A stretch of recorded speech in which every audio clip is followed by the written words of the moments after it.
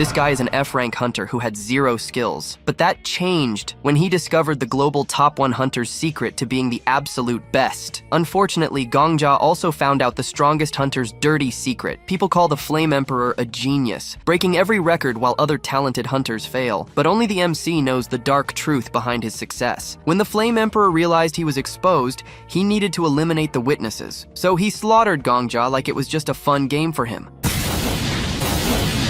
However, Gongja awakened a legendary skill nobody ever thought possible, and now, the strongest S-rank hunter is going to pay for it, because he created the biggest madman of all time, and this madman craves revenge. In this world, a mysterious tower called Babylon appeared. It is so massive you can see it from anywhere on Earth, and those who had nothing to lose were the very first to step inside and explore what was in there. Every single floor of the tower was filled with otherworldly monsters, and crazy skills awakened for a select few visitors chosen by the tower. Those who heard the news quickly gathered at the tower and started to hunt those monsters. For years, hunters targeted clearing all the tower's floors, but right now, absolutely nobody has managed to beat the 40th floor. But then this guy showed up. He managed to clear over 10 floors completely solo, something not even the strongest top guilds could do. Soon, he became wildly famous. Girls wanted him, and boys wanted to be exactly like him. Our protagonist was also one of these losers. He has been stuck at F rank for years and lacks any awakened skill inside the tower. Since he was a kid,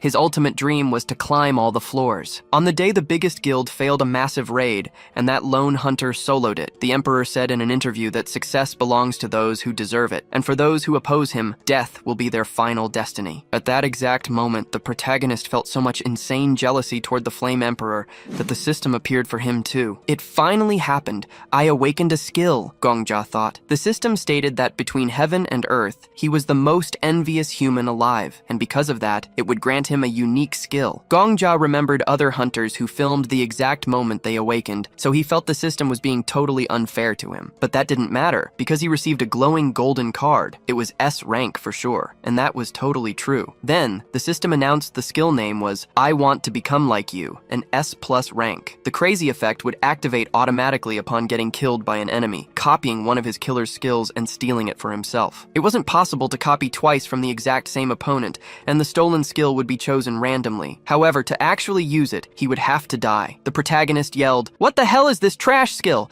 I simply have to die to use it?" His new skill was so ridiculous that the protagonist spent the next few days completely depressed. He didn't even report to the Hunters Association because he was too ashamed to tell anyone his skill was total garbage. After saying that and drinking all night long, he had a brutal hangover and a massive headache. While lying flat on the floor, he heard a voice screaming for help. Then, the protagonist leaned up and listened to the Flame Emperor talking to a silver-haired girl. The Flame Emperor said she was a fantastic actress. Anyone seeing them now would easily assume she was the victim, but he knew the truth. The drink she was about to hand him was basilisk stomach acid, the very poison she planned to use. If not for his ability, things could have gone very wrong. The girl began to claim it was a misunderstanding, insisting she only wanted to join him on a tower hunt as a teammate. The Flame Emperor also said that they had waited for this, but he was mistaken. Gongja, overhearing everything, was in shock, unable to comprehend their conversation. Was it a lover's quarrel or some kind of hunter dispute? Suddenly, the Flame Emperor grabbed the girl by the neck, declaring there was nothing left to discuss. From that moment on, he would ask the questions, and she only needed to nod and answer. If she tried to lie, he possessed a lie detector ability, so it wouldn't be wise for her to try. His first question was, who had ordered her to kill him? Was it the Black Dragon Witch? Hearing those words, the girl had nothing more to say and simply nodded. The Flame Emperor, understanding, stated he had already suspected as much, and thus no longer needed her. He then incinerated her with his flames. The MC, witnessing the entire scene,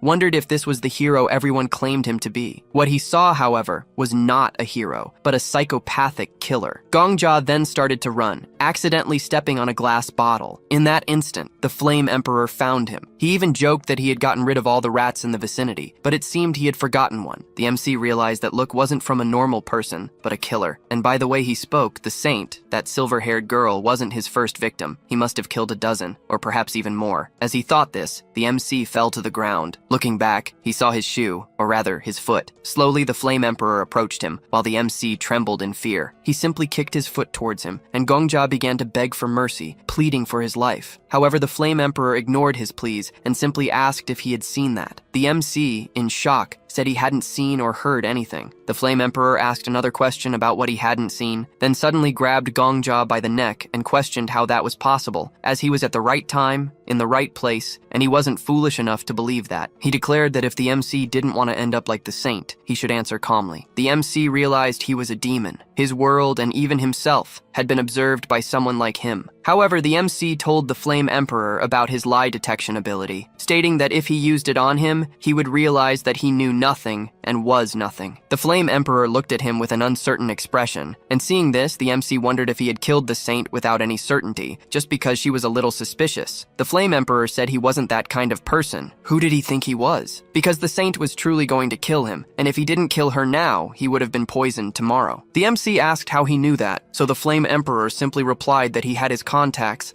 and added that since he was talking about the lie detector, he was indeed innocent. Gongja was relieved, saying he finally believed him. However, the Flame Emperor declared that he had already seen too much, and therefore, he would have to die. After his death, the MC began to remember his childhood, and recalled that his name was Gongja, a name he accepted from his orphanage director. However, he didn't want to die like this. We see the MC in a kind of empty space with a strange window in front of him, and he begins to wonder why he had to die like this. No, or rather why he had to live like this. The window in front of him stated that the conditions for his ability were met, and because of his death, from now on he would be copying a random ability from his killer. Thus, a new skill card was created. The MC looked up, wishing for the golden card, and declared that he wanted to live a better life. If he received just one more chance, just one more, he would make his life completely different. Gongja suddenly woke up, and in front of him was his computer displaying the news he had already seen. He noticed he was in his room again, and began to question why he was there. However, hearing the voice coming from his computer, he once again noticed the meaning in that news. The MC began to wonder what on earth that was, and was in shock, questioning how he had gotten home. He looked at his phone and saw that it had the same comments as before, and in front of him, the same news that had played the previous day was showing again. He truly didn't understand what was happening,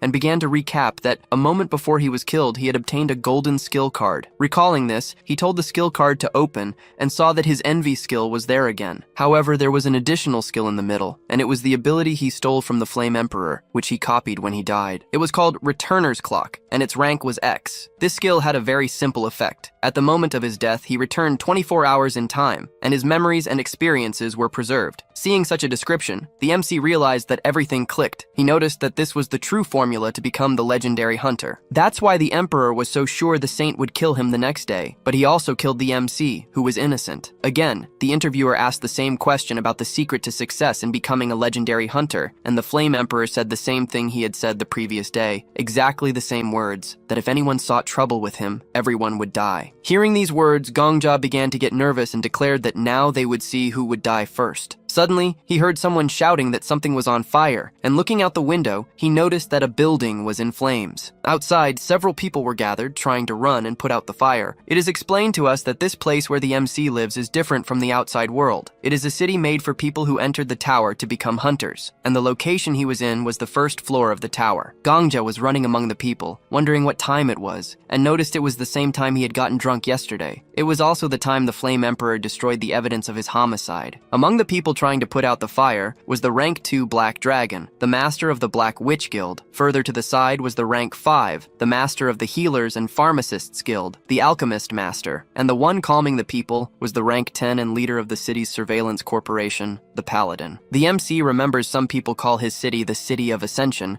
but it was a city you couldn't leave once you entered. Since everyone was a hunter, most were accustomed to extreme situations like this one. As Gongja thought about this, he heard someone comment that they hadn't seen the Saintess at the moment, and she wasn't the type to be absent during emergencies. However, the Paladin replied that perhaps she had a date with her boyfriend, as she had noticed her spending a lot of time with the Flame Emperor. The Alchemist Master said she didn't like him much, as something about him didn't sit right with her. The very instant after she spoke those words, someone arrived. It was the Flame Emperor, joking that someone had played with fire without his permission. However, the MC wouldn't be fooled by that silly face. The Paladin thanked him for arriving so quickly and asked if he could put out the fire. He asked what what he would gain from it. Hearing that, Gongja was already getting annoyed, wondering how someone could be so brazen as to ask for a reward to save people when he himself had started the fire. The paladin declared that he was very confident for being the rank 1 who saved the day. However, he said he didn't care what others thought of him, and since he wouldn't gain anything from the service, he would simply leave. However,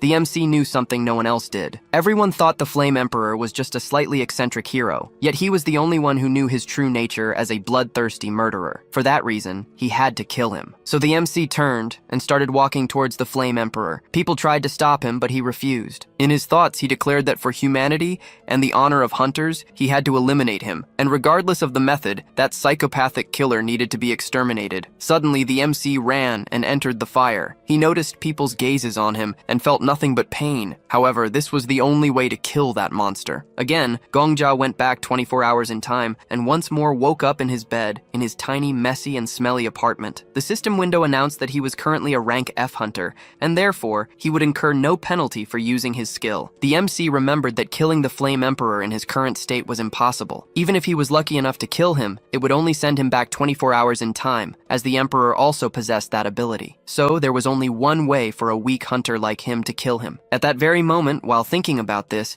the MC recalled a news report where the Emperor spoke of the day he awakened his ability. It had been exactly 11 years prior. The interviewer joked with him, saying he had an excellent memory to recall it so clearly, but the Flame Emperor replied that it wasn't quite like that, because coincidentally, he awakened on his birthday. More precisely, 11 years ago on June 7th. The MC calculated that it would be exactly 4,050 days ago. If he killed himself 4,050 times, he could go back to before the day the Emperor awakened. Again, Gongja went back 24 hours in time and once more did the same thing over and over again. Since he was a rank F who had nothing, he would receive no penalty for using the skill. Then, he finally reached the last day and once again woke up in his room. He looked at the clock and realized he had succeeded. All those newspapers he had on his wall about the Flame Emperor had vanished. He had truly returned to the time when the legend of the Flame Emperor had not yet begun. He ended up dying 30 more times than the original plan, which was 4,050 times, including the time it took to kill himself, as well as a few escapes here and there. He had only gone back all this time to prove that the legend of that demon was not eternal. From now on, he would prove to everyone that he would usher in a new era. 11 years prior, on May 6th at 11 a.m., more specifically in the former Flame Emperor's building, he woke up to his alarm clock, having drunk too much the day before. Well, the MC already knew this, as he had relived this day 10 times to plan the perfect strategy, and it was flawless. Every day at 9 a.m., he wakes up in the rank F dormitory and always plans to go to work. Then, at 3 p.m., he collects slimes in the hunting grounds on the second floor, and as always, he was complaining about this life. The MC even realizes that his 21-year-old self is just a common F-rank hunter wishing for a golden card. The Flame Emperor, or rather, Yu Suha, wished for a skill or to win the lottery. Normally,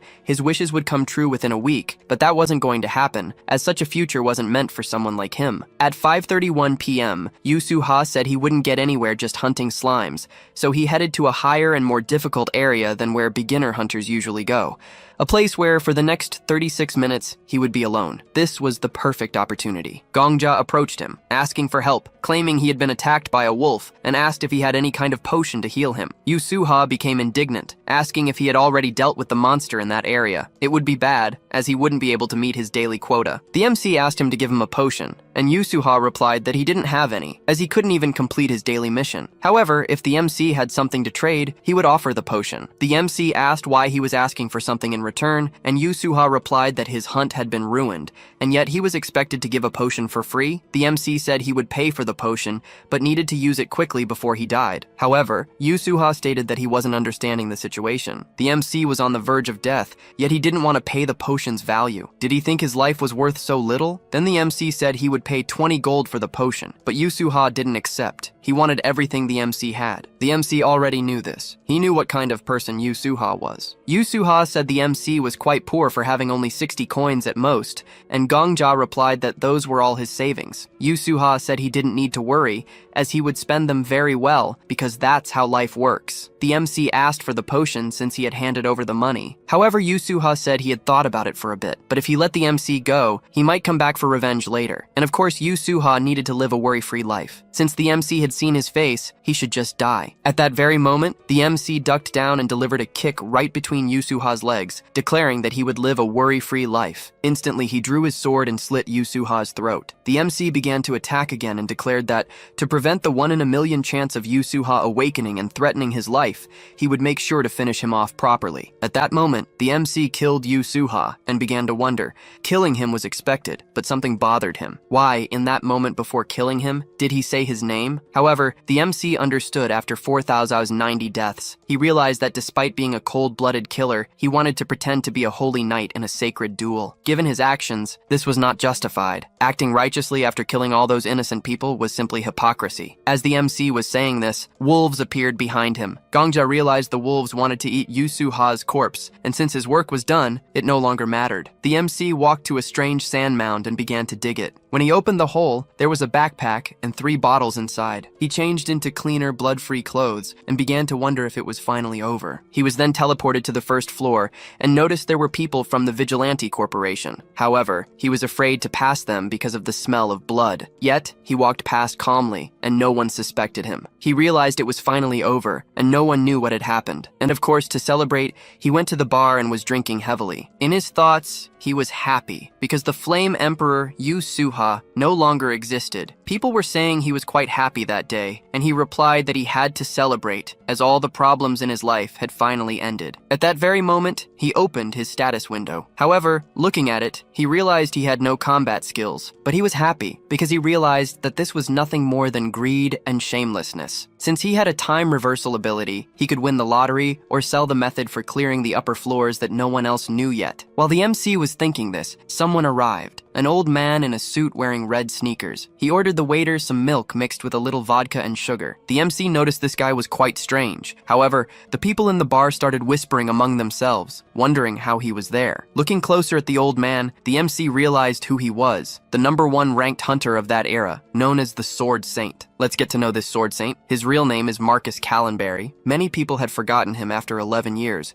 as a long time had passed since his disappearance. But until the Flame Emperor had risen to fame, he was the true #1 of the tower. The MC didn't know he was standing in front of the strongest guy of that era, and wondered if he had several S-rank abilities, unlike his own strange abilities that were useless for combat. Following this line of thought, he remembered that his ability allowed him, if he died, to steal any ability from a hunter who killed him. This meant he could steal the current abilities of the top one. Even if the old man killed him, he couldn't truly die, as he would just go back one day. The MC started looking at comments about the Sword Saint online, where people said no one knew what kind of ability he had. There were even rumors that he came from a rich family in the north, but left everything to enter the tower. However, looking at all these comments, the MC realized that the Sword Saint was shrouded in mystery, and there was no useful information, only rumors. It would be good if he at least had half the desire for attention and fame that the Flame Emperor had. Suddenly, the old man told him to shut up. However, the MC realized he wasn't talking to him, but rather talking to himself. The MC even realized that, based on the rumors of him talking to himself, at least that part was true. He wondered why all the top-ranked individuals always had some kind of issue in their head. Continuing to look at the internet comments, the MC found a comment that said it was not good to utter a word in front of the Sword Saint, and this was a 100% true story witnessed firsthand. According to the sender, if you don't want to die, never say that in front of the Sword Saint. The story goes that high-ranked guys got into a fight with the Sword Saint in the hunting grounds of the 9th floor. These guys were mocking him,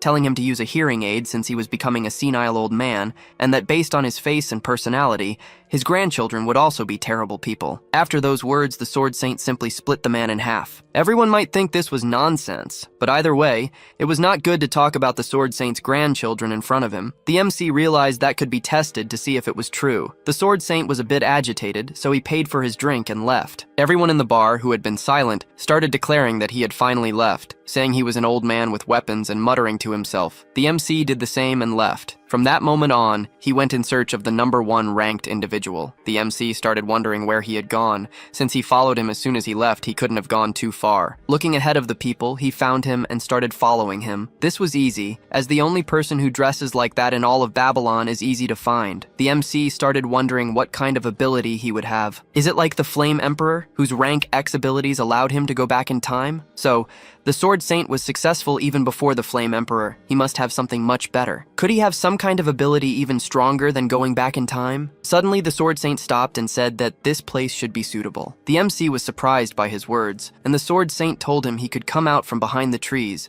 declaring that no one knew what would happen from that moment on. The MC apologized for his bad manners and said he wanted to ask the Sword Saint for a favor. However, to our surprise, he started laughing. The Sword Saint asked if he hadn't followed him in such a careless way on purpose, so that he would notice. However, the one most surprised in this situation was the MC. He had no weapon or anything of the sort with him, yet the Sword Saint was already holding a sword, almost as if he were about to attack. This made no sense. Was it just because he had followed him? The Sword Saint began to say that he was a good actor, as expected of a first-class assassin. The MC was confused. The Sword Saint had already found a reason to kill him without even mentioning his grandchildren. The MC said he didn't understand what was happening, but the Sword Saint stated that he had been pretending until now, so he couldn't fool him. Gongja continued, saying he truly didn't understand what he was talking about, because how could he look like a first-class assassin? In fact, he was quite proud of looking like an ordinary person. However, the Sword Saint drew his sword and told him to be quiet. He declared that he possessed several abilities, and among them, one that showed how many times a person had committed murder. Then the MC realized that, as explained, murder is murder. He couldn't have known that the person he killed would become a monster, but there was no time to explain that in this timeline. He thought the Sword Saint was seeing the number 1 above his head. The MC began to say that even though it might sound like he was making excuses, he had done this act for a good reason. However, the Sword Saint merely remained silent and said he was disgusting because a demon like him, who had killed countless people, wanted to invent reasons to favor himself now. The Sword Saint hadn't lived a particularly honest life either, but at least he hadn't committed as many mass murders as the MC. The MC wasn't understanding anything. What did he mean by mass murders when he had only killed one person? The Sword Saint said that the MC was now a disgrace to society, as the number of people he had killed so far was 4,091. Hearing this, the MC realized that he had only killed Yu Suha once, but he had killed himself 4,090 times to reach the past. However, currently, in the eyes of that old man, he was merely a serial killer who had murdered 4,091 people. From that moment on, this was no longer about copying his abilities. As long as the Sword Saint possessed that ability, no matter how many times they met, the Sword Saint would always try to kill him. The Sword Saint tried to attack the MC, but he dodged. However, the Sword Saint was still convinced that the MC was a first-class assassin, and that's why he managed to dodge. Meanwhile, the MC was in trouble. The moment he was focused on dodging the attacks, he tripped on a stone which made him fall to the ground. Obviously, the first time the MC dodged the attack was pure luck, but this time he wouldn't be able to dodge. However, before the Sword Saint delivered his final blow, he told him to shut up. The MC realized that the Sword Saint was talking to himself again, and thought it was some kind of schizophrenic attack right in the middle of the battle. However, this could be one of his abilities, or perhaps even telepathy. He had already heard rumors that such abilities existed, so probably the Sword Saint was talking to someone about the number of deaths displayed above his head. But this was bad, because then he would also be a wanted man, not only by the Hunters Association, but also hunted by the great guilds and top bounty hunters. In the end, he would simply be publicly executed on the first floor of the tower, but he couldn't let that happen, and had to die now, before 24 hours passed. At that very moment, the MC stood up and asked the Sword Saint if his grandchildren were all right. He added that he had heard his family was a good family in Northern Europe, and that such families weren't very easy to deal with. The outside world was a very dangerous place, and by some chance, if someone accidentally discovered that he was the Sword Saint, what did he think would happen to his grandchildren? And of course, at that very instant, the MC saw the world upside down. He realized he hadn't even seen the last attack and, once again, wished he could be like him. He was very envious, as he also wanted to have that beautiful attack. Thus, once again, the MC died. Again, they went to the same strange empty space with a window in front of him. This system was creating his ability cards, and he was anxious because he would have the abilities of the 2 top rankers. He would only take one as a reward, as he did with the Flame Emperor, but looking at the cards in front of him, he realized there were no golden cards. The MC was obviously shocked because, unlike the Flame Emperor, the legend of the Sword Saint, Marcus Callenberry, evolved without any S-rank abilities. Gongja fell to his knees in shock. He wondered if there was some kind of overpowered ability among those silver cards. There were only 3 bronze cards and 4 silver cards. Ignoring the worst cards, which were the bronze ones, he would have a 1 in 4 chance. Among them was that kill counting ability, and he obviously didn't want it. He wanted a very strong combat-oriented ability, so he grabbed a silver card with all his might. Of course, after selecting the card, he went back 24 hours in time and suddenly woke up in his room again. Quickly, he opened his status window and wondered if he had obtained the Sword Saint's main ability. It was a passive ability again, but at least it it was A+ rank and didn't seem to be the kill counter. He lay on his bed complaining that he wanted a cool ability, like martial arts or aura awakenings. He opened the ability card again, specifically the one he had taken from the Sword Saint, and its name was Sword Throne. From the name, he couldn't understand what it did. However, suddenly someone asked what that noise was. Looking to the side, the MC became a bit confused, as there seemed to be some kind of specter talking to him. He told it to shut up and be quiet, as they would train soon. While the specter was speaking, the MC politely excused himself and asked who it was. The specter asked the MC if he could see and hear it, and Gongja replied that it was obvious since they were talking. The specter was a bit surprised, as that wasn't how things were supposed to work. It started wondering where Marcus was. The MC asked if it was talking about Marcus Callenberry, the Sword Saint, and the specter said that,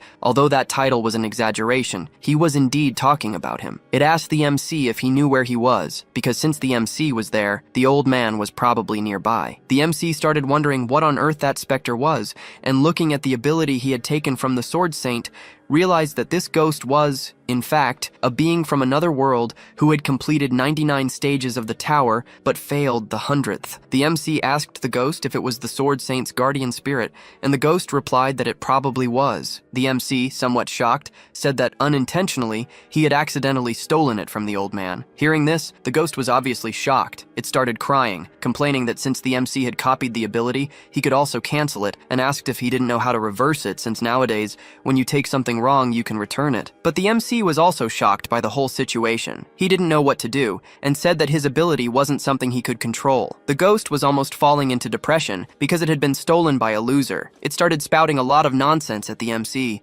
saying it had warned the old man to walk the right path. The MC asked if it could at least live in silence, and the spirit, mocking him, said there was no way to live in silence since it was dead. The MC, already furious, said that it should die in silence then. The ghost started talking more and more, saying that besides being dead, it had been stolen and was now being mistreated by someone in a bad mood who had no shame. The MC wondered what kind of ghost talks so much like that. However, he remembered the Sword Saint, who was always complaining and suddenly telling people to shut up. The MC was somewhat shocked, because now he not only had to hide from the Sword Saint, but had also acquired a truly annoying ability. The ghost asked why he wanted to hide from the old man, because it might not seem like it, but he was a nice guy, and of course he just couldn't talk about his grandchildren. The MC replied that he already knew that, and that he also had a death counter. The MC reiterated that he knew this and that his number was 4091. The ghost, hearing this, asked the MC if he had gone crazy, because he was a complete amateur among amateurs and didn't even know how to use aura. So how on earth did he manage to kill 4091 people? The MC explained to the ghost that in reality,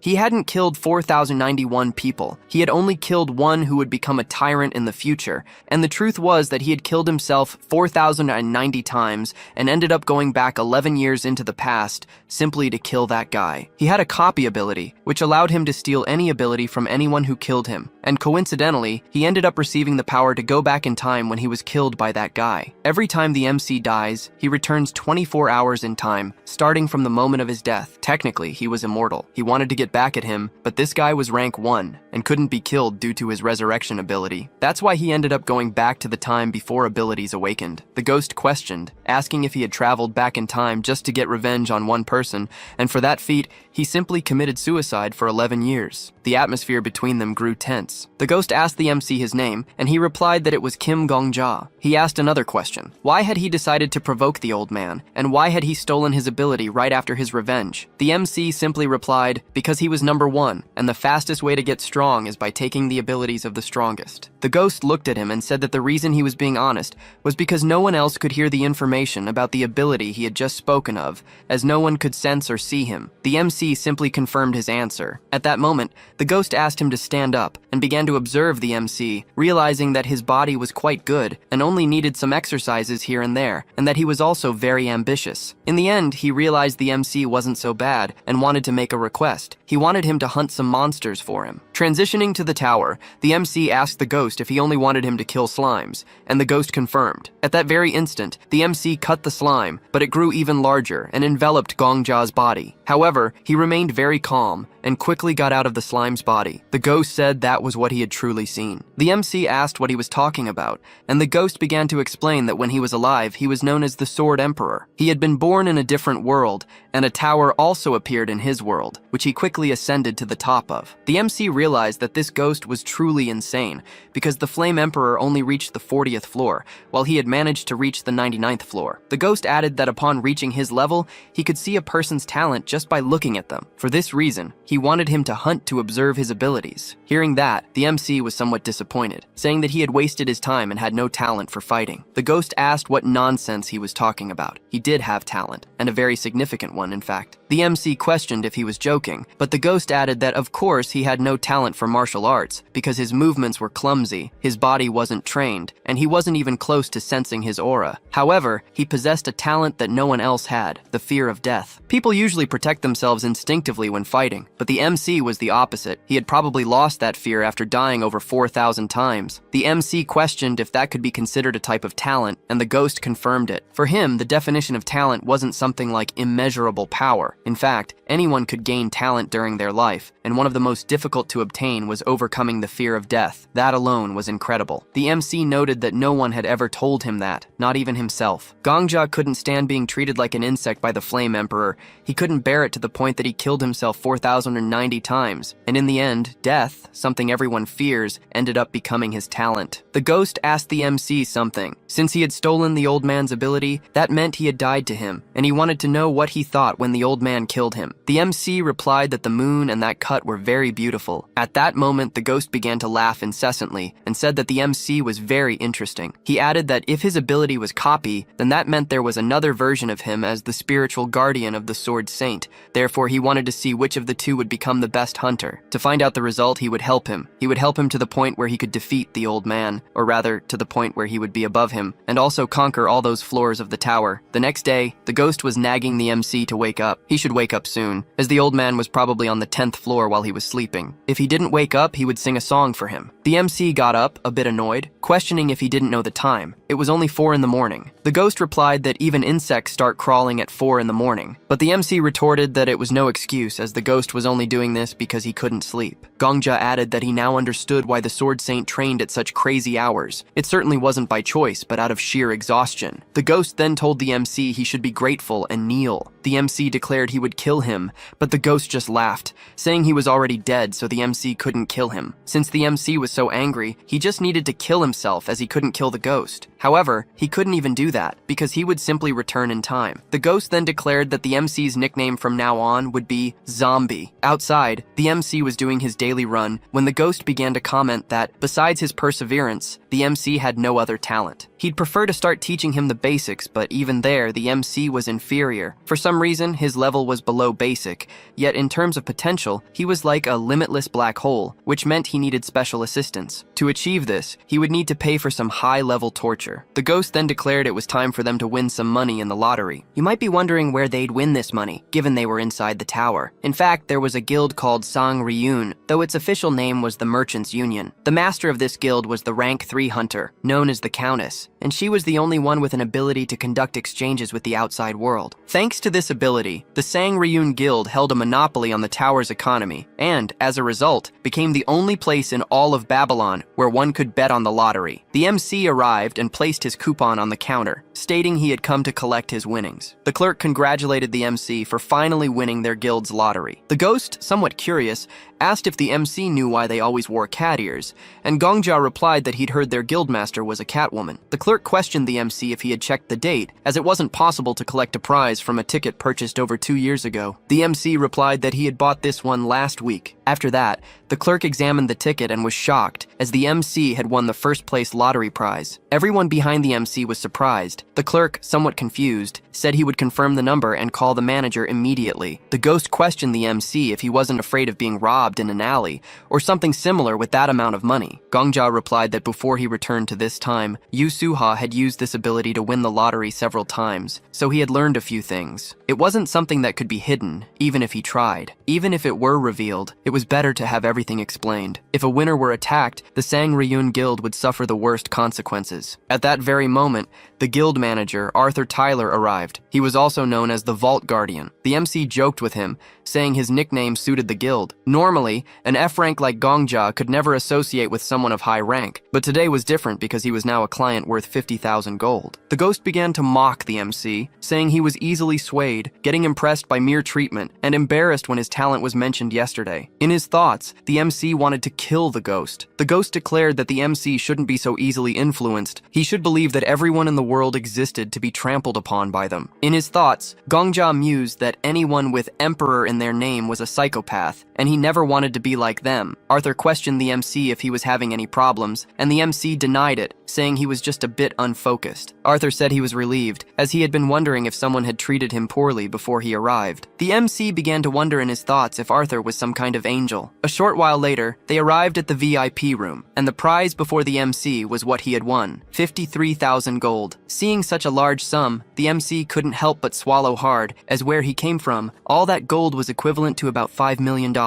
With all that money, he could live comfortably for the rest of his life. His goal was to succeed, and he had already achieved it. However, he had decided to reign in this tower as a hunter. How he acquired this money was just a small step, and he had already seen much more impressive gold than that. The MC told Arthur that he should keep the money in the safe, and this was a wise choice, as it was what he recommended to many winners. Even if he managed to carry the money with him, there were many bad people in the world. Because of this, Gongja wanted to purchase an honorary membership title from the Sanghyun Guild. Arthur asked the MC if he wasn't part of any guild, and the MC denied it. The ghost said that the MC was truly smart, because a guild wasn't just a group of friends or hunters. The biggest reason people joined guilds was because they wanted to be protected. On the first floor of the tower, there were guards and the Hunters Association, but the city was too wild to trust those two organizations. This could be seen by how the Flame Emperor and the Sword Saint killed the MC. The Flame Emperor never affiliated with a guild, and always prided himself on his freedom. He probably won the lottery many times, but never paid a protection fee to anyone. Someone at his level refusing to join guilds probably really annoyed others, and that was why he was almost poisoned. The MC told Arthur that he wanted one more thing. He wanted a cheap room for one person. And also, if any newspaper asked who the prize winner was, he could say it was an anonymous honorary member of the Sanghyun Guild. Arthur remained silent at the MC's words and said that he was well prepared. The MC simply said that the world was a dangerous place, so he had to be ready for what was to come. The ghost said that the MC was doing very well on his own, and he had thought he even needed his diapers changed at first. However, at that moment, he seemed quite happy. The MC said it was obvious, but this was just the beginning. 4,000 deaths, 4,000 days to go back in time. He couldn't savor this before, as he was focused on his revenge. However, now it was time to enjoy all that power. Outside the Merchant Guild, the ghost reminded the MC that hunts were the most important parts of his lessons, and now that he had enough to pay for them, he asked what the next step would be. The MC replied that perhaps he should find a competent teacher. The ghost retorted to the MC, saying that he already had one right in front of him. However, the ghost added that books, scrolls to teach martial arts, or potions to improve physical abilities were needed. However, at the MC's level, he wouldn't be able to learn anything just by reading scrolls. So the only things he could manage to do were potions, and very good ones at that. The MC began to wonder how good they should be, and the ghost thought for a moment and said they should be from a place called the Alchemy Castle, because there were many healers there. Gongja said that the potions there were extremely expensive, but the ghost said that now he had a lot of money and shouldn't be stingy. He just needed to make a deal, and perhaps he could get a discount. While running to the location, the ghost suddenly stopped and told the MC that he should hide, because he had forgotten to mention the shop they were going to. The old man also bought potions there. The MC was asked why he hadn't said that before, as he should have cut off that kind of thing from the beginning. Suddenly, the Sword Saint stopped and looked towards where the MC was, and Gongja was already in shock, wondering what he should do. Should he simply run? However, the Sword Saint merely turned away. The ghost said that was terrible because if the old man was there, it meant he would buy all the potions, and he told the MC to leave faster. Arriving in front of the shop, they realized the old man had entered it, and the ghost began to say that the training was over there because that shop was the best in the area, and the old man would probably take all the potions. The MC realized in his thoughts that it would be too risky to use the same shop as the Sword Saint. However, he wanted to take a different path. Looking at his phone, he noticed that neither the top 100 nor the top 300 were listed there. Suddenly, the MC said that maybe maybe he wouldn't have to spend as much money as he had mentioned before, and they could get very good potions for a very cheap price. A short while later, the MC was in a type of slum where everyone was giving him dirty looks. The ghost questioned the MC if there was really a decent alchemist around there. The MC replied that she wasn't just decent, but a genius who only appears once every generation. Obviously, the ghost said the MC was crazy, because how could a genius live in a place like that? While the ghost was speaking, people were again giving the MC dirty looks, but in reality, that wasn't it. They were trying to see if it was worth robbing the MC, but they gave up because they saw him talking to himself, and perhaps thought he was crazy. As they were walking through the slum, they heard the voices of a woman screaming, and the MC said they had probably arrived at the right place. The girl was screaming that if they took her equipment, she simply wouldn't be able to survive. The man told her to take everything they found there, and the girl tried to grab the cart with her belongings, but the man sped up, causing her to fall. The bald man told her it was better for her to work on something else. People were complaining that her potions were too expensive, but the girl retorted that they weren't expensive at all. She barely made any profit from them. She declared that finding potions of the same quality and price throughout all of Babylon was impossible, and therefore, they should be grateful that she had opened that shop in a trashy place like that. However, people simply ignored her and left. She asked if they weren't going to buy any potions since they were there, and everyone replied that they wouldn't buy anything from a rude person like her. Seeing that, the ghost questioned the MC if that loser in front of them was the generational genius he had spoken about, but the MC asked if he was blind. Then he approached her and questioned if her shop was still open. Obviously, this woman wasn't a crazy alchemist or a loser. She was simply the master alchemist, an alchemist who would reach level 5 in the future and become the leader of the alchemy castle. The girl said she was open and could make any potion he needed, and questioned the MC about which product he wanted to buy. The MC said he wanted a product worth around 20,000 gold, and this obviously shocked the girl. Well, Gongja had all this in mind. If he could form connections with the high ranks to reach the top, it would simply become his golden goose, and for that reason, he would become her #1 client. A short while later, the girl led him to her shop, and upon arriving there, they noticed everything was messy. The ghost started questioning the MC again if he really wanted potions made by her. The girl asked the MC again if he would really give 20,000 gold. The MC believed that if she was truly doubting him, he would pay in advance. The girl said that if possible, an advance payment would be very good. The MC realized she was so broke she couldn't even maintain good manners, and he told her to take the money from his safe. He would notify the Sanghyun Guild. She asked if she could really take as much as she needed, and the MC confirmed yes. However, he didn't want to go too far over the original 20,000 gold budget, as his resources weren't unlimited. The girl said that before making any potion, she wanted to say one thing. If the potion he wanted was an illicit drug, she wouldn't make it. The MC realized that even though her shop had just been closed, she still didn't have the courage to refuse thousands of gold. Despite seeming crazy, she fit the role of master alchemist very well. The MC told her to relax, as he wouldn't ask for any drugs or anything of the sort. The girl then asked what type of potion he wanted to order. The ghost said she didn't seem that skilled yet, but he would provide the recipe. So they told the girl the ingredients one by one, and she wrote them down until the end. When the ghost finished listing the ingredients, the girl said that it would produce a potion to increase reaction time, and that the recipe was of an extremely high level. The ghost was surprised and confirmed that was it. The girl became excited and started rambling about optimism and blah blah blah. The MC and the ghost realized that this type of specialist truly existed. The MC interrupted her,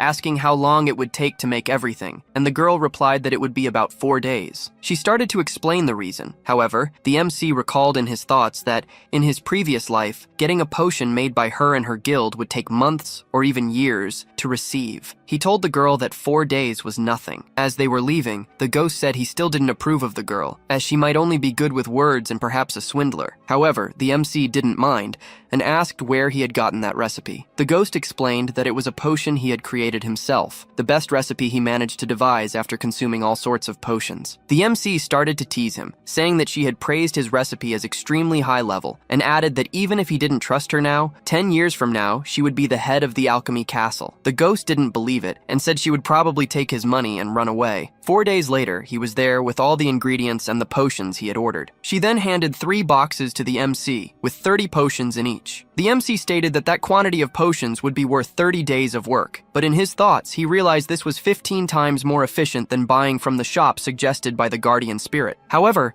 while he was thinking this, the girl caught the MC's attention and questioned why he had placed such a valuable order with an unknown alchemist like her. Even though she was confident in her skill, just by looking at that recipe, she realized that only 2 people in all of Babylon could make it. The MC himself had seen that all those people treated her like a madwoman. In his thoughts, the MC MC said it was because before him stood the most renowned pharmacist of her entire generation. But that wasn't the only reason. It was because she was the one who ran to the city faster than anyone when the fire started, and also someone who hadn't been deceived by the Flame Emperor, and on top of that, she was skilled and kind. Besides having good judgment, it would be a great loss if he didn't get close to someone like her. However, all of this was in his thoughts, and he told her that he helped her because she seemed kind, and also because she would achieve success even without his help. Therefore, he believed that good hunters like them needed to be successful so they could help each other even more in the future, as it was frustrating to see only crazy psychopaths succeed. For that reason, he wished the best for both of them. Everything the MC had said was true, and perhaps he couldn't have been more honest than that. The girl supported the MC's words, saying they should become successful for the good of the world. As he was leaving, the girl added that if he had any more requests, he should let her know at any time, as she would always prioritize his orders. The MC said he was grateful. However, the ghost annoyed him by questioning what he meant by hunters like us. The MC himself admitted he had said something embarrassing, but they should train soon. Now on the third floor of the tower, the MC realized that the monsters ahead of him were truly stronger than him, and he questioned the ghost about what he should do. The ghost simply told him he should drink the potion, and so he did. The MC said the potion's taste was quite normal. It had a hint of lemon and even a taste of honey. However, at that very instant, something began to happen. It felt like the world around him was swaying, and his entire body started to sweat. The ghost told the MC that the girl's skills were indeed good, and he asked the MC what the sensation was like. It felt like every strand of his hair could be counted, and even his sweat seemed alive. This was the potion's effect, and it greatly enhanced the perception of reality. The ghost said that the thing around his heart was aura, and it exists within every hunter who enters the tower. Most of them don't even realize it's there. Learning to control this aura would be a decisive factor against the old man. Normally, one could feel the flow by meditating in that state. However, it would take too long, and since he lacked talent, he at least had to work harder than others. If he didn't want to die, he should run. The moment the monster attacked the MC, he realized the world seemed to slow down. However, even if he could see the attacks, his body didn't respond properly. As he ran, the ghost told the MC that he would be able to dodge, so he shouldn't give up. Orcs are low-level monsters with very simple attack patterns, so it would be easy for him to deal with them once he recognized these patterns, and for that, he should gather aura in his legs. Well, saying that was easy, but if he couldn't even dodge, he wouldn't take a single step towards success. However, he had to do it. Suddenly, his heart started beating faster, and a jolt ran through his entire body. He managed to dodge the orc's attack. The ghost began to say that it was harder than it looked, and that was because he didn't possess the necessary channels for aura to flow through his body. Metaphorically, his body was like a small mountain path, and he needed to transform this small path into an avenue so that aura could flow smoothly. He could only feel the aura now thanks to the potion, as normally he would just be a loser. But as he said this, the MC was giving his all to dodge the attacks. When the MC was almost losing consciousness, he questioned what would happen if he transformed this path into a grand avenue. In his thoughts, this frustrated him because the guardian spirit was indeed right, and the metaphor he had spoken truly fit him, an abandoned path covered in debris. However, if he overcame this, what could happen? The ghost asked the MC if he truly remembered that the old man had killed him without even giving him time to react, and the MC confirmed it. However, the ghost said that anyone could perform that kind of ability, and as he had said before, the old man had a long way to go,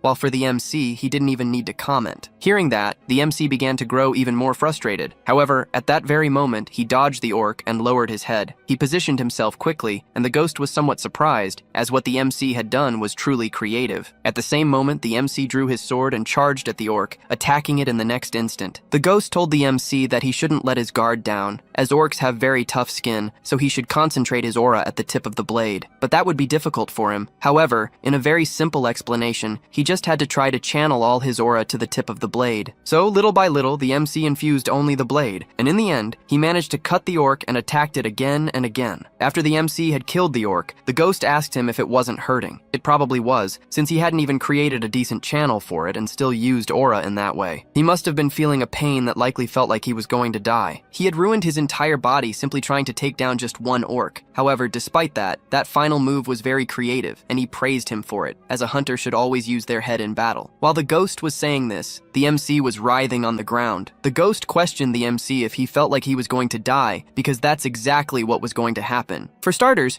if it weren't for his return ability, he wouldn't suggest this training method, because even the old man himself meditates after taking that potion. He didn't use his own body as carelessly as the MC did. However, whenever he dies, he'll be able to return, and wasn't that amazing? No matter how tough the training would be, every time he went back in time, his body would return to normal. Since his counter increases every time he kills himself, he would need to use a different method to prevent that from happening. Since he had already understood how to use aura from the start, he would only need 100 more deaths to understand enough. Again, the MC died, and there he was again in that empty space. However, beside him was also the ghost, who wondered what kind of place that was. The MC explained to him that for now, that place would be called Purgatory, and soon the system would probably send a message that he would return 24 hours in time, just like with the Flame Emperor and the Sword Saint. However, the system announced that the conditions for his skill had been met, so it would copy a random skill from the orc. Seeing this, neither of them understood anything. The MC started shouting, asking if monsters even had skills, and the ghost said that his skill was incredibly overpowered. The ghost began to say that this broke all hunter standards, but meanwhile, the MC stated he would take any skill since it wasn't worth much anyway. The ghost questioned him, asking if he would really take that skill, and the MC replied that it wasn't very important which skill he chose. Again, the ghost questioned why he didn't pick the best option, but the MC responded that he couldn't choose, and judging by their colors, both were quite bad. The ghost was confused, saying he didn't understand how the MC couldn't see which one was better, and the MC explained that their colors were the same. He could only see their backs, so how could he tell which skill was better? However, the ghost said he could see behind them, and hearing that, the MC became confused because the skill cards always moved so that their backs were facing him, and they remained that way even if he tried to turn his head for a look. However, since the guardian spirit could fly freely, he could see both sides of the card. Realizing this, the MC became very happy and suddenly let out a shout. The MC simply told him to quickly reveal what the two skills were. Card number 1 displayed the Blessing of Reproduction, and card number 2 showed Tweak. Seeing the descriptions of both skills, the MC was shocked. The ghost said the Tweak skill was very cool, but he could have an orc skill, and regardless, the MC stated that Tweak was better than the Blessing of Reproduction, so he would take it. However, the ghost tried to stop the MC, yet it seemed they were both thinking the same thing, and still, the MC chose that skill. The MC returned 24 hours in time again, and was happy to wake up in the room the Merchant Guild had arranged for him. Meanwhile, the ghost was complaining that he thought he would fall for that, but the MC told him to stop complaining and go train immediately. Then he opened his status window and noticed the skill was there. The ghost tried to convince the MC that perhaps it would be better to train in the lotus position, as it would be less painful than fighting orcs. However, the MC didn't listen to what he said, and once again headed to the 3rd floor. Once more, he took the potion and set off towards the orc, and as always, the world seemed a bit slow to him. Suddenly, the MC stopped and used his Tweak skill. Hearing that, the orc became somewhat confused, and without wasting time, the MC attacked it, thus defeating the orc. The ghost began to complain that the MC was truly using a hack, and that it didn't count for training, and asked if he had no feelings for deceiving that poor orc in such a way, without even considering their feelings. However, the MC didn't care about that. A week later, the MC was already on the 5th floor, facing the boss of that area, who was the Goblin King. At that very moment, he activated his skill called High Society Goblin, and it startled the Goblin King. However, he quickly attacked and thus finished off the boss. The MC declared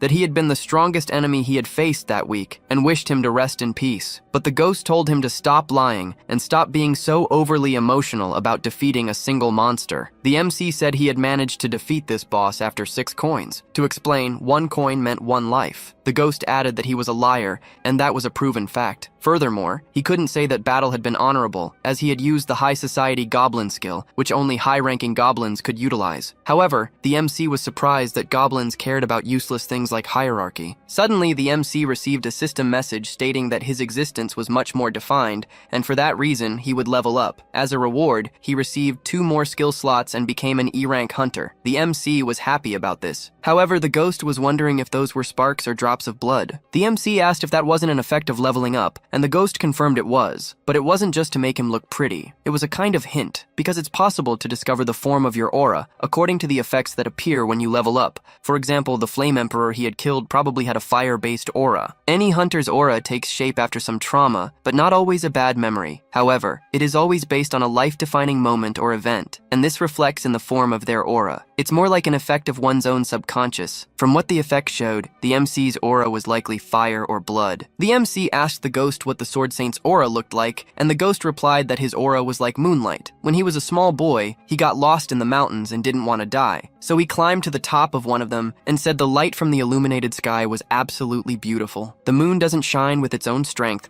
but by reflecting the sun, and he wished within himself that he wanted to shine like the moon, or so he thought when he was 12 years old, and he carried that thought with him ever since. But cutting to the the chase, the ghost said it was time to go to the 6th floor. The MC asked if they couldn't go straight to the 10th floor boss. The ghost questioned if he wasn't getting ahead of himself, even as a novice, and the MC replied that wasn't it. He said that if he couldn't clear the 10th floor with 2 coins, he promised he would call the ghost Master. The ghost asked how he would defeat the boss with only a single death. The MC said he didn't care, but had one condition. The ghost needed to reveal the exact skills of the 10th floor boss. Furthermore, if the MC won, the ghost would have to call him Gongja Nim, a more polite form of address. The MC then asked if the ghost would give up, or if he was that weak. The ghost said the MC was getting too cocky by trying to pick a fight against the Sword Emperor, and told the MC to be well prepared, because from that point on, he would start calling him Master for the rest of his life. However, the MC was unfazed, stating that he would be the one serving someone, and the two laughed at each other. However, to outsiders, the MC was simply laughing by himself. Upon reaching the 10th floor, the guards told the MC he couldn't enter and questioned him why. The guards simply said that the MC wanted to commit an act of suicide by facing the boss alone, and asked if he hadn't seen the news about the Black Dragon Guild, which entered with 34 of its elite members and still failed. However, the MC didn't care, stating that according to association rules, any solo hunter could start a raid. The guard retorted, saying he had to keep a record of everyone who entered there, and his superiors would look at him later. He would feel heavy-hearted if he allowed someone to kill themselves. The MC began to wonder what he would do. Then he started telling the guard that he appreciated his work, and what he was saying was truly accurate. To be honest, he really wanted to commit suicide. Neither the guard nor the ghost understood what the MC was talking about. He began to tell a story. He had recently lost his beloved, and the Alchemy Castle had told him he had an incurable disease, with at most 6 months left to live, so he could no longer live. Even without his health, he was still a hunter, and he didn't want to spend the rest of his life confined to a bed in the Alchemy Castle. He wanted to use the remainder of his life to challenge a monster. Hearing those words, the soldier felt moved. The MC even handed him a pouch of money, saying that it was the money he had saved for his treatment. The MC added that he already wanted to disappear from this world. He wanted to leave it without leaving anything behind, and this was his last request as a hunter. The guard said he could go ahead because he hadn't seen anything, and even the ghost was moved, asking if they were idiots in making a movie. Thus, they crossed the gate. Now, at the official location of the 10th floor, it was a floor that should have been cleared by the Flame Emperor. However, this time the MC would write a legend greater than the Flame Emperor's. So the MC opened the mansion door, and inside were several dolls laughing at each other, asking if he would play with all of them. At that very moment, the MC activated his skill and declared he would play with them. Well, let's go back in time a bit to where the Black Dragon Guild, which had secured its position as the strongest since the tower's opening, had unfortunately failed the raid for the 30th time. Reporters asked them what they thought caused this failure, and the guildmaster said there was nothing wrong with their skills. Rather, they had a bit of bad luck. However, someone was there to bother them. It was the Flame Emperor who had cleared the 10th floor. Of course, in the future, this interview became known as the Loser's Declaration. You might be wondering how the Flame Emperor was the only one who managed to clear the 10th floor. Firstly, clearing the 10th floor is relatively simple. The boss was hidden somewhere in the mansion, and you just needed to find the right doll and destroy it. No matter how much one protected themselves with their own aura, 10 minutes was the time limit anyone could endure those flames. However, this had no effect on fire-type aura users, which is why he managed to clear it safely, and even had the audacity to say that luck was also a skill. The ghost even joked with the MC, saying that he also survived by luck. At that moment, the MC said his aura wouldn't last long, and the ghost approached him, stating that he would last about 1 minute at most. He added that, just for the record, the old man could endure those flames for over 30 minutes, and was now training to extend that time to 1 hour before challenging the boss. Unlike someone who had gone in without a plan, the ghost questioned if the MC could really defeat that floor with just 2 coins. The MC told him to be quiet, as now, after the first death, he would think of something. The ghost questioned, saying that the MC thought he could initially expand his aura without dying there. Even if he tried, there were only 2 ways to clear that place. The first was to find the right doll, a 1 in a million chance, or to become so proficient with his aura that it could last long enough to find the correct doll. For this reason, he would certainly lose if he only used 2 coins to clear that floor. However, the MC retorted, saying that the ghost was forgetting about option 3, and because of that, they would see who would win after he died. As the MC's aura was probably already running out, he randomly picked up a doll. However, when he touched the doll, it began to crumble. They really had to do that. that, shatter a doll right in front of him. The ghost said that no one could understand what would happen in the tower, and that the tower was probably controlled by a psychopath, as it had given a stolen ability to trash like him. Suddenly, the MC's aura ran out, and he was engulfed by the fire. He obviously died, and his envy skill activated again, beginning to copy the skills of the infernal dolls. The ghost quickly went for the golden skill card and said it was incredible. Its name was Infernal Fire Barrier, rank S. In short, it summoned an infernal fire within a 2-kilometer radius, and no one could escape this fire without the user's permission. The ghost even joked with the MC, saying that now he would truly become the king of purgatory. However, the MC was thinking as he felt something was wrong. This skill was definitely very strong, but something wasn't right. Because of this, he asked the ghost to read the other skills. He read them one by one until he reached the last one,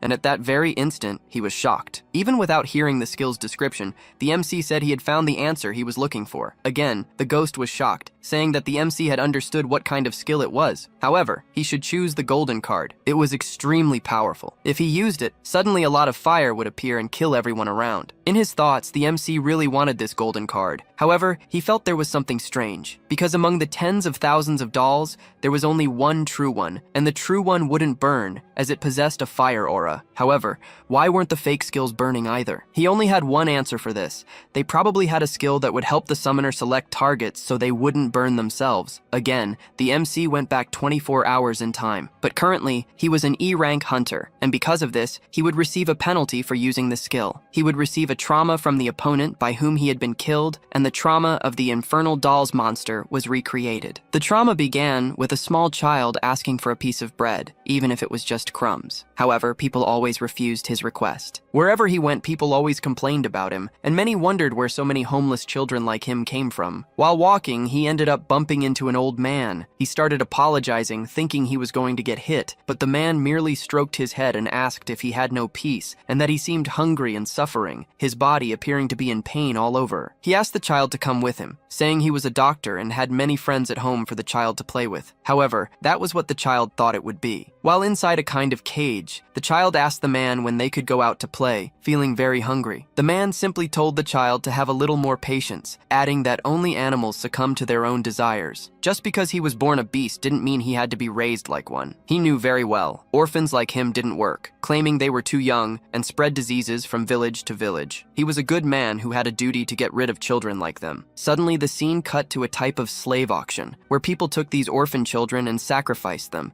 using the good of the village as a pretext. It was more like a bloodthirsty cult. People commented that the number of sacrifices was decreasing, and so they needed to find more children for the next ritual. The child wondered where the kind gentleman was taking their friends and wanted to know why they kept getting hurt, and the ghost began to wonder what kind of thing this was. The MC said that they were probably two spirits now. However, the ghost said that wasn't important. He was questioning who the MC was telling to repent. The MC replied that this was probably the origin of the 10th floor boss. The MC continued, saying he didn't know that floor bosses were once human, and the ghost replied that, previously, not all of them were monsters. These bosses are based on real-life events from different worlds. Some are even heroes and life forms from other worlds. This would become increasingly frequent, starting from the 11th floor. The MC questioned why the ghost hadn't said this before, and the ghost replied that the MC hadn't asked. Also, this was the first time he had seen the origin of a place. He knew it was from another world, but he couldn't figure out exactly what had happened. Now it was completely different to see it with his own eyes. The MC wondered if such things happened somewhere in all worlds. Suddenly, the house caught fire, and the landlord and servants began to flee. The MC stopped them, saying it wasn't time to run, as the children were in the basement. All of them were in shock, wondering if there was no one there, and it was getting very hot. In the end, they still called for help from the kind gentleman. They began to question what they had done wrong. They just didn't want to starve and only wanted to play with their friends. They just wanted to have fun and live a happy life. That's how the trauma of the infernal dolls ended. The ghost fell silent for a moment and said that the situation was truly sad, but they couldn't do anything now. The MC asked if that was the ghost's first thought after seeing that, and the ghost confirmed he had a bad personality. But what could he expect? That's how the real world worked. That boss was just a monster now, and those children from the origin had been dead for a long time. What could the MC do about it? Therefore, he should just find the true doll and kill it, then proceed to the 11th floor, 20th, 30th, 40th, 50th. That's what he should do now if he decided to climb the tower. That was probably how the Flame Emperor had thought as well. The MC said that Yusuha would surely find the true doll and kill it, and he would do the same without hesitation if he had seen their trauma. However, the MC wouldn't be like him. The ghost asked the MC what what he was going to do. Act like a child and not clear the floor just to avoid being like him? If he wanted to defeat that floor,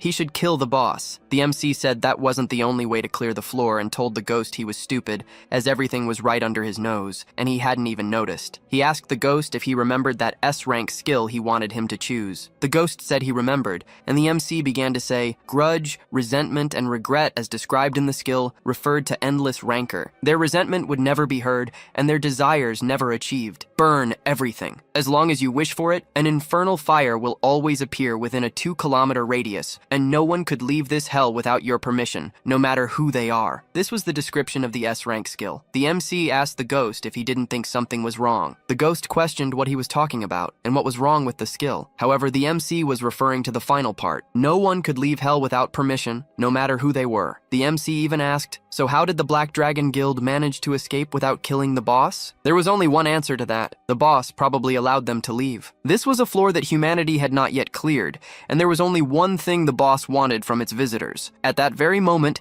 the MC activated his skill and began walking through the fire. The dolls started wondering if he wasn't burning, and even asked the MC if he wanted to play with them. The MC confirmed he did, and the game would be hide and seek. It was even a bit ironic to play this, as it was a part of hide and seek where the children couldn't go anywhere. However, this was the answer the MC found. So he went touching the dolls one by one, and we could see a glimpse of the children's spirits trapped within them. The ghost realized what the MC was doing. He was appeasing their spirits. So he kept touching each of the dolls until he reached the last one, which was trapped inside a cage. The doll asked him if he would play with her, and the MC picked it up, saying it was her turn. Suddenly, the doll began to melt, and the child's spirit thanked him, saying, "Thank you very much, kind sir." This was the ending the MC chose. Thus, he cleared the 10th floor, and his rewards would be given 24 hours after entering the 11th floor. The ghost asked the MC why he had that expression, as clearing a secret stage wasn't something just anyone could do, and yet he did it on his first try. However, the MC said it wasn't that. He realized the world was truly trash, both in the boss scene and in situations that happen regardless of the world they are in. After that, an awkward silence fell. However, the ghost let out a shout, saying that kind of situation didn't suit him, and he patted the MC, saying he was impressed and that he had cleared the floors in his own way. He added that this time, he cleared a floor with pure skill, without any luck. Fireworks began to appear in the sky,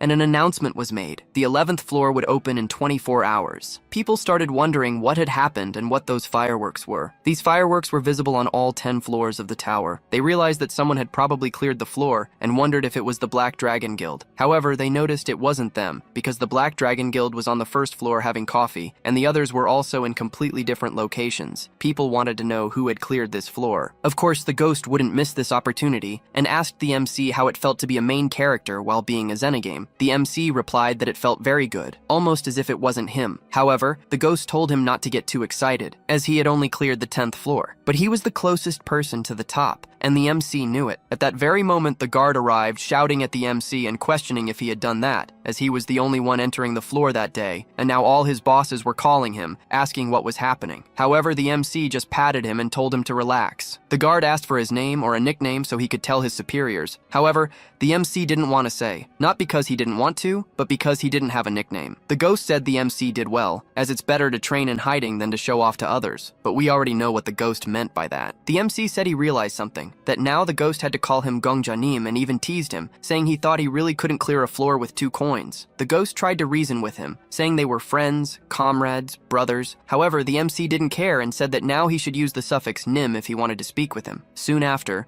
rumors were already spreading throughout the tower floors. Some thought it had been the Sword Saint. The MC began to wonder if the ghost thought victory wasn't good to appreciate. He started tapping his ear, asking if his earphones were broken since he wasn't hearing any response. Of course, for those who don't understand, this was so the MC wouldn't appear to be talking to himself. The ghost agreed with the MC's statement, but then asked why the MC wasn't calling him Gongjanim or Lord Gongja. This was the last straw, and he started complaining that he wanted to go back to Marcus. But putting aside the banter, an hour and a half had already passed since the MC cleared the floor, and suddenly he heard a small sound, a simple cat meowing at him. However, the MC already knew who this cat was, but he decided to pretend he didn't. While he was playing with the kitten, several people approached him. He already knew who they were, and he even wondered why it had taken them an hour and a half to find him. Quickly, they stated their respective guilds, and just as one of them was about to introduce themselves, the MC told them to wait, as he had his own rules. First, they shouldn't tell anything to the media until the timer reached 0. The second rule was that he wanted a private place without any customers nearby. After they cleared the customers from the shop,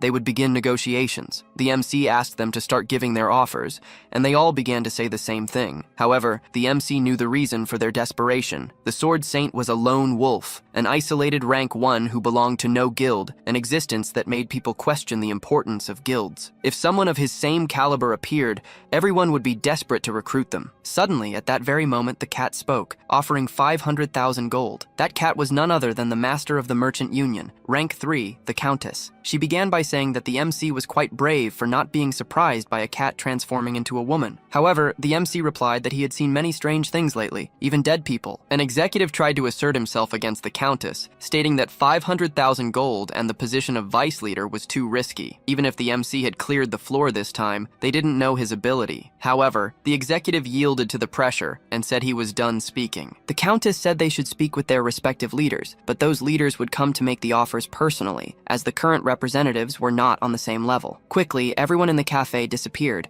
and shortly after, shouting was heard. They were none other than the top rankers. Rank 5 Viper, Rank 4 Inquisitor, our familiar Paladin, and finally, the equally important Rank 2, Black Witch. At that moment, Viper began to complain, saying she was crazy for wanting to pay 500,000 gold and still offer the position of vice leader of her guild. However, the Inquisitor told them to sit down and have some coffee first. The other leaders liked the idea and started ordering their preferred drinks. Once they had decided, it was the MC's turn. However, the MC realized they had planned everything because all the guild leaders arrived after their executives left. This was no mere coincidence. They had agreed to this to confuse him. The ghost told the MC that he shouldn't be afraid. They were just trying to intimidate him. The MC knew this. He even compared this situation to the time he was burned alive. However, at this moment, he only needed to show one thing with his demeanor, and if anything truly scared him, he could simply go back in time and things would already be resolved. The first to ask questions was the Inquisitor, stating that before the 10th floor, the MC had no achievements. However, the Countess interrupted him, saying that he already had an achievement because he won her guild's lottery. Viper didn't like this situation much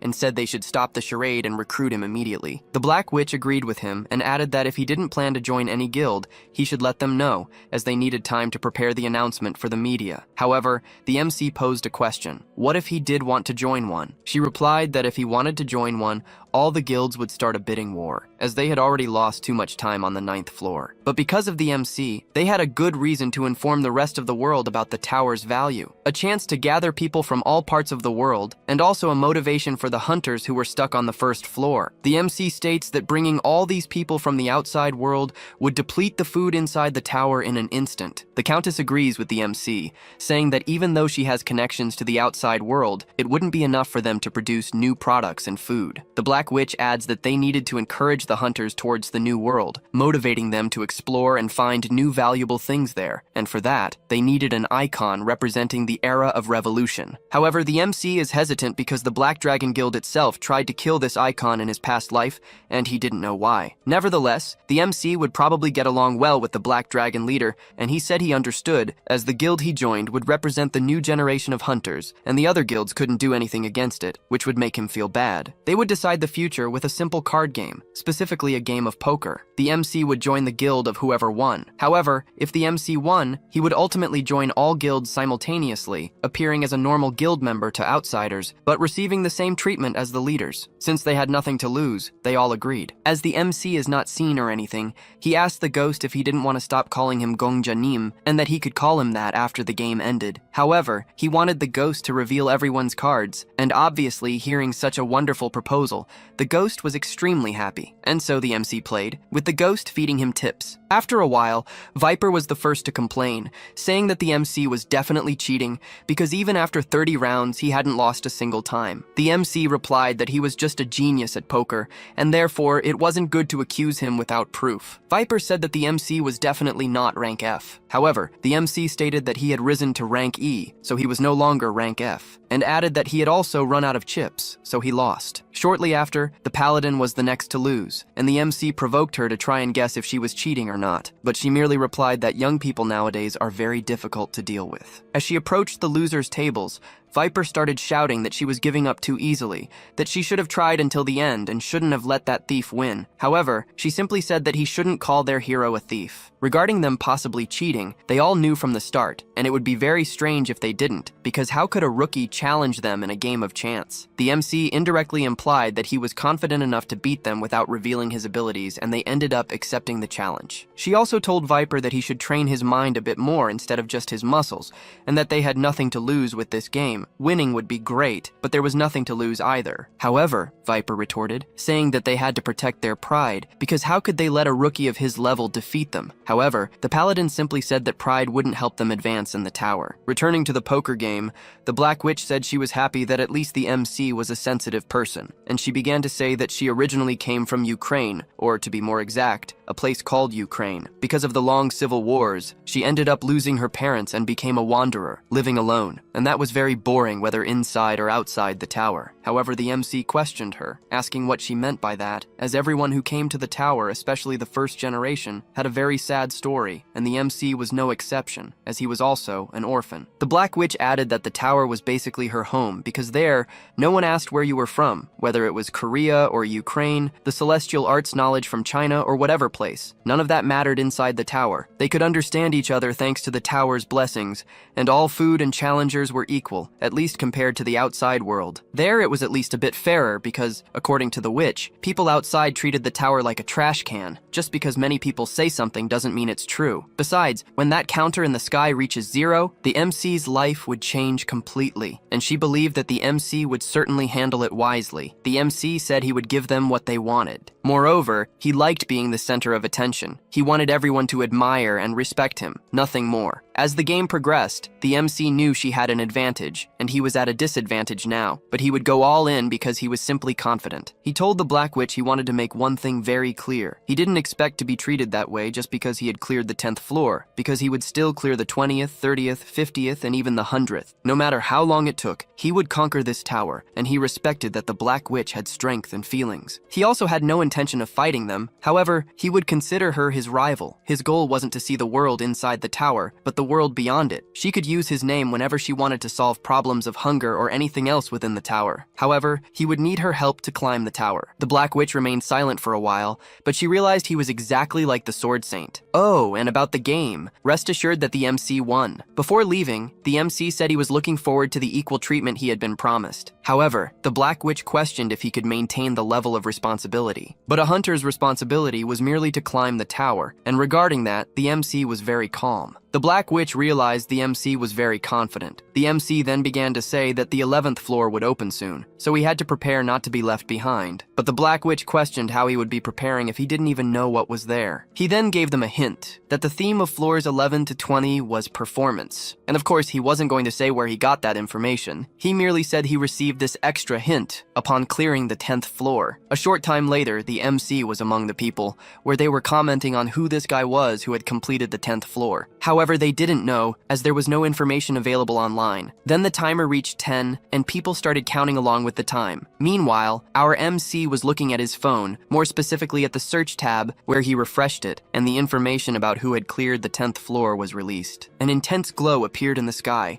and an announcement was made that, from that day on, the tutorial would be ending. From that light, a silhouette began to appear. It was a beautiful woman with golden curly hair. Obviously, seeing such an image, everyone wondered if it was a goddess. However, our ghost comrade replied that it wasn't a goddess. It was just how the tower's system explained the trials. Well, and for the curious, the MC asked how he knew that. However, at that very moment, someone jumped from a building and cut the so-called goddess in half. However, it was just a hologram, and the ghost replied that this was how he had discovered it wasn't a goddess in his previous life, because he had done the same thing. Then, at that very moment, the old man transferred to the 10th floor, and of course, the other top rankers didn't lag behind either. While everyone was transferring to the 11th floor, the hologram in the sky was still speaking, and of course, with such beauty, the MC stared with his mouth agape. The paladin arrived next to the MC, saying it was truly a shame, because the message that hologram was giving was probably from the tower's creators to them. However, no one seemed to care. Normally, they should be looking at it with admiration, because the mere existence of the tower and the abilities are are already a miracle in themselves. The MC said she was more emotional than he thought. She replied that before going to the tower, she used to study music, and because of that, perhaps she had a more feminine touch than the others. However, at that very moment, looking to the side, several reporters started running towards the MC, questioning how he had managed it and what it felt like to clear the 10th floor. And of course, the paladin didn't want to be present for the MC's first media debut, so she transferred to the 11th floor. The reporters started pressing the MC even more. However, he was already getting nervous, and he merely told everyone that the 20th floor would also be cleared by him, so they should eagerly await it. Shifting scenes, more specifically on the 11th floor, we can see that it was pure chaos, and the 11th floor was more akin to war. And of course, seeing all that would suddenly leave anyone in shock. You might be wondering what's happening. Of course, something like this would occur as the tutorial was over. Such situations would become more common on the floors ahead. Suddenly, a soldier comes running towards the MC, saying that the heroes who would save the kingdom had finally arrived, and he pleads with everyone to help them immediately for the sake of humanity. He adds that the location was an open trade route, and without it, the kingdom wouldn't be able to sustain itself, which is why heroes from other worlds had to help him bestow their blessing upon the kingdom of Egan. At that very moment, a quest was issued, and the objective was clear. They had to protect the port. What truly instilled fear in them wasn't even protecting the port, but rather the mention of a demon king. However, they had no time to think, as the battle wouldn't wait. They assimilated the information, and obviously, in the midst of war, the strongest always take the lead. And after seeing the Sword Saint's performance, everyone else began to exert themselves even more. And you might be wondering, what about the MC? Well, he was calm because he was now receiving rewards for clearing the 10th floor, and his reward was access to all maps from floors 11 to 20. This reward was only for the normal stage. Now, for clearing the 10th floor in a secret stage, he received another reward. He would receive an NPC map from the 11th floor to the 20th, and as a bonus, he could choose any item that exists between those floors. Seeing all those reward windows and notifications before him, our MC was ecstatic. Skipping all this reward talk, let's discuss something about the tower. More specifically, its themes. Every floor has a theme, and the theme for floors 1 to 10 was tutorial, and the city was designed for beginners to get accustomed to the tower, with each floor having designated hunting areas. This was different from the theme of floors 11 to 20, which was heroes, kings, and demons. Currently, there were only 2 ways to defeat the demon army. The first, you just need enough strength to contribute and destroy the entire army by yourself, or a spirit of leadership to rally an army for battle. The ghost says that, judging by the MC's words, the first option was certainly not suitable for him. And how would he manage the second option, given that he had never led anything unless it was amateurs? The MC denies this, but he was sure he could learn to be a confident leader. At that very moment, he opens the NPC location window and began searching only for NPCs on the 11th floor, filtering for the top 100 with the highest skill level. Seeing the MC's strategy, the ghost obviously told him not to do that, as he should fight them, not die to them and steal their skills. However, the MC said he wanted to save time, so he only wanted NPCs with skills and leadership, and in the end, he found only 3. And of course, to make things even more cheaty, the map also showed where these people were. The MC says this game is all about skills,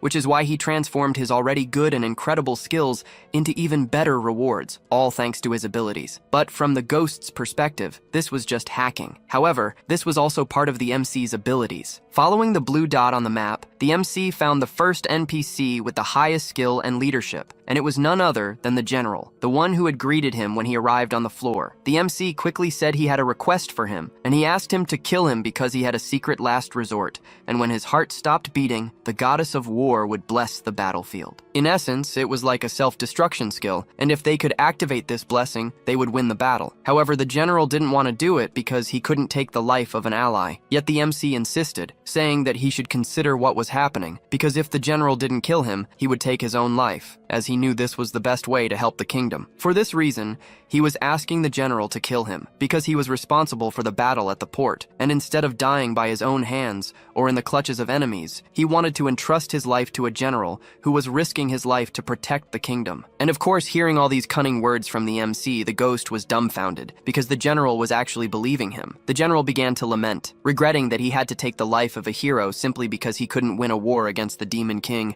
and he would do it quickly and painlessly. He held the MC's name in his heart and declared that the MC was truly a real hero. There's a saying about someone who soars above those who merely run, and another about a hunter who shatters soldiers alongside other hunters, turning them into swords. Obviously, this confusing saying was created by none other than our own MC. Battle knowledge skill. This was the skill the MC created, one that allowed him to pretend to be a military arts expert and gain the general's trust. The MC is super efficient thanks to his mini-map, as well as the knowledge of having lived the same day multiple times. However, in the end, skills aren't everything. That shining sword in the MC's hand was called the Holy Sword of Leah Fanta Aegon's Protection. Let's understand a bit about its origin, as it will be important later on. According to legend, a goddess gifted it to the founder of the Aegon Empire, and before he became a legend in history, he simply vanished, and the Holy Sword went with him, leaving behind only a prophecy that whoever possessed that Holy Sword should receive the complete trust and absolute support of all the people of the Empire. Obviously, seeing such an inscription, the MC took advantage and picked up this sword. The MC began to tell the ghost that it was worth completing the secret stage to have that view. However, the ghost said that he traded his reward for a trash item like that because the sword was merely shiny and hard,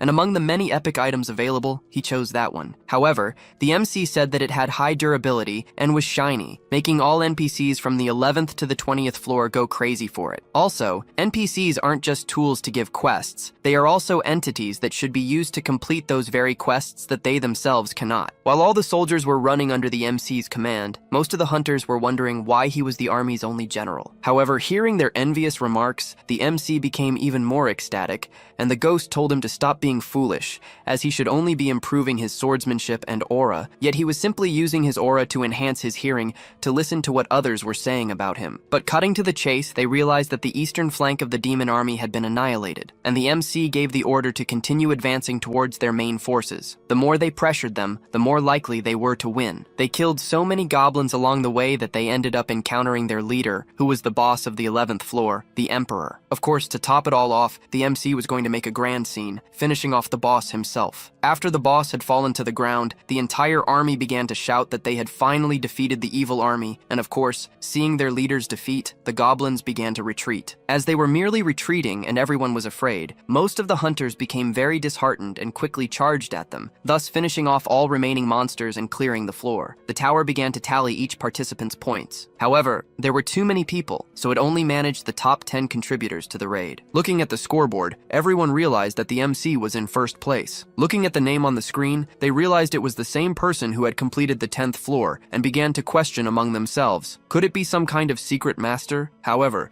the ghost said that he was no master at all. He was just a trickster abusing hacks. The MC questioned if he had finally admitted that it was just a game of skills. However, he refused, and the MC noted that the ghost truly valued technique above skills. For this reason, the MC promised to practice his swordsmanship before reaching the 90th floor, and for that reason the ghost should stop grumbling that the MC only relied on hacks. He further added that he didn't want to miss the opportunity to learn from the Sword Emperor, and in fact, the ghost should be begging him to teach swordsmanship techniques. Hearing these words, the ghost became very excited. However, interrupting their conversation, the general approached the MC, thanking him because they had achieved victory thanks to him. The MC said it was nothing, and thanks to everyone's hard work. However, the general commented that his worries had been for nothing. For a long time, there had been a prophecy that one day the demonic army would reach them, but they shouldn't fear, as heroes from another world would also be summoned. Regarding this prophecy, he had been somewhat skeptical. Would these heroes truly fight with all their might for a world that wasn't even theirs? But seeing how dedicated everyone was, it seemed his worries were unfounded,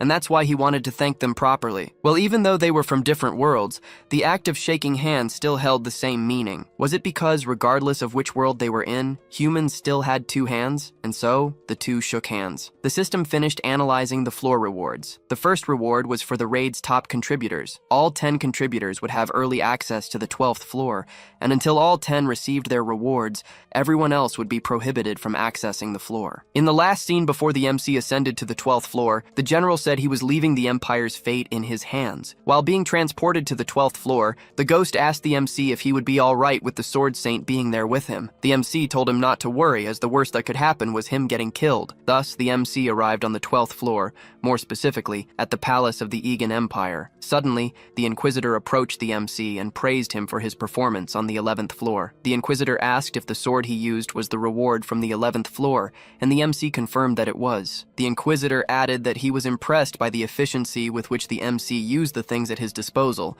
and the MC felt a bit embarrassed. However, at that very moment, the Sword Saint tried to attack him, but the Inquisitor barely intercepted him. The Inquisitor questioned the Sword Saint about why he was doing that, but the Sword Saint was not in the mood for conversation. He simply told him to get out of the way, or he would also be killed, adding that he better be quick, or he would cut off both his arms in the process. The Inquisitor stated that this would be a nuisance, and if he allowed the Sword Saint to kill the MC, the reputation of the Great Five Guilds would be ruined. The question was why he was after him, but the Sword Saint said he had no obligation to tell. The Inquisitor, however, said that since the Sword Saint had no intention of backing down, he would have to resort to force. At that very moment, both Viper and the Paladin attacked the Sword Saint, but he obviously defended himself. Viper shouted, asking how he could be so strong and healthy at his old age. However, the Paladin told him to be silent, as they should focus on the fight, because before them stood the #1 ranked individual. At that very moment, the Inquisitor asked the Countess to give him just 10,000 gold. She said she would even lend it to him, but with 15% interest, payable in up to 3 installments. However, the Inquisitor said he didn't want a loan.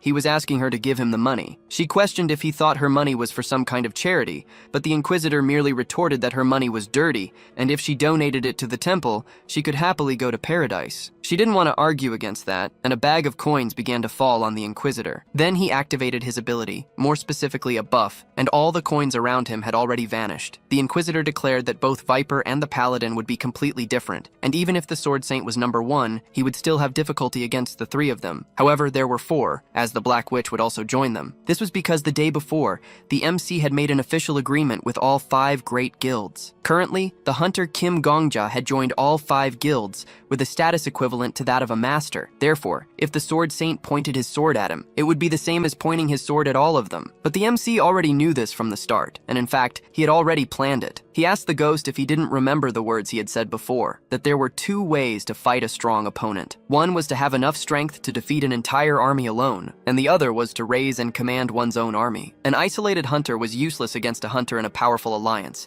It was completely overwhelming. The MC had a plan from the beginning, so he approached the Sword Saint and asked if they could talk. He stated that he was very shocked by what had happened, and didn't understand the reason for the attack, as this was the first time he had seen him. Furthermore, the MC was a huge fan of the glorious Sword Saint. Of course, the Sword Saint didn't believe him, likely still thinking the MC was an assassin sent by the Black Dragon who had killed 4,093 people. In other words, a complete conspiracy in his eyes. The Sword Saint then declared that the outside world and Babylon weren't very different, because ever since he entered the tower, everyone had pressured him every single day to join a guild, yet he had firmly rejected all those offers. The reason was that he wanted to show everyone that in this tower, it was possible to reach the top on one's own, without bloodline, solitude, or affiliations, unlike the outside world, which was tainted with useless things. He stated that a single person could become the best with a sword, and he wanted to give hope to the people. However, instead, what had they been doing? They had all become stones that stagnated the world. Viper began shouting, saying that he hadn't helped with the raids on the 5th, 7th, and 9th floors either. The Countess added that if she had used his influence in the outside world, the food shortage in the tower wouldn't be so severe, and the tower's society might have been more safely stabilized. Finally, the Black Witch added that if he was the #1 ranker,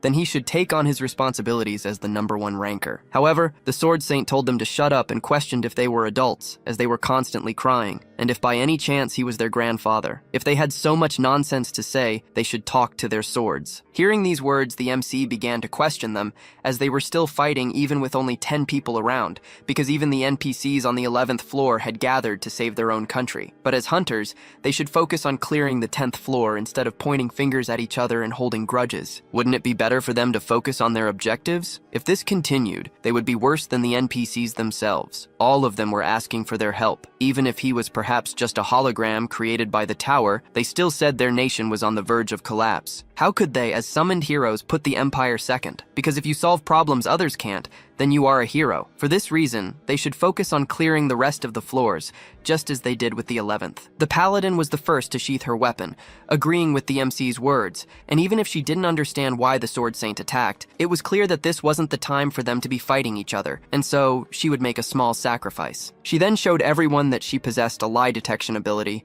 and it was no exaggeration to say that this ability was what earned her the position of vice captain of the civil militia. Now, if the MC and the Sword Saint trusted her words, she would ensure that she validated their statements. The MC realized she was the perfect opportunity, so he declared that he would believe her, and the Sword Saint said the same, as out of all of them, she was the only one who had never harmed another human being. She then declared that they could make their statements. The first question came from the Sword Saint, asking if the MC had assassinated more than 4,000 people. The MC confirmed that he had, and at that very moment, the Sword Saint began to declare that he was a mass murderer who had deceived them. However, the Paladin stated that it was a lie. In other words, he hadn't killed more than 4,000 people. The Sword Saint began to get confused and break out in a cold sweat, and he declared that this was because he was an elite assassin. The MC confirmed that he was, but of course that was a lie. The Sword Saint began to say that he thought the Paladin would mediate the questions without lying, yet she herself had asked if they trusted her from the beginning, or was he perhaps going back on his word? The Sword Saint said it wasn't possible that he hadn't killed anyone, but the MC stated that he had killed, and it had been only one person. And because that person had deserved it, and if he hadn't killed the person he did, he would have become a serial killer. After all these declarations, everything the MC had said was true. Even the ghost was embarrassed, saying that he had told the old man not to rely solely on things like abilities. Then the MC approached the Sword Saint, saying that it seemed there had been a great misunderstanding, and of course he was happy that it had been a simple misunderstanding. However, if the guild leaders hadn't protected him, he probably would have died. The MC thought he needed something from the Sword Saint, perhaps an apology. The Paladin agreed with the MC's statement,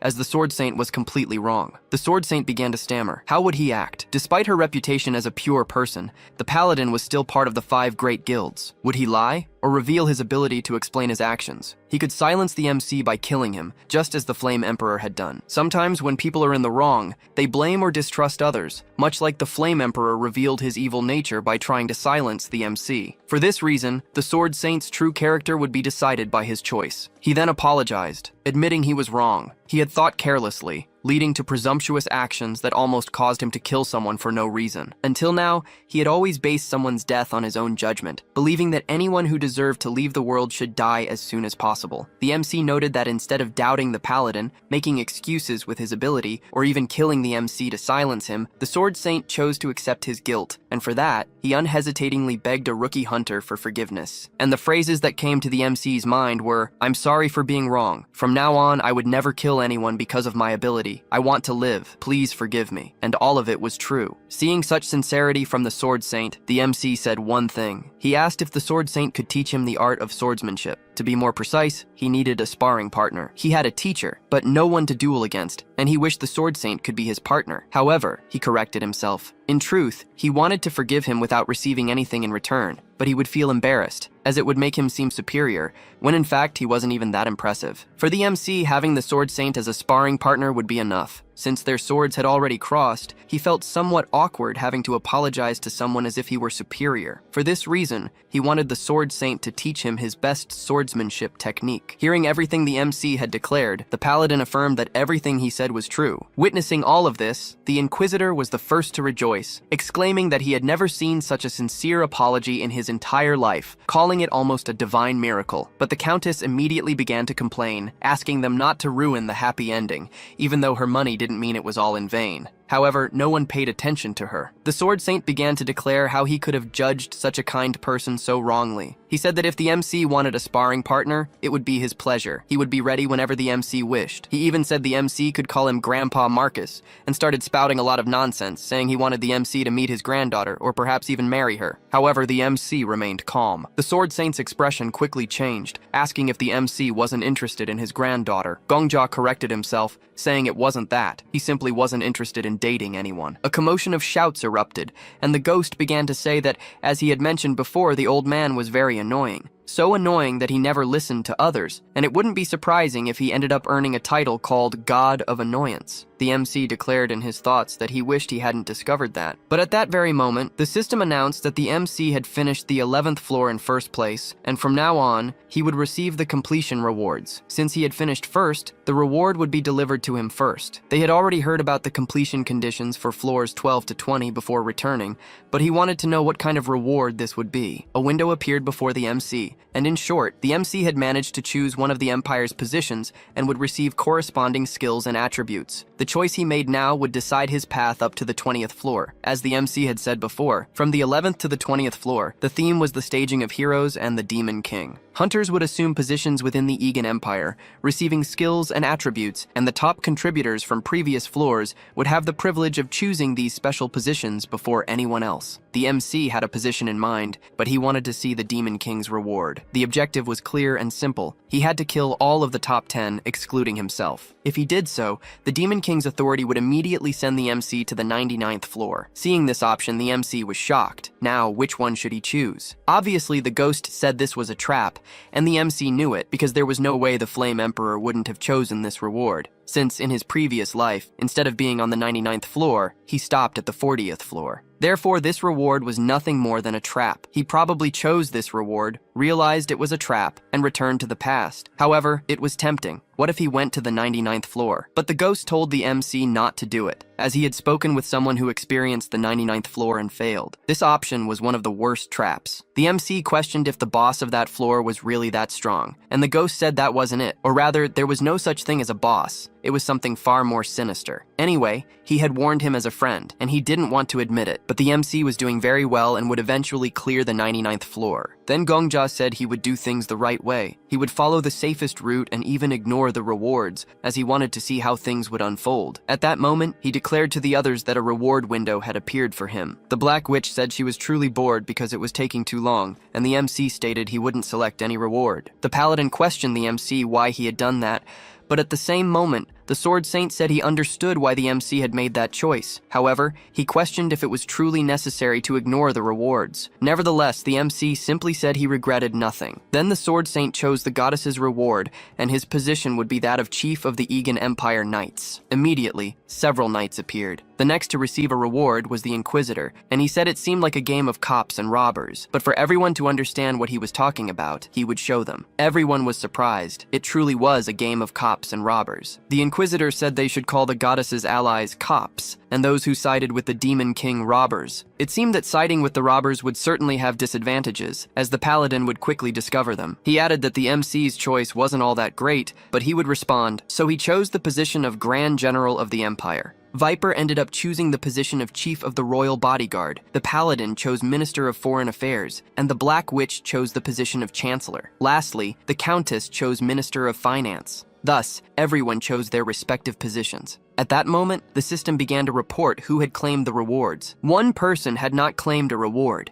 8 people received the goddess's reward, and 1 received the Demon King's. Obviously, after seeing such a notification, chaos ensued. Then the Black Witch declared that, as the master of the Black Dragon Guild, whoever chose the Demon King's reward would suffer the most painful death of all, and asked the Paladin to begin interrogating everyone present. The first person she interrogated was the least likely. She questioned if the MC had chosen the Demon King's reward, but he denied it, and of course that was true. So she interrogated them one by one, leader by leader, until she reached the last of them, who was the Black Witch, and it wasn't her either. They began to wonder, how could this be? If it wasn't any of the 10, then who was it? And the Paladin told them not to panic. The Inquisitor, at that moment, said that it took them over 10 years to become the 5 great guilds and cooperate with each other. In other words, it was difficult to trust anyone not from the 5 great guilds, and they didn't have 10 years to build trust with the others present. The Paladin tried to stop the Inquisitor, saying that efficiency wasn't what mattered now. However, he had already activated his skill, and Viper was advancing alongside them, so they killed them one by one to get to the last of them, who was obviously also killed. The system itself warned that none of the 3 were agents of the Demon King. The Inquisitor declared that they were now in a very bad situation, as their 10-year connection was about to be destroyed. The Paladin declared that she had warned him to wait, but just as the Inquisitor was about to speak, his arm was cut off, or rather, caught in the crossfire between the Sword Saint and Viper. The Paladin then said she would trust the MC's judgment, because since he was the only person who refused the rewards,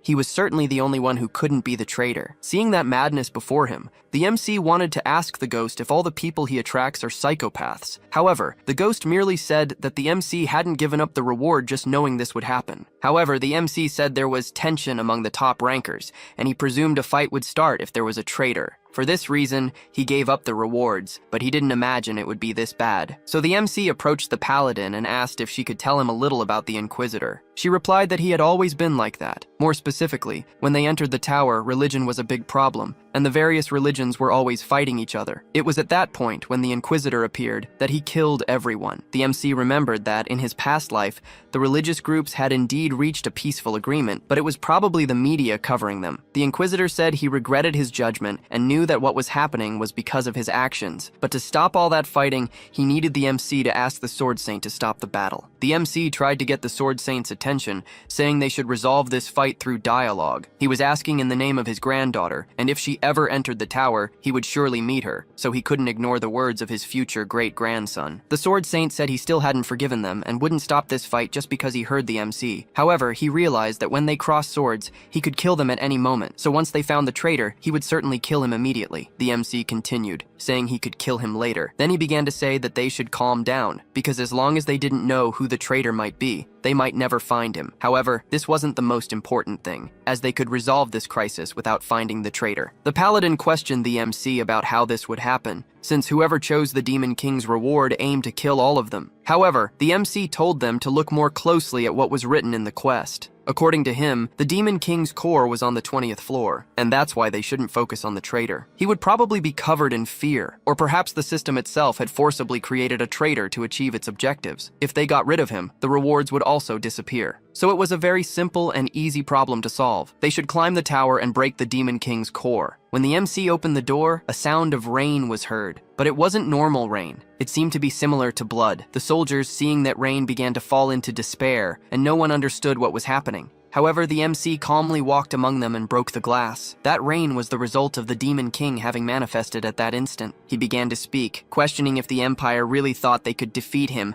by sending people from another world against him. They could even send more if they wanted, but they were still humans, therefore flawed beings. And those who don't see humans as humans shall be swallowed by their own wickedness. The system gave them the mission, and in summary, they had to stop the Demon King or make him retreat, taking advantage of his weakened form. Now I ask you, how on earth was that weakened? Obviously, seeing the mission objective and such a monster before them, they began to wonder if it was truly possible to complete that mission. The MC said they should calm down, because the tower didn't give missions they couldn't complete, and they weren't mere hunters either. For example, Viper was the chief of the Royal Guard, so he should trust them, because this stage couldn't be completed with just the hunter's powers. That's why he had to treat the NPCs as if they were real people and guide them into battle. As commanders, they had to act like commanders.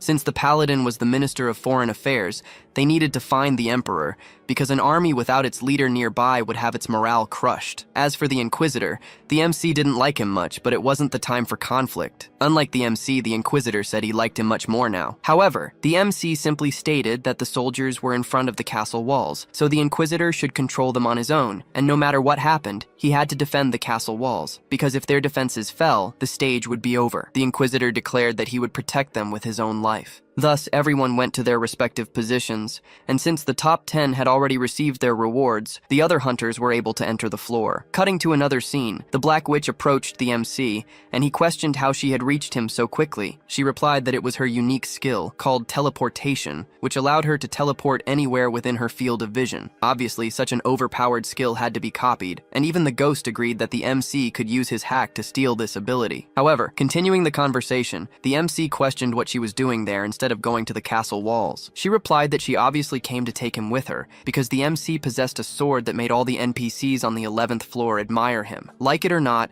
they needed to boost the morale of this army. That's why the person the soldiers needed now wasn't her, but the MC. Suddenly, she extended her hand to the MC and said that he needed to verbally consent to teleport with her, as this was the restriction of her skill. The MC asked if it was alright for her to reveal her skill's restriction, as it could be a trump card, but she simply replied that she was currently the Chancellor of the Empire, and there was nothing strange about a chancellor using her trump cards to protect her nation. So the MC consented, and they were thus teleported to the castle wall. Seeing the state of the soldiers, the MC realized something. NPCs were different beings from real people, and even if they were illusions, their fear was still real. The Black Witch told the MC to pay attention to what she was about to do, as she couldn't simply retreat after only showing her evil side, nor had she become the master of the Black Dragon Guild for nothing. At that very moment, she called the soldiers' attention and began to declare that they should gather their strength, for they were the Empire's one true wall. Looking at her, the soldiers began to feel a ray of hope. She continued, saying that as long as they stood, the empire would not fall. Suddenly, she grabbed the MC's arm and raised it. At that very moment, the holy sword began to shine and the rain, for a brief moment, stopped falling. Hold on, hold on, hold on! Do you remember that the MC was killed by the general on the 11th floor? And since he was now E-ranked, he would receive a penalty for using the skill. No one knew why, when, or how it happened. However, when he appeared, the red rain began to fall. When the rain fell, blood covered the ground, and every time a nation fell, the dominion of humans began to shrink, and the history of humanity became shorter and shorter. Every time the empire's territory vanished, only the rain fell and continued to fall, an incessant rain resembling blood,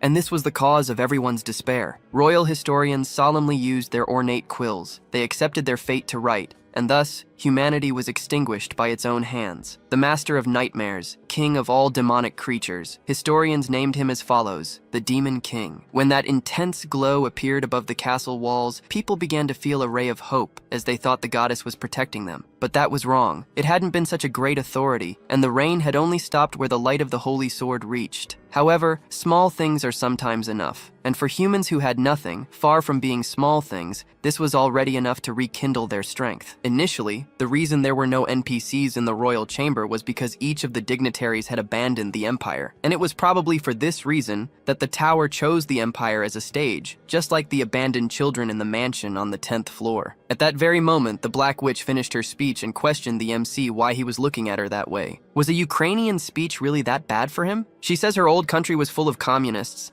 and while she didn't like them much, they were great at making speeches, so she picked up a few things here and there. The MC didn't understand what she meant by that, but it was probably a joke. She asked the MC what he was going to do now, as they needed to protect the castle walls. Well, the Black Witch's S-rank ability was called teleportation, so he could simply teleport near the Demon King immediately, but they would instantly be surrounded by monsters. So the MC told her they needed to create a situation where he would be in isolated combat against the Demon King, and therefore, while the NPCs were resisting, they should gather the hunters, because at least with their help, they shouldn't be massacred. Returning to the previous topic, he asked her to transport him directly to the Demon King. She questioned if he was perhaps trying to commit suicide. Well, it was fair for her to justify herself and have those doubts, however. The MC planned to win, as he also had an ace up his sleeve. The Black Witch merely said she hoped his sword was sharp enough to pierce the boss. At that moment, the Demon King began to speak, saying that the goddess enjoyed fun games, but wasn't it pathetic to be called a final combat? Light? What good would it be for those who wouldn't even live to see tomorrow? Since he wanted so much to show his own light, he would give them a taste of his light. In that instant, the Demon King attacked, defeating several soldiers instantly, while others were gravely wounded. Amidst this attack, one of them ended up being killed. The Black Witch remembered that both the Sword Saint, the Inquisitor, and Viper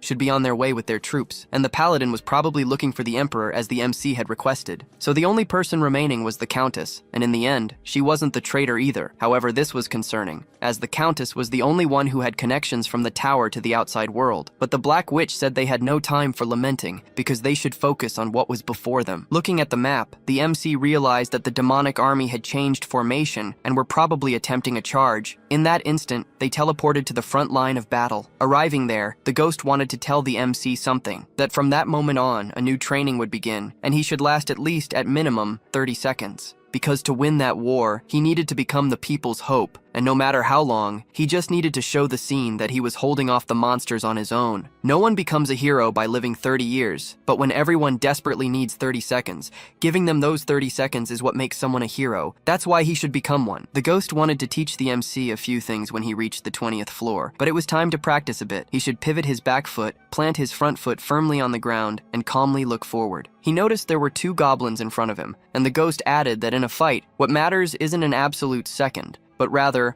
a relative second. That's why he should use his sword to blind them and steal that 1 second from them. At that moment, the MC's sword became faster than his 1 second, and in that instant, what everyone needed was a true hero. So the MC killed one after another, and he was so fast that before one goblin's head fell, he was already killing the next. That was the symphony of the sword, and his movements were like music, a low note preparing the ground for a high note, and he was connecting one with the other. His sword was flowing continuously, and since the MC was a novice, he should have that 1 second no matter what. That's why he shouldn't lose control of time. After killing one, he had to find the next. He should live every second to the fullest, and he wouldn't truly be living if he just let time flow, because one only truly lives when dedicating something to time. All this killing he had done had only lasted 10 seconds. In that instant, the MC began to question something. Why did the tower give an X-rank ability to someone like him? It wouldn't be a problem if it were given to a great saint, or perhaps a normal person, but among all people, why was it given to a psychopath? Or perhaps the tower thought it was unchallengeable for anyone other than the Flame Emperor. Did one need to become like him to reach the top? But the MC wouldn't accept that. He would clear the 20th floor in place of the Flame Emperor, the 30th, the 50th, and even the 100th. He would show everyone that he wasn't wrong to kill him. At that moment, the MC leveled up to rank D. As he advanced towards the monsters, the Sword Saint moved alongside him and decapitated all the goblins in front of them. He said something to the MC, but it was unintelligible. However, he stopped and repeated himself, declaring that the attack had been fantastic. He stated his name was Marcus Callenberry. This was the second time a rank 1 hunter had told the MC their name. However,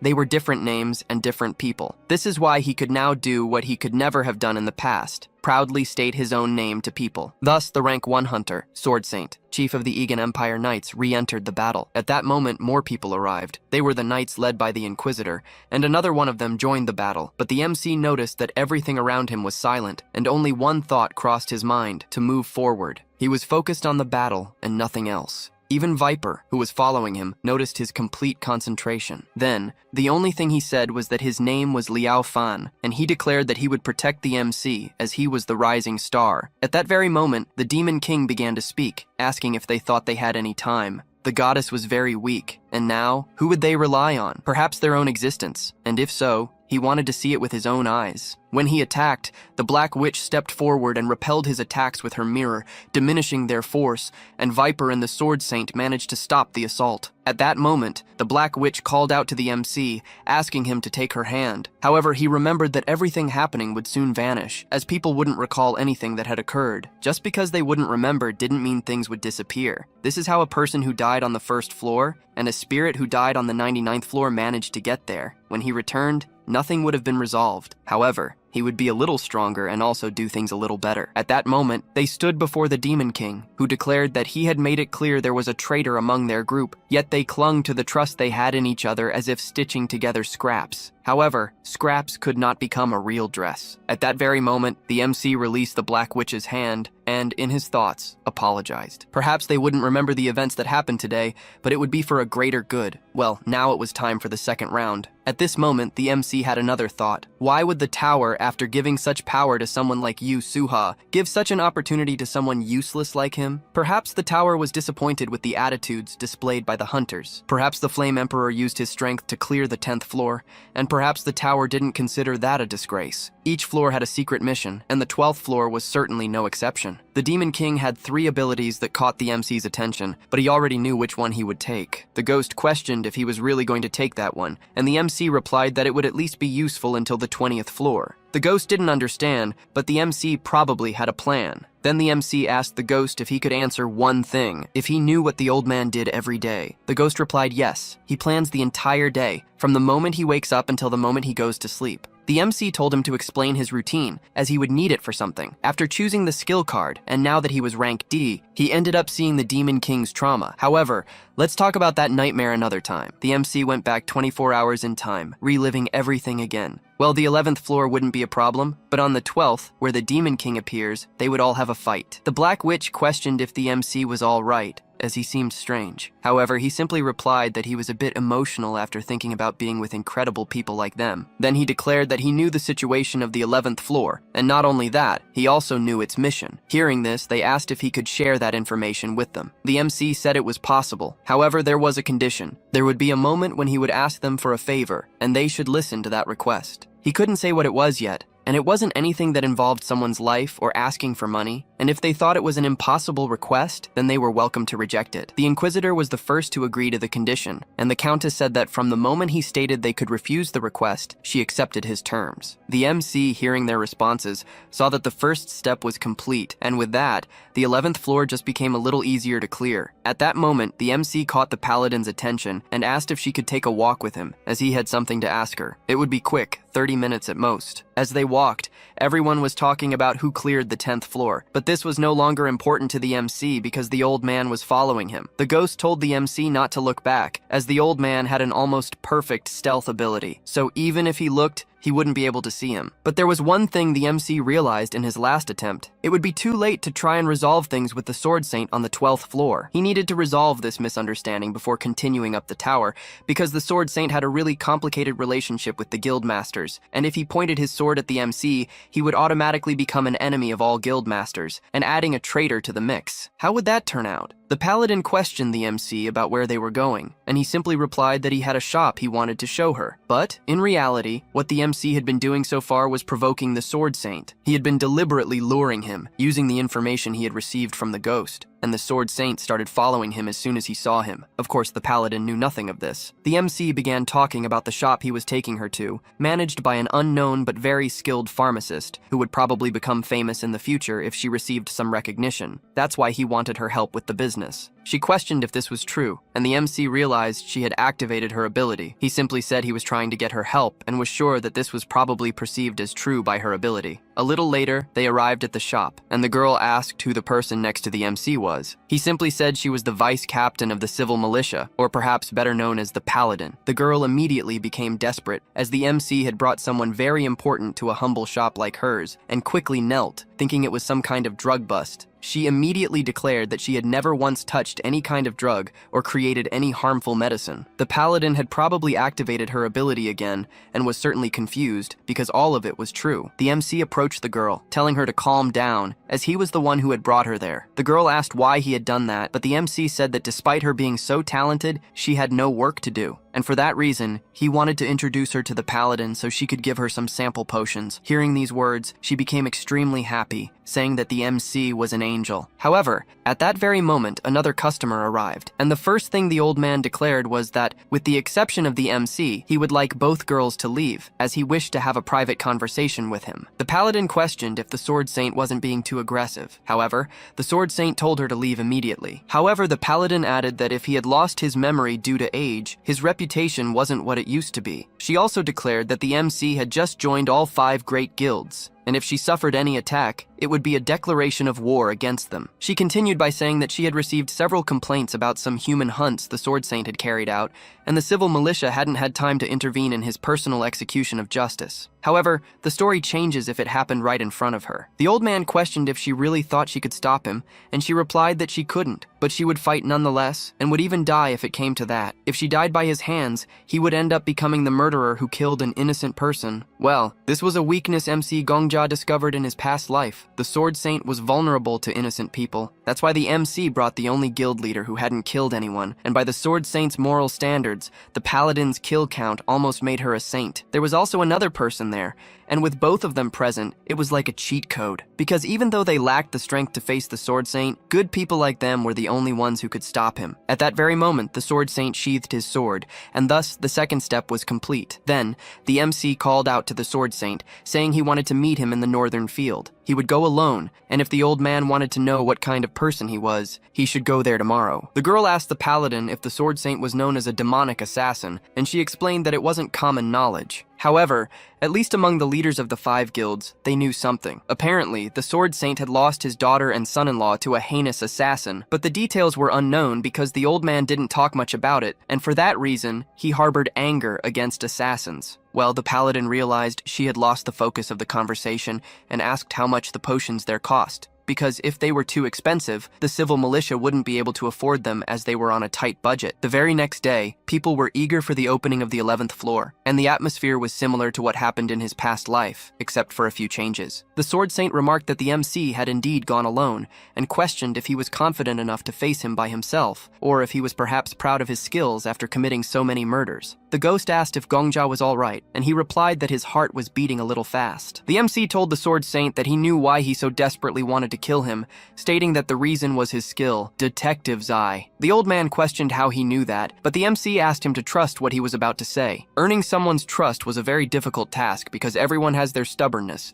and the Sword Saint's was his skill. The MC was about to try and make the Sword Saint deny the very life he had lived. Now this was difficult, but he would have to bet his life on it. Then, the MC told the Sword Saint that he was in fact a prophet, or rather something similar to prophetism, and thanks to this he discovered that the Sword Saint possessed the skill Detective's Eye. If he hadn't said anything, the Sword Saint would try to kill him just as he finished asking why he deserved to die, and then the MC would tell him that, according to his skill, the number on his head was 4093. To prove this, the Sword Saint asked the MC to guess how many fingers he had on his hands, but Gongja already knew he would do that, and, in fact, he had expected it. At that very moment, he killed himself and returned 24 hours into the past. He said he would try to prove it to him, stating that guessing how many fingers he had on his hands wouldn't be difficult for a true prophet, therefore he should trust what he was saying, as killing him there would be child's play. However, without his help, completing the 12th floor would be impossible. However, the old man said that he probably had a mind-reading ability. The MC killed himself again, knowing that wasn't enough. He knew it wouldn't be easy to persuade anyone, especially an old man who had become a master of his craft. But it was all right, as he could test him as many times as he wanted. No matter how long it took,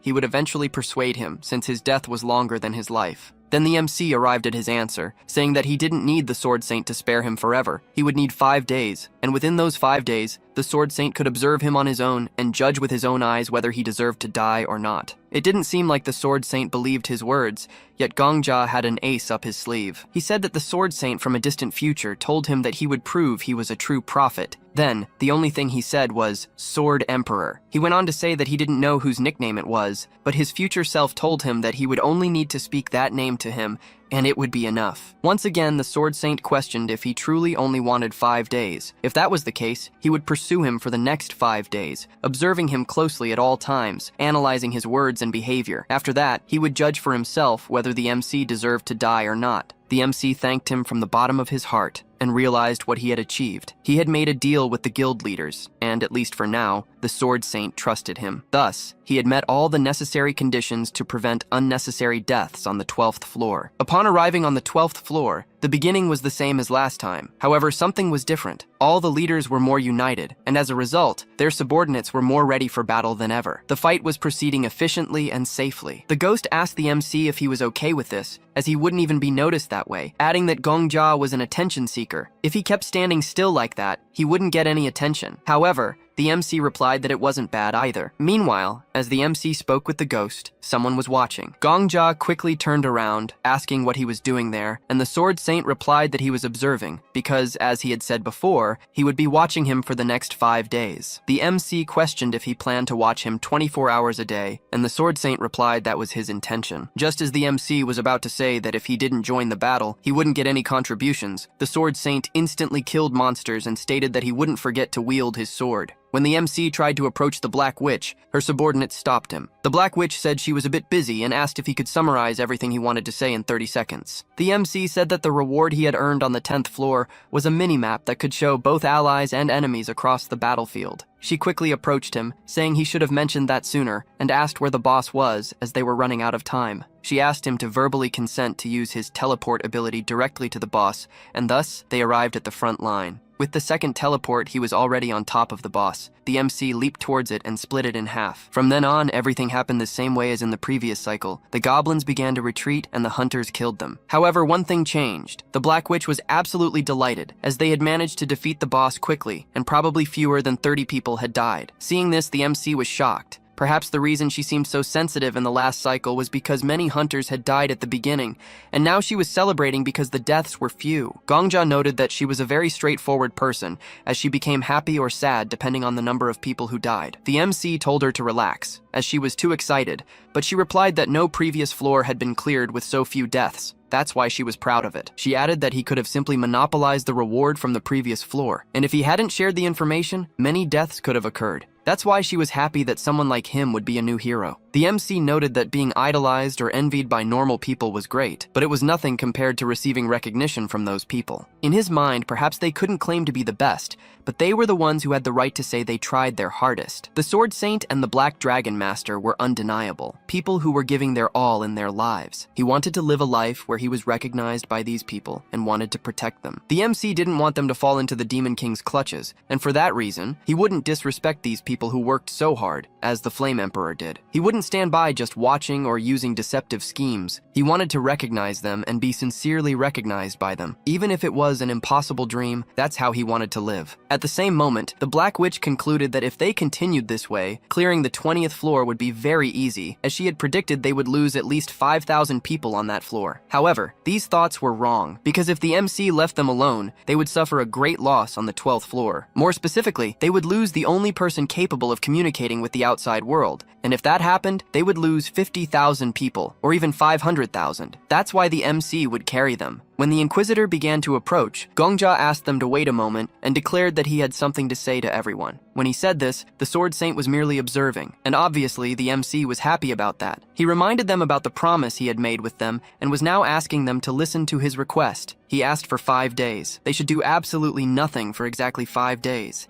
and if they did, he promised to clear all floors from the 11th to the 20th within 5 days. The Black Witch questioned the MC. "What do you mean wait 5 days?" The MC said that was exactly what she had heard, but she stated that it was impossible and added that they hadn't really taken long to clear the 11th floor. He had also cleared the 10th floor alone, but wasn't he being too overconfident? But the MC pleaded and said that he had indeed cleared the 10th floor alone, yet he had shared the rewards and benefits he had received from information about the 11th floor to the boss's location. This was a benefit not only for him but for everyone. Because of this, he earned the right to ask for a favor. The favor he was asking was for them to wait 5 days, regardless of whether he would clear the 20th floor or not. That was the only thing he asked of them. Meanwhile, the MC was in an internal struggle between himself and the Demon King, as he realized the boss was somewhat desperate because the hunters weren't fighting among themselves. The Demon King kept insisting that he wanted to give the MC a reward, and if he didn't want it, he could refuse. However, the Inquisitor stated that it was a very simple problem, as the MC had shared information on how to clear the 11th floor, and the only thing he asked in return was for them to listen to his requests and agree to them, as long as it wasn't impossible. Staying there for 5 days doing nothing wasn't that simple, considering the media would cause an uproar, but it was definitely not an impossible request. For that reason, he approved. The Black Witch said it truly wasn't impossible, and the Inquisitor added that a promise was a promise, so they should keep it. The Black Witch conceded, and after that, the other leaders also agreed. Now, as for the Sword Saint, he said he had never agreed to that promise, and the only promise he had to the MC was to watch over him for the next 5 days. Therefore, he had no reason to listen to his requests. So, if he was heading to the 20th floor, he would follow him as he had promised. The MC intended to kill the Demon King, but it wouldn't be a problem if the old man was by his side. Then the MC bid farewell to everyone and said he would see them in 5 days. However, when he opened the gate, he realized that everyone around him was frozen. The MC thought the reason was because he hadn't accepted the quest yet. Or rather, he hadn't chosen a position. For example, on the 11th floor, they received the quest as soon as they entered, so that should be the normal quest progression. But they had been in limbo for moments at the beginning of the 12th floor, and why on earth did it take an eternity until they received the reward and the quest? Well, the quest only began once everyone chose their positions, which meant that if they didn't choose them, the quest wouldn't start. As a consequence, the demonic army's invasion wouldn't happen, and the Empire's army wouldn't be against them either. Now, hypothetically, what would happen if the Demon King died in that state? More precisely, what would happen if the MC killed the boss even before the quest began? Simple. No one could choose the Demon King's reward. Thus, there would be no traitor, and the Demon King would be destroyed before he could do anything. Shortly after that, the Demon King appeared and asked the MC how he had such audacity, as he should follow the steps correctly and choose a side he wanted to defend. However, the MC had already made a decision. He wanted to kill him even before the quest started. Thus, no hunter or Empire citizen would die. In other words, that was a happy ending without any sacrifice. At that moment, the Demon King grew even more furious, asking if the MC truly believed he could stop him alone, without the help of the goddess or the Empire. However, the MC didn't need help, because in a frozen world, raising his sword like the hands of a clock, the 5 days he had mentioned would stretch into eternity. Now for the curious among you, let's delve a bit into the Demon King's trauma. It was a rainy day when it first opened its eyes, and the first thing it did was attack a simple frog and take its body for itself. The rain fell that day, but that entity simply wanted to live a little longer. But let's return to the battle, my little grasshoppers. Gongjia ended up being killed, so he marked his hand with every death that occurred. The ghost declared that the Demon King's sword skills were nothing special. He merely swung his sword forcefully back and forth. This meant the MC could dodge the attack as long as he knew its trajectory, but he was still too weak. The MC was trapped in a temporal prison. Even if he managed to dodge the first attack in the next cycle, he would inevitably die from the subsequent one. The MC began to wonder, if he had progressed through the mission normally, how many soldiers would have died on the chaotic battlefield? For every soldier who died, at least 20 years of life would be unlived and lost. When 10 of them died, that was 200 years. When 100 died, 2,000 years. To reclaim all that lost time, the MC decided not to choose any position. To complete this mission, he had to prepare himself to be trapped in eternity. For some, that might be extremely exhausting and perhaps even considered hell. But as the MC said, a hero must kill a demon king. And now that he had become a hero, that was his job. He told the demon king that he was the Empire's sword, and the MC's sword could be considered a clock hand. For to grant that world another second, he had to brandish it once more. He was simply a sword gaining another second. Yet the world trapped him in its 1 second for him to live once more. For the tides to rise and touch the heavens, it was necessary to start with a single drop. For him to live in an eternity, he would have to live each second at a time, and so he would live his life his own way. Gradually, results began to show. In one cycle, 40 people had died. In another, fewer than 30, and even as few as 20. The MC was happy that his struggle against eternity was yielding results, so much so that the Demon King himself asked why he was smiling. To the Demon King, the MC was simply a madman who would soon die. However, he stated that no one would understand him, but despite that, Gongja never gave up, and indeed, had no reason to, because his sword today was faster than yesterday and would become even faster than tomorrow. And why? Because he was alive. Then, the day arrived when no one died, and with it, his desire to live a little longer grew. However, this battle against the Demon King was not yet over. He could dodge most attacks, but there was always the strongest one. This time, however, he would give his utmost to defend against it. At that very moment, the sound of shattering glass was heard, and the Demon King's attack ceased. The Black Witch approached the MC and said she was too impatient to stand by waiting for him for 5 days, which was why she followed him to see what he would do. The MC replied that he was playing hero and was having a very good feeling. The Black Witch remarked that it was indeed a good feeling, as the most delicious prey is always the stolen one. The Demon King stated that they were truly confident, and the MC apologized,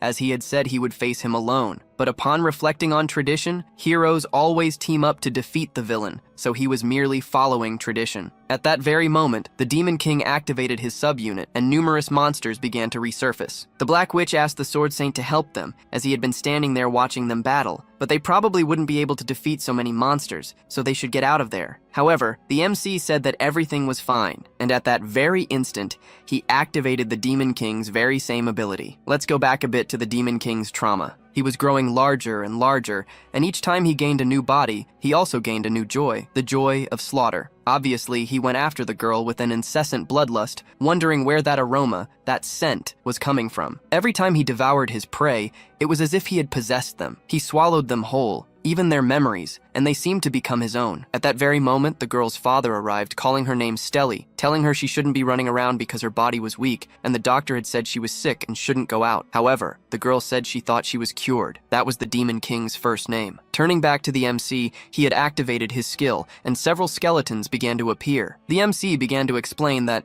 at first, when he died to the Demon King, other skills he possessed caught his attention. For example, a technique to strengthen his aura would be great, or if he could summon lightning like the Demon King. But after thinking for a bit, he realized it had to be a little different. A skill that summons those he had killed as monsters. Now comes the question, how many people has the MC killed? The ghost began to say that, counting the Flame Emperor and himself, it would be 2. Well, that would be a good thought. However, why does the Sword Saint's kill count show as if he had killed 4,000 people? In other words, there's another way to calculate the number of kills in the tower, and now knowing that, how many people do you think the MC has killed? Or rather, those skulls standing before him were actually him. The Black Witch was surprised by the MC's skill, and said she understood why he had cleared the 10th floor alone, and asked them for that favor. However, the one most surprised by the situation was the Demon King, as he was seeing his own skill used against himself. The MC stated he wasn't keen on explaining how he achieved this. Hearing these words, the Demon King became furious. At that very moment,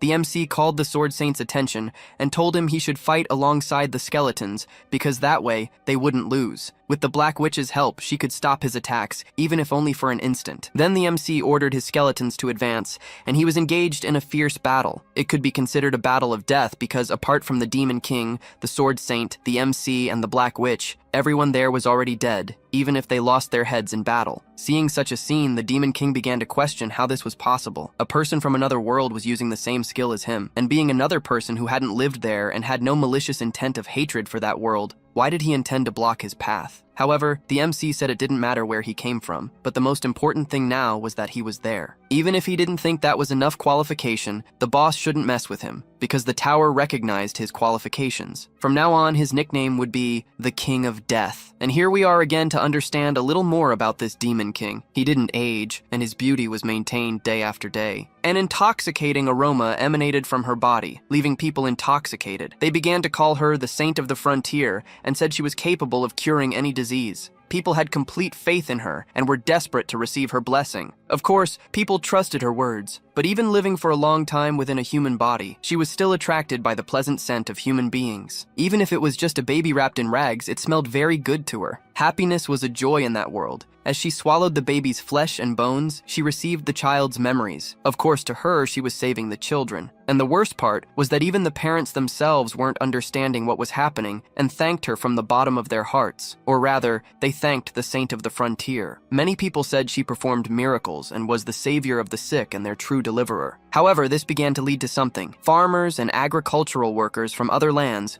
who were constantly abused, ended up fleeing to the frontiers in search of the Saint of Salvation. These nobles sent all their soldiers, claiming she was a witch who was taking their men, and therefore they would burn her village. Seeing everything before her eyes, she was shocked. The soldiers were killing everyone she had saved. At that instant, she declared that humans who failed to see each other as humans deserved to be consumed by their own evil. Returning to the battle, the MC still couldn't dodge the final attack. He always died to it. The MC's time reversal clock ability specified that the user retained their memories and skills when going back in time, and these skills were also part of what was preserved. This is why the Sword Emperor, or Ghost, was able to share his memories with the MC even after returning in time. This was because abilities were maintained exactly as they were at the moment of death, so even cooldowns were preserved. He spent day after day reviving and dying, constantly fighting the same monsters. Every time he reached the Demon King's final attack, the MC almost died. But this time, having already died more than 7 times, he managed to activate his 100 Ghosts ability again, giving him a slight advantage in battle. However, even if the MC attacked directly, the Demon King was incredibly resilient. The Ghost said the MC was truly impressive,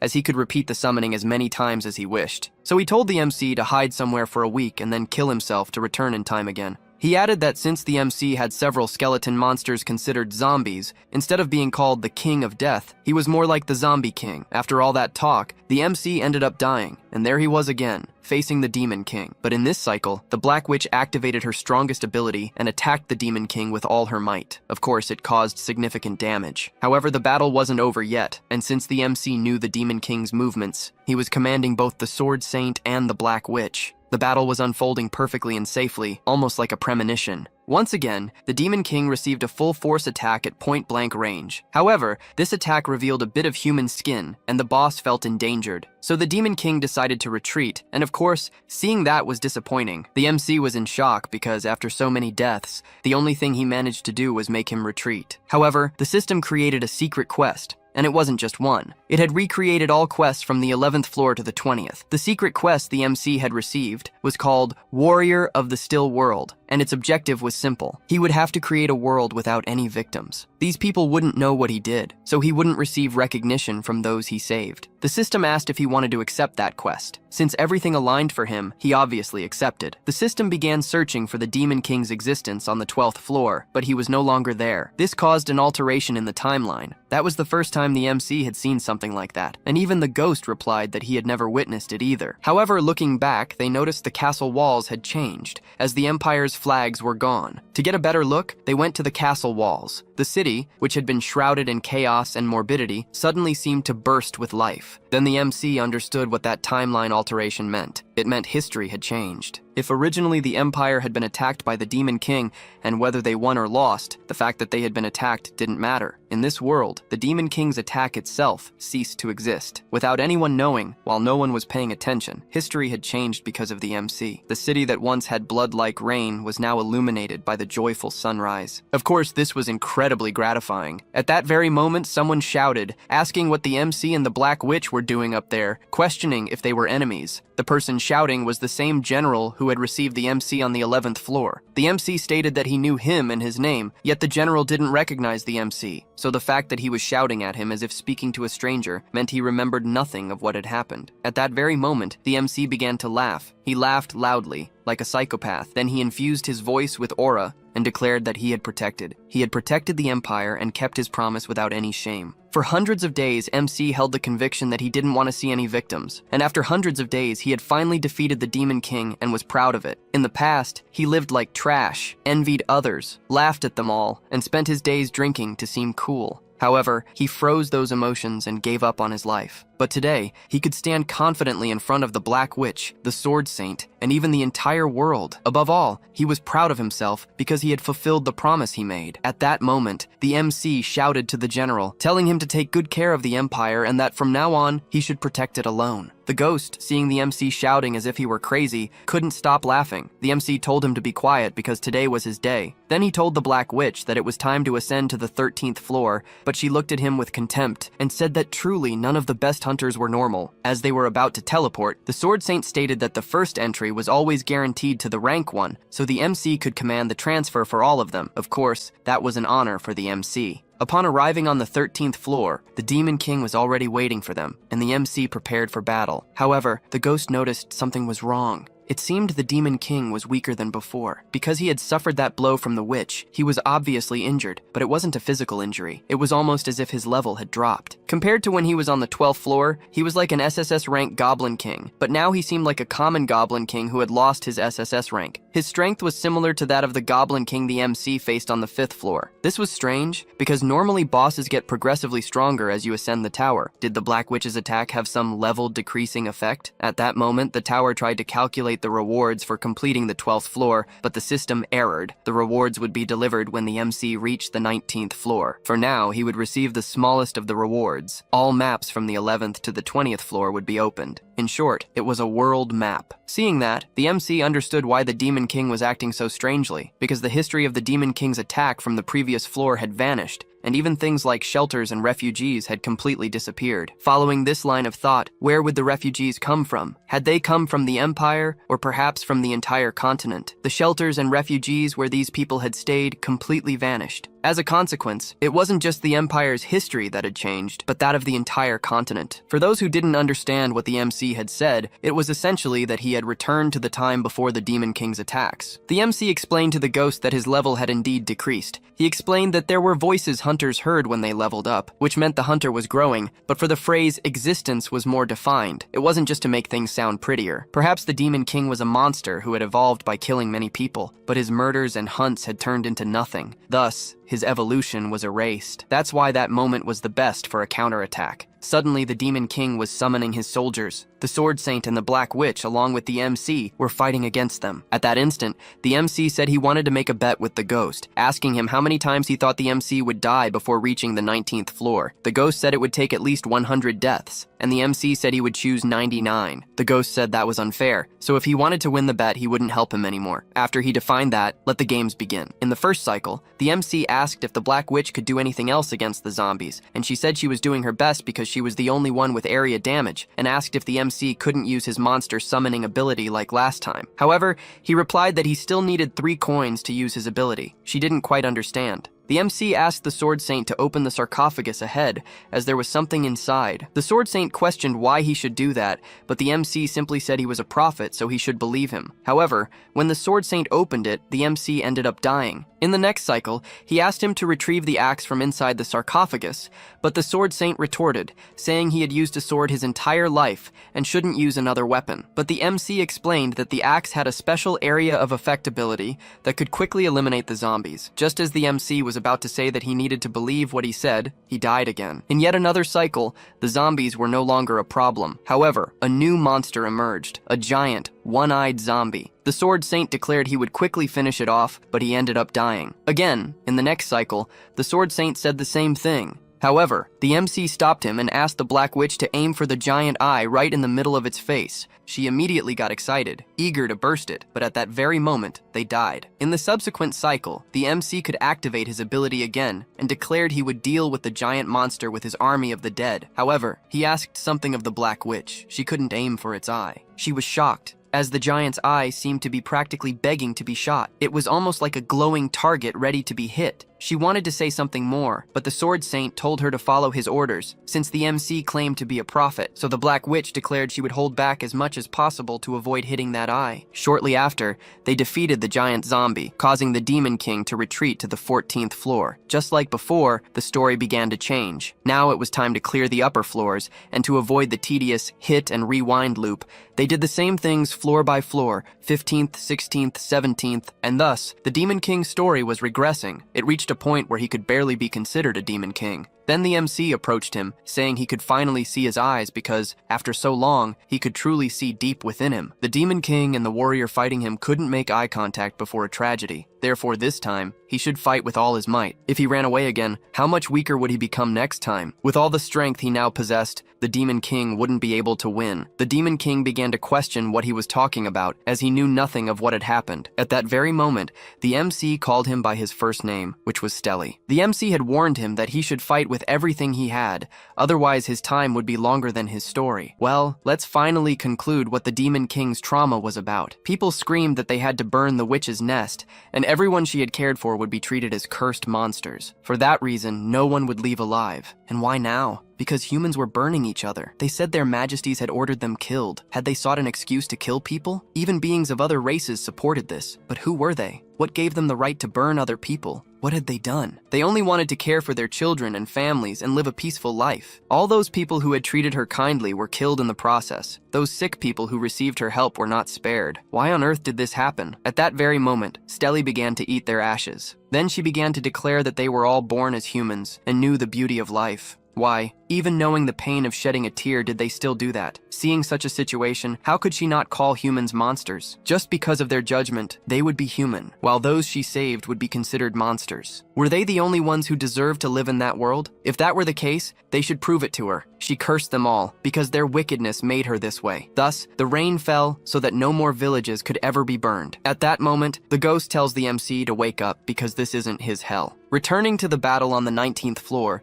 the MC was continuously fighting against the Demon King, forcing him to retreat. His body was getting smaller and smaller, the water clinging to him was separating, and even blood was starting to seep out. Then the MC tells him to retreat. He should return to the 20th floor, to his base, which was the Demon King's castle, as this was his destiny. Since the Demon King couldn't dispute this, he retreated, and thus the battle on the 19th floor ended. The MC humbly asks them if he could personally finish off the Demon King. The Black Witch agrees, as she had broken her promise to wait 5 days. The Sword Saint also agrees, as it had been 5 days since he started observing him. Once he completed the 20th floor, he should meet him. The MC thanked both of them and went to the 20th floor. Upon arriving, there was only a small body in front of him. At that moment, the system was calculating the reward Gongja would receive, and his powers were being readjusted. As a reward, he received the limited powers of an apostle. With this, he could strengthen any of his abilities that were not rank X. It was unknown why or who built the tower. However, now the MC could try to guess what kind of entity the tower was. It was like a guardian of his decisions, making the MC remember the choice he had made. Then he declares to the Demon King that her end had come, but she says that village was hers, and he shouldn't dare destroy her paradise. In her mind, she still remembered those burn marks and all those flames. She questions if the MC was going there to burn her paradise. This was the lowest stage of the world with the weakest boss of all. The MC didn't even bother to dodge her attacks. The situation had now changed. On the 12th floor, the Demon King attacked while the MC defended. But now, who was attacking and who was defending was completely reversed. The Demon King tells the MC to die, but he says that word held no meaning for someone like him. At that moment, he splits the Demon King in half and continues attacking,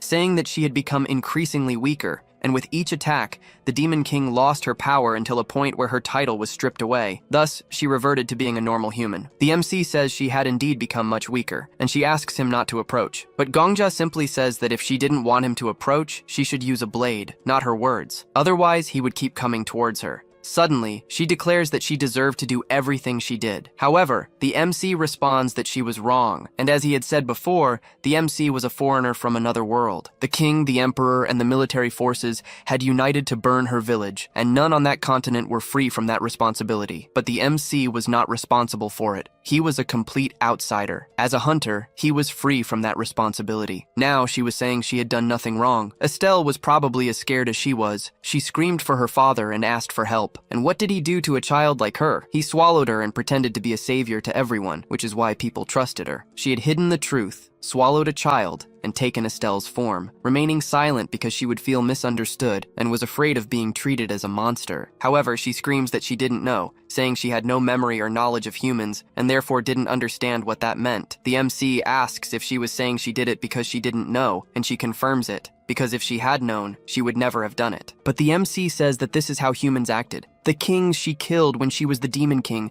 should have given her the same excuse. Of course, some of them probably lied to try and get away with it. And how could she be sure that all of them were the same? Did the soldiers really go on their own to attack the village? And couldn't the people who had left after losing their territory use the same "I didn't know" excuse? In this world, the only justice the MC knew was retribution. And if he believed that the things she swallowed and then expelled were still human, to be fair to them, she should go through the same thing he did. At that very moment, the MC claimed his reward. He already knew which skill he wanted to evolve. He could evolve an SS rank skill to SSS rank, but the MC didn't want to evolve the skill. He wanted to alter it. He only wanted to change one part, that the dead he revived would not inherit their memories and previous lives. That's why he wanted the summoned beings to be able to retain memories only when he wished. This was a reasonable request, as he wasn't asking for a cooldown reduction or anything like that. The tower accepted these conditions. After that, it was time to kill the Demon King. If she didn't like the word kill, she should just think that the MC was swallowing her as she did with others. Just as she did with Estelle and the other sick people, he would save her in the same way she saved others. The MC was relieved that she was still human, because if not, how could she use her ghost summoning skill? Then she tried to attack the MC, but he easily dodged. The ghost said her posture was all clumsy. She was simply running while swinging her sword and not even looking forward, which couldn't even be considered swordsmanship. That's why the MC should end this quickly. Then the Demon King fell to her knees,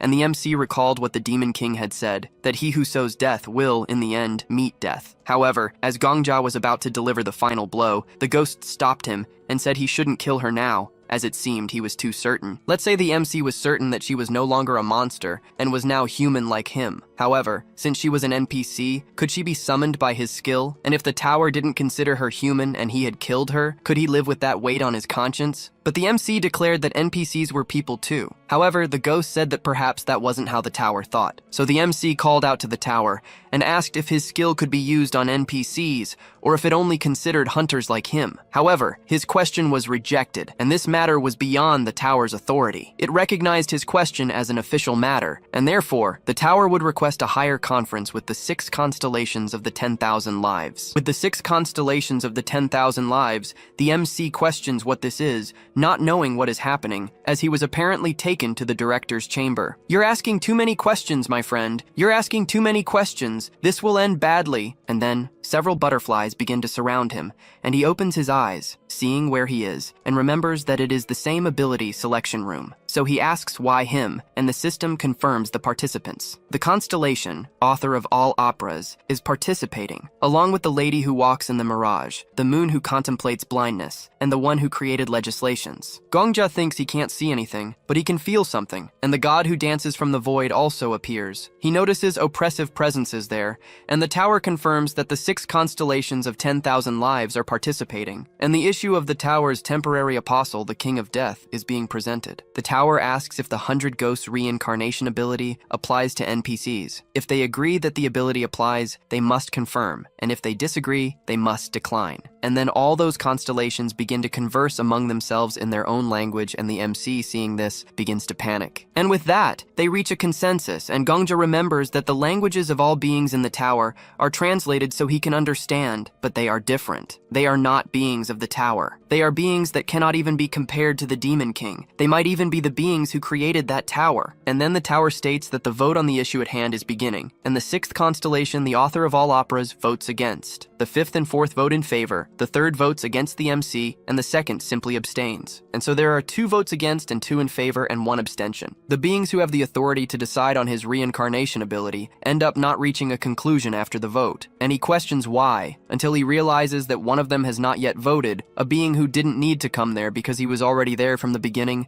the being who knew everything, the Tower Master. And Gongja says he thinks voting in favor is the right thing to do, because if NPCs are not included in the ability, then how did the Demon King manage to summon so many monsters? And all the people of the Empire killed by the Demon King were NPCs. And of course he knows they are worried. They are worried that he will start killing NPCs randomly to use them as pets, but he is sure that he has more than sufficiently demonstrated the kind of person he is, and he is not the type of person who would do that, and he says he will not live that way in the future. And so the tower says he did quite well, but also says it's complicated, telling the King of Death to speak from his heart and not his head. And with that, he says that the Demon King was prey he caught, and he is his, so they should not dare lay a finger on him. And with that, the first constellation, Master of 1,000 Lives, votes in favor, and the vote concludes with 3 votes in favor and 2 against, along with 1 abstention. NPCs are included in the King of Death's reincarnation ability, and the King of Death's temporary apostle authority is removed. The conference concludes with the tower once again wishing him good fortune. Then, when he returns,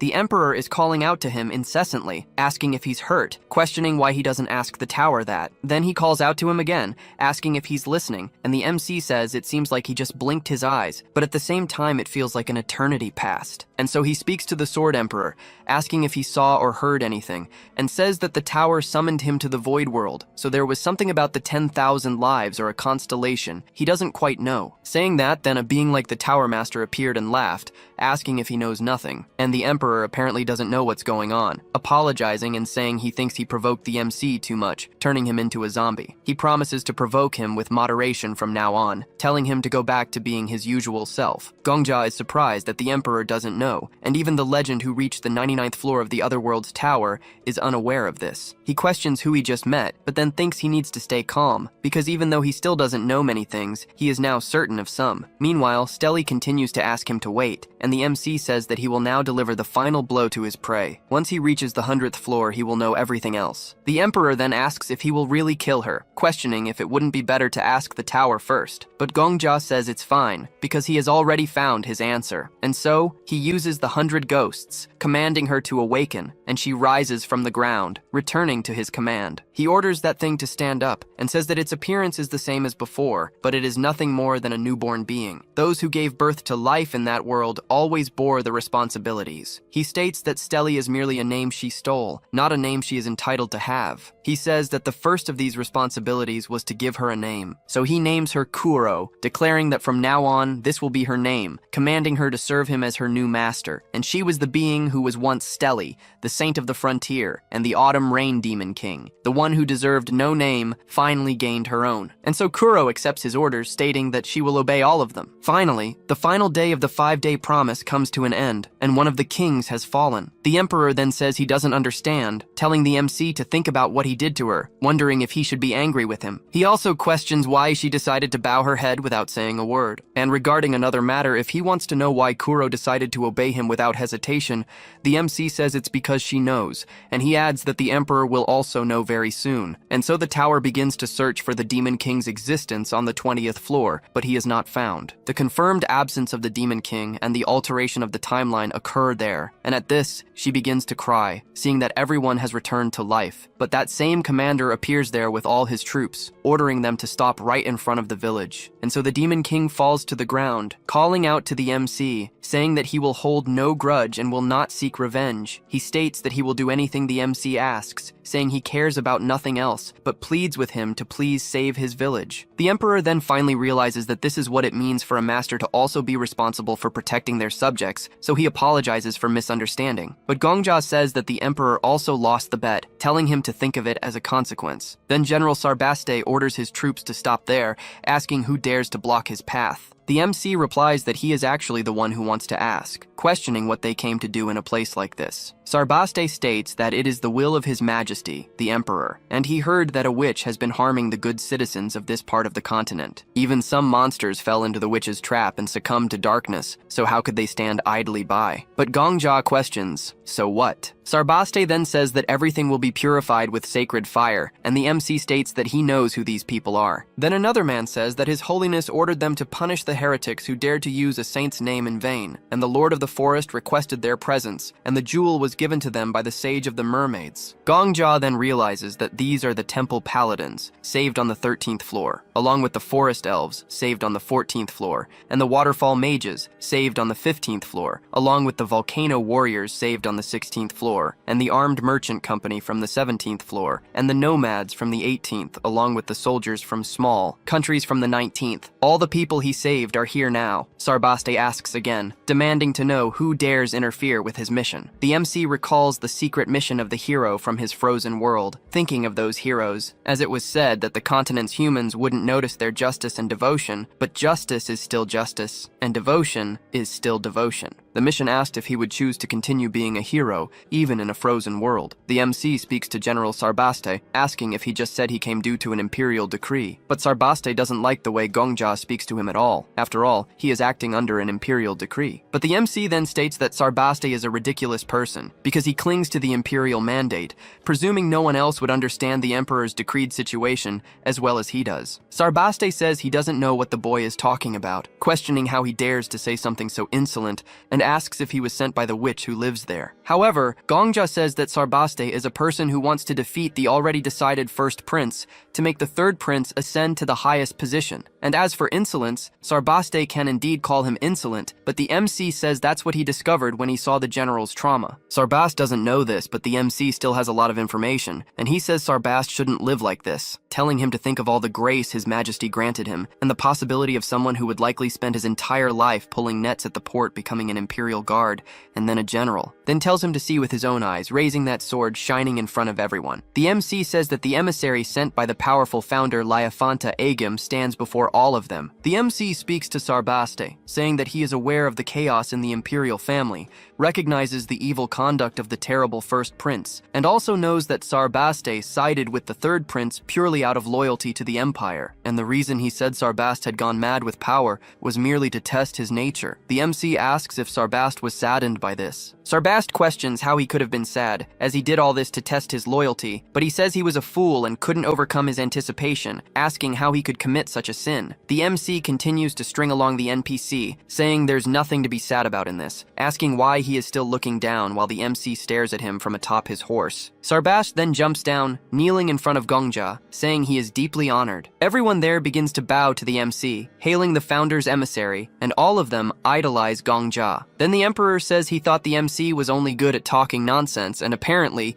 he also has a talent for lies. The MC questions if he only realized that now. Then the MC says he will give him some advice, because when he is using his sword, it's not just his true skills that matter. Faith, trust, and self-confidence are particularly important, and it's the same as lying. If he wants to deceive his opponent, he needs to deceive himself first, telling him to remember that, because a good liar is a very confident person. And while Gongja is showing that sword, the people of the empire are mesmerized, but the others are somewhat skeptical, and the MC thinks that, as expected, the Holy Sword's effect is limited to the Egan Empire. At this, Sarbaste continues speaking to the MC with polished respect, asking if he may ask a question, and Gongja tells him to go ahead. Sarbaste says they came there to subdue the witch, but questions how the emissary ended up there, and the MC thinks he must remember, because a good liar is a very confident person. He then tells the men that he has already defeated the witch, telling them to look, and they see Estelle. They note that she is the witch of the frontier, saying they've seen that woman before, and she is definitely the witch, ordering her to be burned. Gongja tells Kuro to come to him,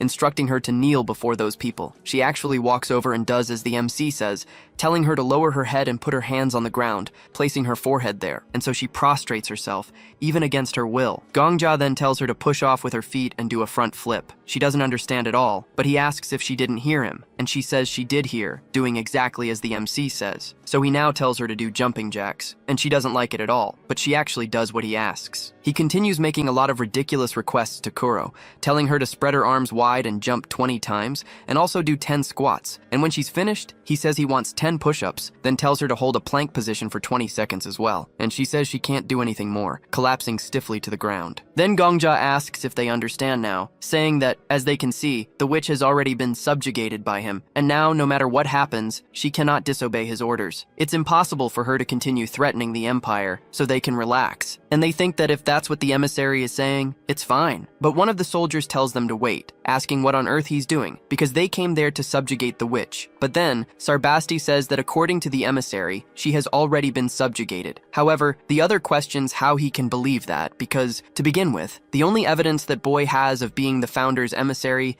is a mere sword. But Sarbasti doesn't like him calling it a mere sword at all, asking if he is doubting the empire's authority, questioning if he is doubting that sword is the will of the goddess. But the Pope's man says that His Holiness, the Pope, gave him an order. However, they start to argue, as it seems they are trying to place the Pope's will above that of the founder. And the MC clearly remembers that kind of scene with people fighting right in front of him, and says he can now understand why Kuro divided the hunters. But as they continue and the fight has no end, that lizard man tells them to please get out of the way, because from what he sees, the current problem is quite simple. He wants to confirm that the young man is indeed the founder's emissary, that the woman is truly a witch, and that the emissary has indeed subjugated the witch. As long as they can confirm these three uncertainties, the problem can be resolved, and they ask Gongja how he plans to confirm these things. And the lizard man says that the object in his hand is the soul orb, granted to him by the emperor of the mermaid people, and if a drop of blood is placed on this orb, it's possible to know if the owner of that blood has a good or bad soul. So they tell him to come forward, because if that woman is indeed the witch and he is indeed the founder's emissary, he must accept the test of that orb. Considering the MC has, say, about 5,000 homicides under his belt,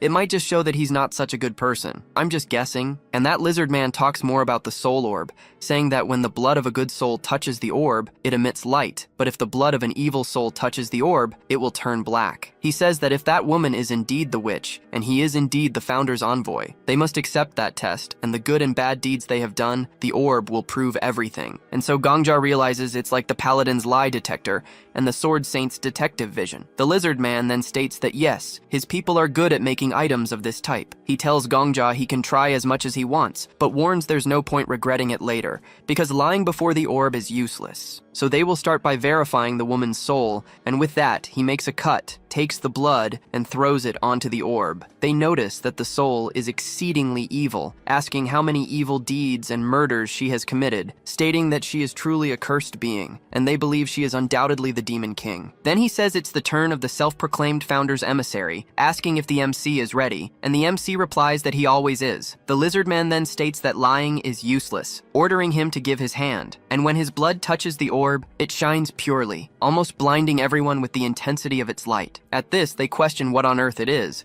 and one of them mentions the drop of water given by the current queen, asking why such a beam of light is emanating from the orb. The lizard man then asks what on earth his soul is, and how this is possible, questioning how many lives he has saved, noting that this person is light itself. Everyone assumes he is the light, asking if they can't see how bright his soul is. The Pope's subordinate says he doesn't know about this, but the lizard man asks why he doesn't know, inquiring if it's perhaps invisible to the leader of the paladins. He replies that it's not that, he just doesn't understand what they mean by the light. The lizardman then states that this is why he doesn't speak with mere inferior humans, because no one with such a soul could lie to them, and this man is the founder's emissary. No, he even thinks he must be the goddess's apostle, and the MC proudly affirms to them that he is indeed the goddess's apostle. They say that by all appearances he is the light, and it seems to be a shimmering light. And the sword also shines, the sword that Emperor Egwene or someone similar used before, then asking where he came from. Everyone continues to buy into Gongja's lie, except for the Pope's subordinate. For even if he is the founder's emissary and light itself,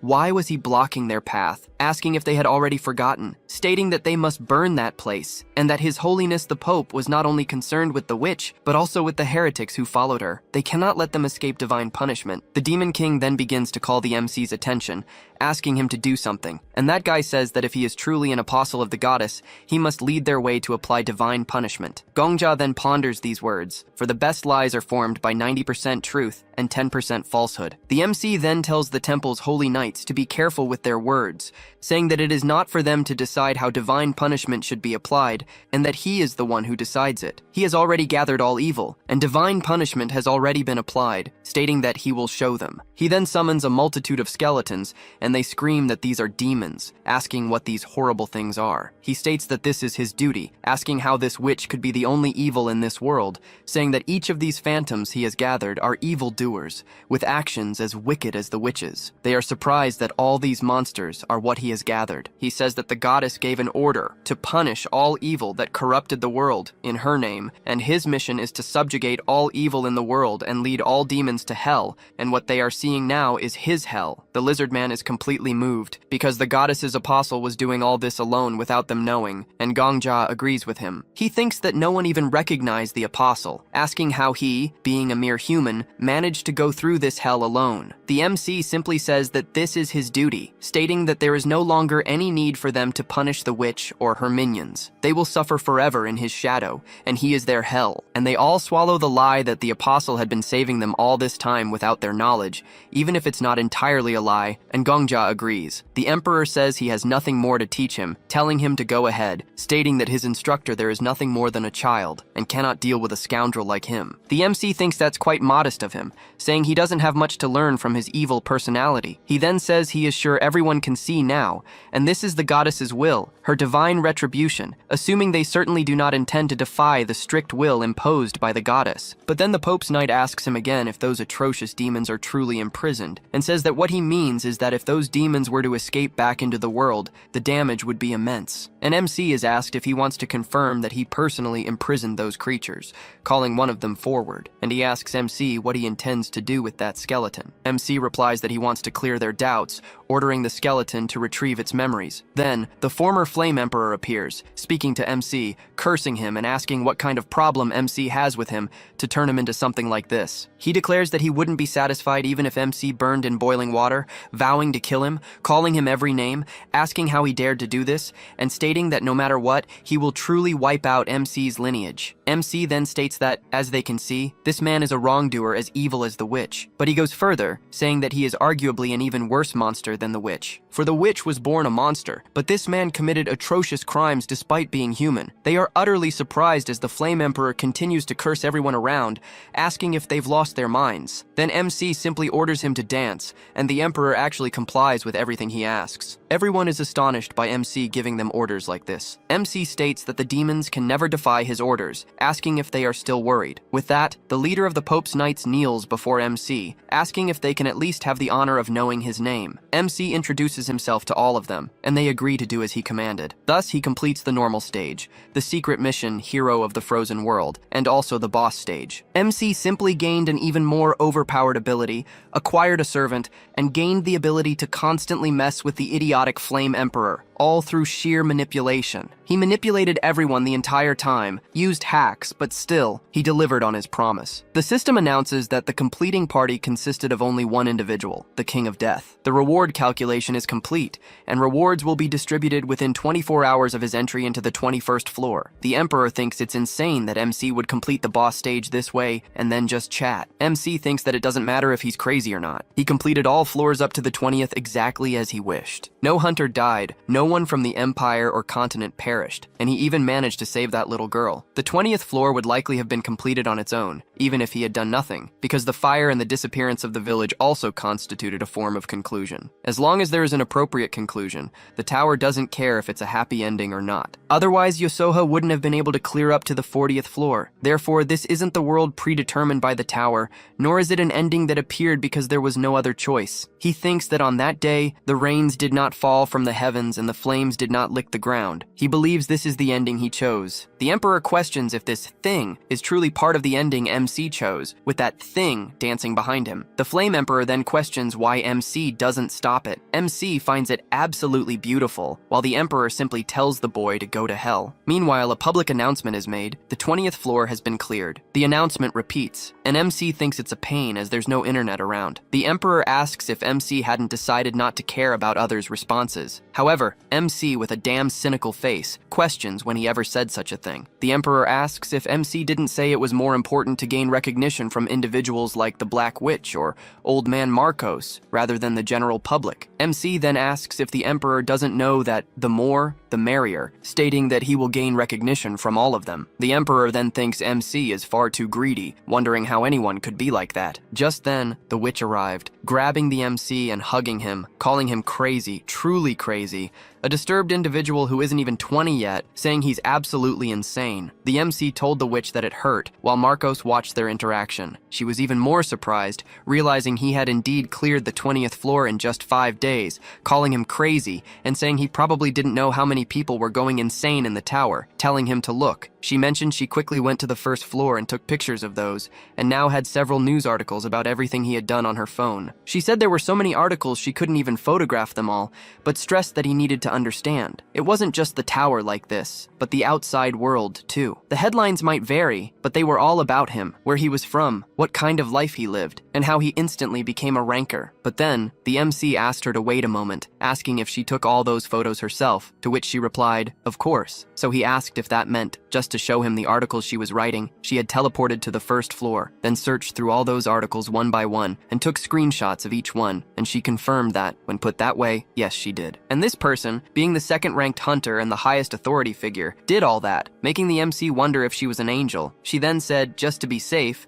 that he shouldn't read the comments, as envious people had bombarded the comment sections. Even though what he did was incredible and achieved without any casualties, he shouldn't pay attention to them. But the Emperor, seeing how naive the boy was, asked if he truly considered people angels just because they treated him a little nicely. The MC thought that if she wasn't an angel, perhaps she must be a goddess, and the Emperor thought that guy was absolutely insane. Then she told him to look at something else, saying he had made it to the front page, and that this was the first time something like this had happened in the tower's history. She couldn't believe he went from unranked to 3rd place all at once. The MC then became very excited. She then told him he would have to pay a bit more attention to his actions from now on, and the MC questioned what she meant by actions. She explained that he had currently joined all 5 major guilds, even though he was actually independent, and if a hunter was 3rd in rank, he should have a title on the level of a guild master. While it was true he was in all 5 major guilds simultaneously, being a regular guild member didn't suit him anymore. The MC then thought about becoming a guild master, but she said that if he preferred to be a lone wolf, destroying everything in his path like an old man, she wouldn't force him. Hearing that, the MC asked if they were talking about them, but the girl said to put that aside. She wanted to know who those people were. The MC explained that they were soldiers who had gathered from all parts of the continent, and said it was a long story. But after defeating the Demon King, there was an event where these NPCs invaded the 20th floor, at least he thought so. Using a skill and an item's effect, he tricked them into believing he was the emissary of the Empire's founder, and they fell for it. She then noted that he seemed quite talented at lying, but the MC stated that thanks to it, he managed to clear the floor without shedding a single drop of blood. She clarified that she wasn't trying to speak ill of him. In fact, she was quite happy, because thanks to him, they could now negotiate with that continent as well, which meant they wouldn't have to make bad trades with those old folks from the outside world anymore. They were annoyed that those damn people always used food to drive down prices, and they wanted to see if they could keep doing that in the future. Marcos stated that trades between the tower and the outside world were fundamentally unfair, whether it was capital, resources, or technology,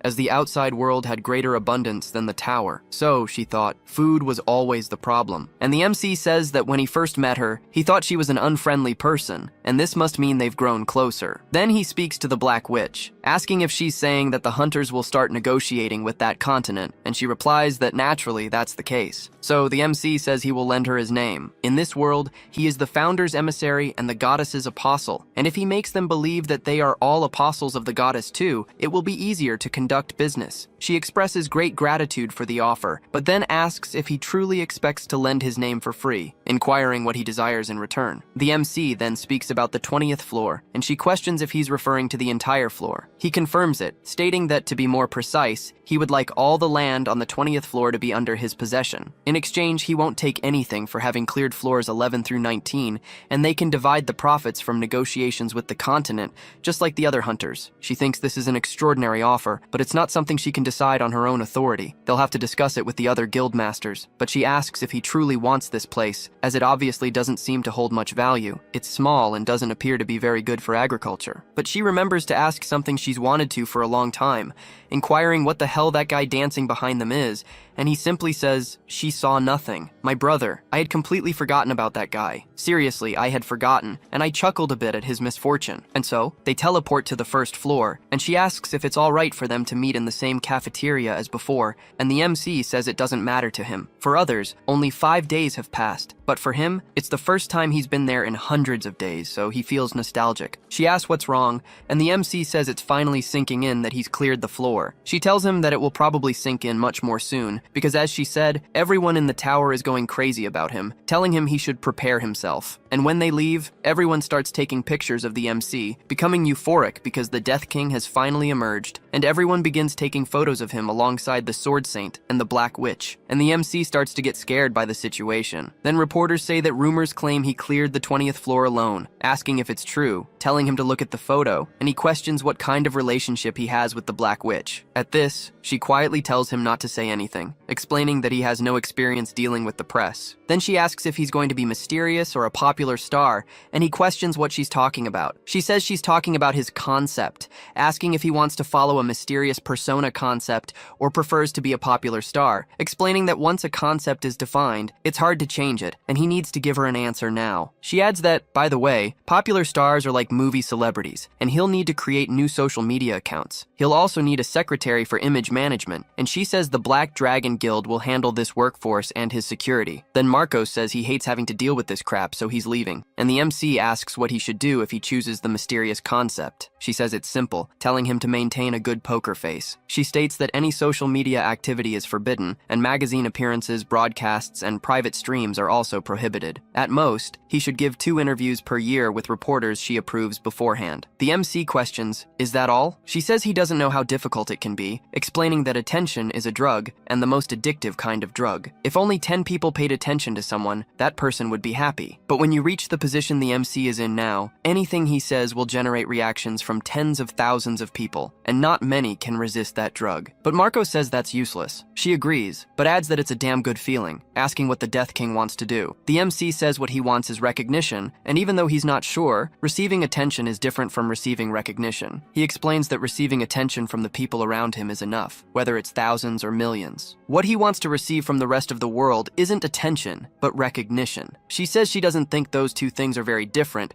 but she'll accept his answer, saying she's happy he's that kind of person. So the MC asks her how to maintain a good poker face, and she says she'll tell him a secret, instructing him to recall some truly bad memories. In her case, when she was in the outside world, her father died in a civil war. She was fleeing with her father, and the soldiers probably weren't coming after them. Then her father yelled at her to keep going without looking back. So she really ran without looking back and heard gunshots, but still kept running. It's not that she hates the fact that she fled, because she was just a child then, but she wonders why she didn't look back, as it was such an easy thing to do. And whenever she needs to be expressionless, she remembers those moments. When she recalls her heart beating super fast, she can create expressionless faces very well. She asks if the MC also has 1 or 2 such memories, and he remembers when he was killed by the Flame Emperor. Looking at him, she confirms that he does, saying he'll get used to it soon. And so the MC moves on, arriving at the cafeteria with everyone. The Inquisitor immediately welcomes him. He's surprised that the boy actually managed to clear the 20th floor in 5 days, stating that this is the greatest achievement since the tower's emergence. He says he respects him greatly, adding that he'll stop calling him Kim Gongja and will call him the Death King from now on. The Paladin says that, to be honest, she thought the 3 of them, Black Witch, Sword Saint, and Death King, would fail the death raid, but he went and cleared the 20th floor alone. She says if he has any secret tricks, he should tell her. And the MC says it's just about living a good life. Then she thinks that advice is super practical. Anyway, the MC says it's good to see them after so long, asking how they are. The Countess questions him, talking about so long, as only 5 days have passed. She says that at first they stayed in the throne room as they had promised, but after a while the Empire's NPCs started moving around. The MC thinks that was when he defeated the Demon King on the 12th floor, and so the Inquisitor says the NPCs thought they were invaders trespassing on the Imperial Palace, and the Empire's knights and elite soldiers came to get them. The MC thinks that really gave him chills, but Viper says that guy has several tricks. The MC first surrendered to them, and then he escaped from prison, with Viper exclaiming that he's amazing. But the Inquisitor claims it wasn't even that fun after all. How could they have known there was a secret passage in the dungeons beneath the prison? He says it felt like he had returned return to his childhood days. As they continue discussing it, the witch mentions that she knows they all had incredible lives in the outside world. She reveals that the Countess was born in a very poor village in India, and Viper's parents were gang leaders. The Paladin, too, faced hardships in Venezuela. She then agrees that they were all trash when they were in the outside world. She then states that this isn't something they should be discussing there, and points out that even the King of Death is now one of them. She continues, saying they probably don't know, but the King of Death made decisive contributions to their completion of the tower,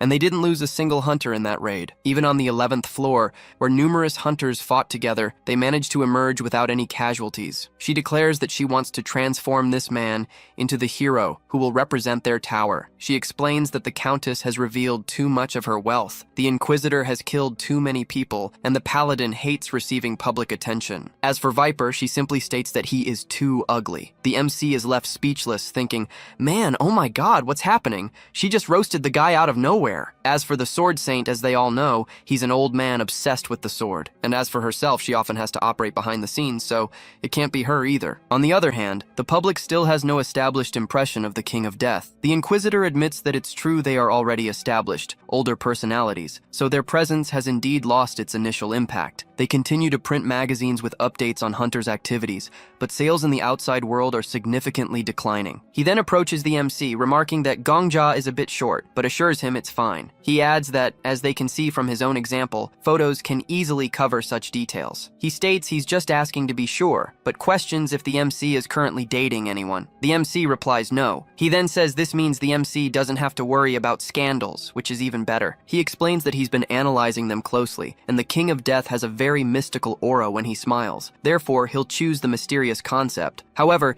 he laments that the MC has never dated before, stating that they need a scandal. With that, they begin organizing everything, and Gongja becomes utterly awkward. He tries to speak with the witch, mentioning her earlier comment about the mysterious concept, and says he didn't think they would need a designer. She replies that it's just for today, using her charm to convince the MC, telling him that the whole world wants to know about him. She explains that first, they'll take a photo and show it to everyone, adorning the MC and placing him in front of a white background for the shoot. At this, the Emperor begins to laugh at him. The MC declares he won't do this anymore, stating that hunters must climb the tower fearlessly. He asks who cares about media image or photo shoots. He argues that because these useless things occupied their minds, they collectively couldn't even clear the 10th floor for several years. However, they rather enjoy his outburst, commenting that his speech was great and begin discussing the article they'll write about him. But the MC reminds them that it was she who spoke about the 20th floor. He then states that he will grant them the rights to all floors from the 11th to the 19th. Therefore, they must ensure that the 20th floor is his. Meanwhile, Gongja is desperate, as they are completely disregarding his opinion. Marcos tells him to give up, explaining that the same thing happened to him when he became the top one,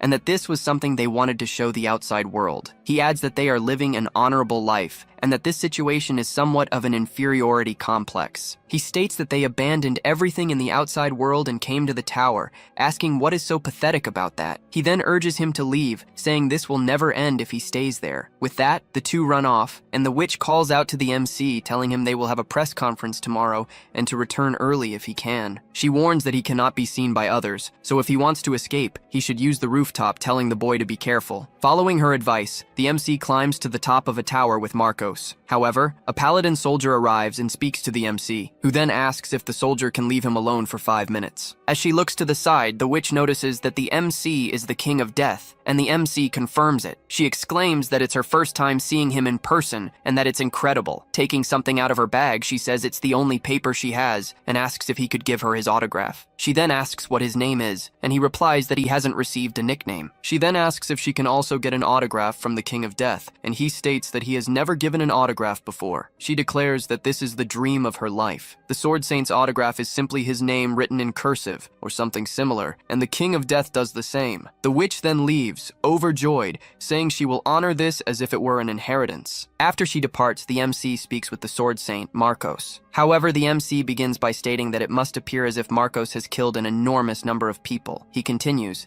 saying that if Marcos looks in the mirror, he will also see a mass murderer who has killed many. It's obvious that Marcos won't punish himself for that, because he has a clear standard for punishing people, to punish those who have hurt many. The MC then adds that he also has clear standards, which is why he did what he did, and his standard is to punish those who have hurt many people. The MC tells the Sword Saint that they are following the same path. However, Marcos tells the MC that he doesn't need need to try to justify himself. Marcos explains that the MC is different from the other hunters and all the other high rankers, who are like children and suffered greatly in the outside world. Marcos then speaks about himself, saying he is different. He never lacked anything and lived a good life. But then he began to wonder if his success truly came from his own abilities, questioning if everything he achieved was simply because he was born into a good family. Marcos thinks it cannot be, and even though he was born into a good family, he obviously took pride in his achievements, but he wanted to prove that his pride was not an illusion. The MC realizes that Marcos went to the tower for this reason. Marcos then says it seems he unconsciously lowered his guard,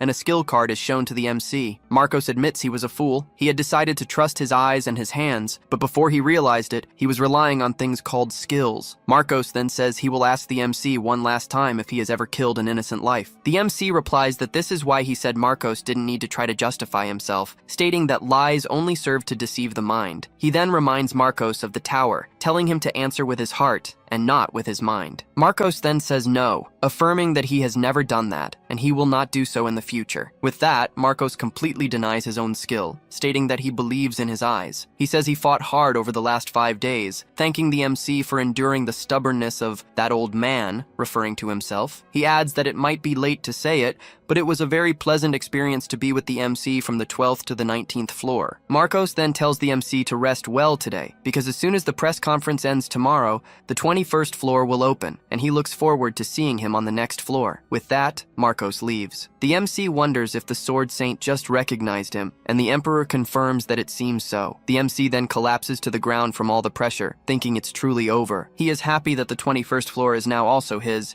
and the Guildmasters will handle the press. He thinks everything is finally over, but then the Emperor asks, "What do you mean?" As if he'd cleared the 50th floor or something. But then the Goddess of Protection speaks to the boy, saying she's impressed by his achievements, and she recognizes all of them, deeming him worthy enough to be considered her apostle, and Gongja questions what that means. And so she allows him to use her name in the future, and he continues to question, still not understanding anything. Then the Goddess of Protection asks him to look down, requesting he look a little more to the left, and he sees the sword, remembering when it was said that the Goddess of Protection exerted her last power, and he realizes that the goddess was a sword, and she confirms his question. Then, after some time, in a news report, the presenter says that what they are watching now is an incredible video, and he calls on viewers to take a good look at the footage they just received from the broadcaster, asking if they are seeing the Black Witch holding hands with that other hunter, presuming that to be the King of Death. Then the MC kills that 11th floor boss with a single attack, and he says that if that video wasn't faked, it means the King of Death defeated the 11th floor boss in one go. But he also says that until now,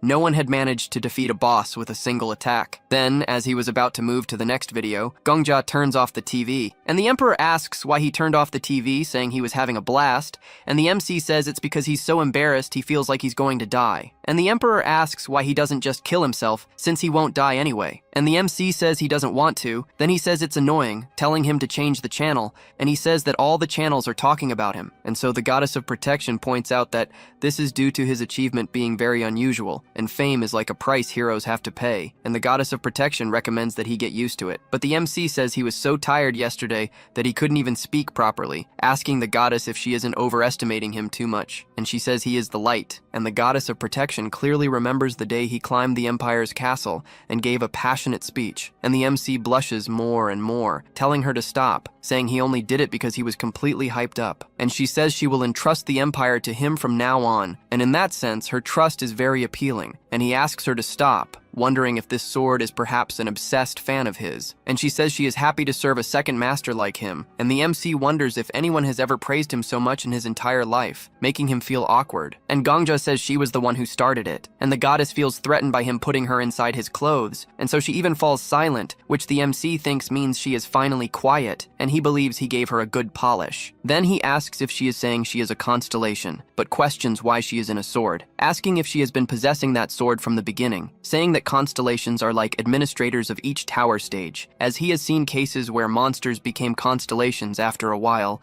but an item turning into a constellation is too much. But she simply shakes her head, saying it's really convenient to understand that a constellation is something that represents the world, and she says that originally she was a holy spirit revered as a god. However, the founder of the empire, Leofanta Igim, divided her into 5 swords and sealed her, and the MC is the wielder of the first holy sword, Idol, and he is surprised that is the sword's name. The first is idol, the second is piety, the third is prayer, the fourth is sacrifice, and the fifth is salvation. She says that if the MC gathers all 5 sister swords, she can regain her original powers. The MC thinks that in short, she is just a fragment of the sword, meaning she needs to obtain the other 4 to receive her full powers. He finds this interesting and asks where the other sister swords are, but she says nothing, so the MC asks again, stating he's questioning where her sisters are, but she remains silent. The MC then wonders if she doesn't know, and she exercises her right to remain silent, leading him to realize she truly doesn't know. She argues that she can sense the presence of the others if they are nearby, but the MC then says he's not in a hurry to find them. Anyway, she possesses 1/5 of these original powers, so the MC asks what she can do. She replies that she can gain absolute support from the citizens of the Agim Empire. The MC says he knows that better than anyone, asking if there's anything else, and so she shines, boasting that she's confident in emitting light. The MC says he's seen enough to know that very well, his eyes tearing up from the flashbang right in his face, asking what else she can do besides gaining people's support and shining. She says she's very confident in manipulating monsters, adding that she's also confident in manipulating humans, but that's not as productive. Suddenly someone knocks on the door, asking about all the noise and if something is happening. The MC says everything is fine. Then the witch asks if he's sure. She says the press conference starts in 5 minutes, and once it's over, the 21st floor will be opened. After they properly answer the reporters, they will proceed there, and the MC agrees. She thinks his response was quite lively and asks him not to be late. As the MC leaves, he speaks to the sword again, scolding it for doing nothing useful besides shining. She says she's protesting against his unfair opinions, and the MC says that from now on, he'll call her Sparkle, stating she doesn't deserve names like Goddess of Protection or Holy Sword. The sword, even though it's a sword, is shocked by this. The MC says that, for starters,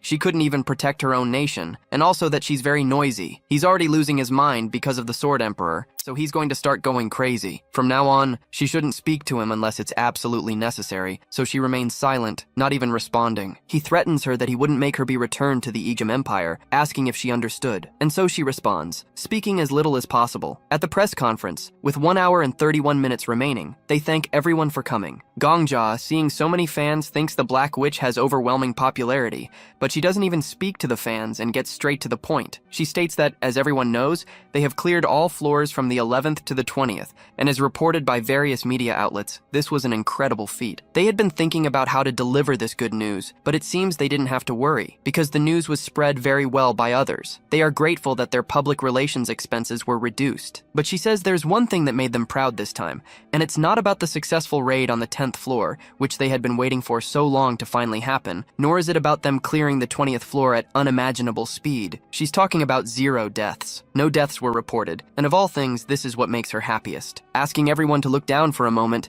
she tells them to look at the ground of Babylon Square where they are standing, as they can see a name engraved on each stone. These are the names of the warriors who have perished so far, the names of veterans who dedicated their lives to clearing the tower. When they attacked the 2nd and 3rd floors, many names were engraved on that ground. She is truly happy to be able to say this in front of all those people, because on this day, no new name will be engraved in this square, and everyone applauds the Black Witch. And she announces that they will now begin the Q&A session with reporters, with 1 minute allocated for each question. The MC thinks he doesn't need to get involved in this, believing that staying aligned with the right people is crucial. As she continues to answer all the questions, the MC just wants the interview to end so he can head to the 21st floor. Then, reporter John Evans from the Babylon Daily states he has a direct question for the King of Death, the new top 3 ranked hunter. Gongja is shocked to realize the question is directed at him. Evans explains that there's been much discussion about the King of Death's rapid ascent in the rankings, and a particular rumor has been gaining traction. It suggests that Elisir, the prodigious rookie whom the major guilds have been training for a long time, is involved. If this is true, it would mean the King of Death is a hero intentionally created by the major guilds. Specifically, he's heard that the King of Death will receive absolute rights over the 20th floor. There's also concern that the major guilds might be uniting to monopolize floors 11 through 20. The witch tells the MC that Evans is trying to provoke him, assuring him not to worry as she will handle it. But the MC declines, stating that such individuals will always appear, and he needs to assert his position once and for all. She attempts to counter-argue, but he insists it's fine, claiming he has a way to put an end to it. The MC is clearly stepping up to the challenge. She agrees, but cautions him not to lose control and blurt out anything reckless. While most mistakes can be covered, if he speaks too much nonsense, Even she won't be able to contain the media. He states that no one in this world is as humble as he is, reminding her that she knows he is, after all, a prophet. He then greets everyone, introducing himself as the hunter nicknamed the King of Death, and expresses his pleasure in meeting them, before asking about Evans. But as Evans responds, Gongja finds his gaze unsettling, realizing there's only one way to address such an expression. He states that, in his opinion, these are merely concerns stemming from Evans's own shortcomings, and he believes he will definitely be different from the Flame Emperor. He reiterates that, in his opinion, these are simply concerns originating from Evans's own shortcomings. He admits he doesn't possess the same charisma or experience as the Black Witch, but he knows one thing others don't: how to conduct interviews with the world's most reckless hunter. He recalls the Flame Emperor cursing everyone, claiming they only managed to clear the 20th floor due to his greatness. The Emperor had exerted himself immensely to conquer the tower, asserting that everything he acquired there was naturally his. If he didn't claim the items for himself, then who would? He even asked if they should go to the reporter's father. The MC explains that this was the infamous reporter's father incident from back then. Even though the Black Witch had attempted to intervene and whisper, a fire had already been ignited that couldn't be extinguished. All sorts of insults were hurled at him, and the recording of that scene spread across every TV station. The MC realizes that to be the best, one simply needs to do the opposite of what the worst did. So he states that while he's aware public opinion is ecstatic because of him, he finds it all a bit exaggerated. He explains that if it weren't for the help of the Black Witch and the Sword Saint, he would never have been able to clear the 20th floor alone. He adds that of course he also did his best to complete it without any casualties, but he doesn't believe that can be considered his sacrifice. He simply feels it was the right thing to do, both as a hunter and as a human. Therefore, he has no intention of claiming those rights. That's why he delegated all floors from the 11th to the 19th to the guild leaders. The 20th floor, he declares, will become a sort of green belt, a sanctuary where the tower residents who previously resided there can live. He would simply be content with the role of administrator for that floor. He then tells Evans that this concludes his statement, asking if he has any further questions. Evans, completely frustrated, simply replies no and sits down. The MC continues to recall all the rude actions the Flame Emperor committed. He then thanks everyone, stating that if anyone else has questions, he will answer them shortly. Everyone immediately starts asking questions, and Gongja speaks about the lessons he learned from his strategies, calling them incredible, and stating that the MC will always be his compass. So he starts with the newspaper and continues, but time is running out. The witch states that she understands they are eager to know more about their new hero, but unfortunately, time is short. They will conclude their break for the day there to refocus on completing the tower, asking everyone to continue following with immense interest and support. And this time, they also did their best to complete the raid with 0 deaths. However, another person speaks to the witch, saying they have one last question. What is the relationship between her and the Death King? She then looks with a mysterious gaze and speaks about their relationship, stating it's more than friendship like battle companions. But then they ask if they are more than friends, yet she reiterates that it's a more than friendship like battle companions type of relationship, hoping it won't be misunderstood. The press conference ends there,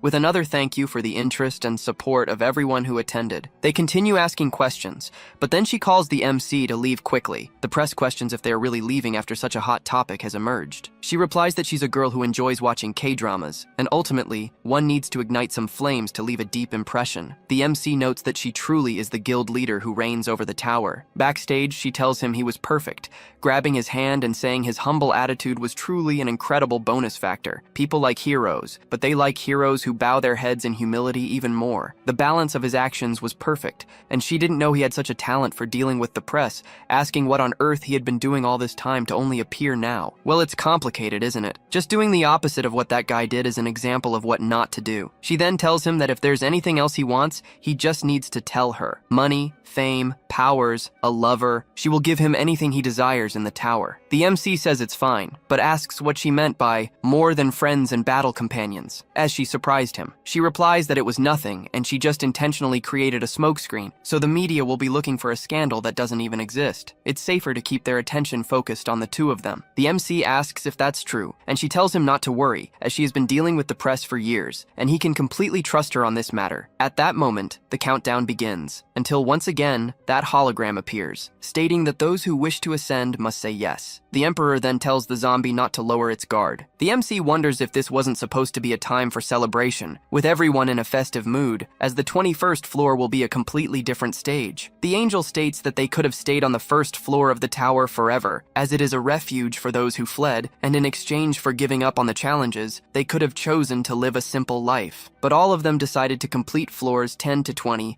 and witness the end of this tower. In that case, the correct thing to do is to fulfill their will, and they begin to be teleported. Everyone wonders what is happening, as they didn't even say transfer or anything. They then realize this is a forced transfer, and she states that those who are determined to climb the tower, those who are willing to receive a new name and become tower warriors, from now on, only the chosen warriors will carry the noble duty. They are then transported to a library, where a young boy welcomes the tower-climbing warriors, saying he has been patiently waiting for a day that felt like 3 years ago, welcoming them to the great library of all things. He states that life begins and ends with meetings and partings, questioning if the meaning of life isn't about meeting new people, as waiting is like a spice that sweetens life. Gongja looks at him and sees that it is the librarian Bengu Seoki, who welcomes everyone. The librarian says that once again, he wants to express his respect, welcoming them to the great library of all things, and everyone wonders what kind of place this is. Meanwhile, a guy appears, having been taking a bath, completely naked. Bengu comments that it seems the librarian, referring to himself,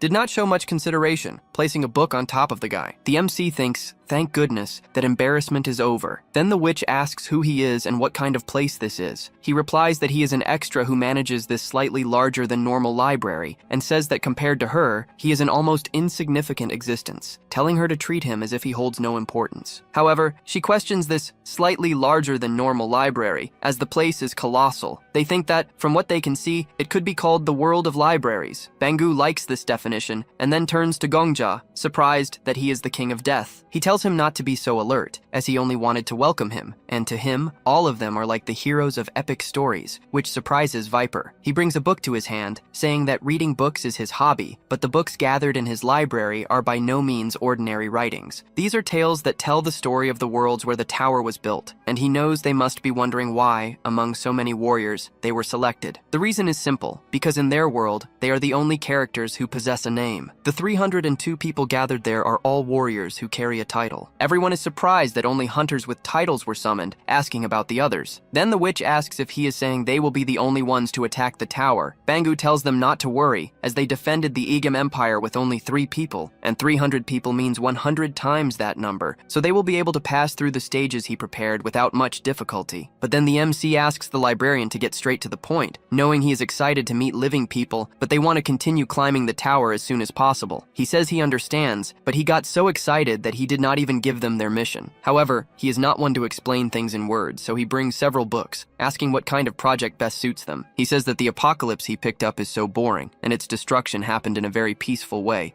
suggesting another one is better. He says he will warn them in advance, and this is just a preview of what is to come, so they should not be too surprised. And so they are taken to a different world, and Bengu says that, as he also mentioned, the archives gathered in his library are not common books or novels, and their scale is a bit larger than normal. The Great Library of All Things, as its name suggests, is a library that contains records from various worlds. And this is the world they attacked, and that other one is the world where they will stay. These books are given various names. Some call them epic stories, others call them chronicles, and some call them annals or sagas. However, there is yet another expression he prefers: apocalypse. Their apocalypse is still being serialized, and after a long prologue, one could say that is where the fun of reading begins. But not all apocalypses are being serialized like their world, and so that world begins to go extinct. And Bengu says there are still some apocalypses that were cancelled, and this is not the only world. He says there are several others, and if the cause of that apocalypse's cancellation was stones, the cause of that one's cancellation was water. He thinks it is a tragedy what is happening, because the characters of that apocalypse were alive just like them. However, before they reached a proper end, before they could achieve an epic finale, everything ended for unfair reasons. And although he calls it a cancelled serialization, for him, it would simply be called destruction, and everyone there starts to vomit from what they just saw. The Emperor thinks there's no reason for them to be vomiting, as they've already seen far worse things than ordinary humans could withstand. Then Bengu says the missions he will give them are simple, and they must choose 8 series from the cancelled apocalypses. He says he wants them to finish reading the cancelled apocalypse, wanting them to continue reading the tales of the destroyed world. He says they will enter the 8 books of the apocalypse and save the apocalypses from the cancellation crisis. Gongja looks closely at him while thinking about it, and Bangu says this is the mission he will give them, and they need to rebuild the world. The difficulty is yet to be defined, and the goal is that, just as there are countless worlds, there are also countless destructions, and the librarian constellation Bangu describes this as a cancelled serialization. The librarian Bangu wants the worlds that were cancelled for unjust reasons to have the chance to continue their stories again. First, they must choose one of the apocalypses, and if they succeed in saving the world, it will be registered as their 22nd floor. However, if the mission fails, the 22nd floor will not be opened. At this, Bangu becomes excited for them to begin their choice. And after the trial begins, everyone starts to feel sick, and Bangu tells them to clean up their own vomit, asking if that isn't basic education, because the library's hygiene can only be maintained if all of them work hard. And so he calls forth several bookmarks, and everyone finds that strange. Bangu says these are the servant bookmarks, and they will take care of them until they have completed the 30th floor. At this, the witch asks if they are monsters, and Bangu says she can think that way if she wants, because they need to know a few things while they are there. First, they must never touch any book without his permission, and all those books are the fruit of his efforts, blood, and sweat, and these are the only apocalypses in the universe. But then, someone tells him to screw off, saying he only talks nonsense, and warns, "Look, that's the final boss there," asking if they are ready to attack Bangu. Then he tells everyone, ordering them to grab their weapons, because he just has to kill that guy to reach the 30th floor. But Bangu looks at him in a very funny way, and that guy says that if even the King of Death cleared the 20th floor alone, then all of them can defeat that little guy there. Then everyone looks at the MC, questioning if there's anything they can't do. Then that guy starts talking to the 5 great guilds, telling them they'd better chill out, saying he didn't like the fact that they monopolized the raids and floors from the 11th onwards, and then dragged the rookie along with them to make it seem like he was the great hero of everything, asking if that isn't true. And the witch asks who he thinks he's talking to, but Gongja tells her to relax, holding her back. But then she says she can't do that, because if they let people like that go unpunished, everything will go well for them. But the MC says that everything happening there is being broadcast live, and she doesn't even understand that, and everyone is really watching down below. Gongja says that in his past life, he also watched the raid on the 30th floor in the plaza. He explains that they are broadcasting everything via holograms in the central plaza, and that constellation said they are nothing more than characters. And of course, there are spectators watching these characters, and if she acts poorly there, it will be stored in everyone's memory forever. And she realizes that, in fact, the most important thing there is how they conclude that stage. The MC agrees, and they are already in the series called The Great Library. Then the system speaks to Gongja, saying that the reward for completing the 20th floor will be given. The reward for the normal stage is the blessing of the goddess of beauty falling upon him, and he can observe the approval of the characters from the 21st to the 30th floor. And the reward for the hidden stage is the blessing of the goddess of vitality falling upon the boy, and he becomes increasingly excited. It is said that he can observe the minds of the characters from the 21st to the 30th floor, and the MC thinks this was exactly what he needed right now, and he immediately starts testing it on the witch, using the character window. He then sees everything about her, and also what she's thinking. In her mind, she's thinking that if everything they're doing is being broadcast to all of Babylon, they'll have to act like noble figures in the future, and completing the stage is a secondary objective, as she considers the wisest tactic from that point on. However, she notices Gongja staring too much and asks what's wrong or what happened, but he says it's nothing. Meanwhile, the Sword Emperor is laughing too much behind him, and the girl even tries to continue talking to the MC, but the Sword Emperor can't stop laughing because he read in her profile that she dreams of a prince on a white horse at her age, and he tells Gongja to get a white horse and ride it. However, the MC uses the status window on that crazy guy, seeing everything he has to show, and his stats are certainly no better, and he's shocked that it works on him too, and he's even more shocked that one of his favorite characters is his own mother. Then the Emperor asks if he's crazy, stating that he's not someone who would just die, telling him to turn that off now, to erase it from his brain, questioning if he's doubting him because he'll kill him. However, Gongja doesn't care what he's saying and tells him not to talk nonsense until the 30th floor, saying it's better to bow his head to him. Otherwise, he'll open his character window whenever he wants, and warns him that one day he'll make him pay for it. And as for the other fools, he proposes to finish off Bangu by attacking him, but then Marcos calls all of them idiots, asking if they've forgotten that that constellation only showed them worlds that were perishing, and if it wanted to, that constellation could have just thrown them into one of those dying worlds. And even so, he questions if they want to fight against such a being. He states that if their madness was to attempt group self-sacrifice, he wouldn't stop them. Everyone then thinks for a moment, but the guy who spearheaded this tells everyone not to be afraid, because the King of Death completed the 10th and 20th floors alone, and that's how the planned bosses appeared. He says that the 5 great guilds are orchestrating everything, stating stating that if they don't want to remain their slaves forever, then they must attack. But then Bangu asks if he's finished controlling them there, and that guy calls them wretched brats, saying that 50 of them are more than enough to finish off Bangu. But he apologizes, saying that cliches aren't really his thing,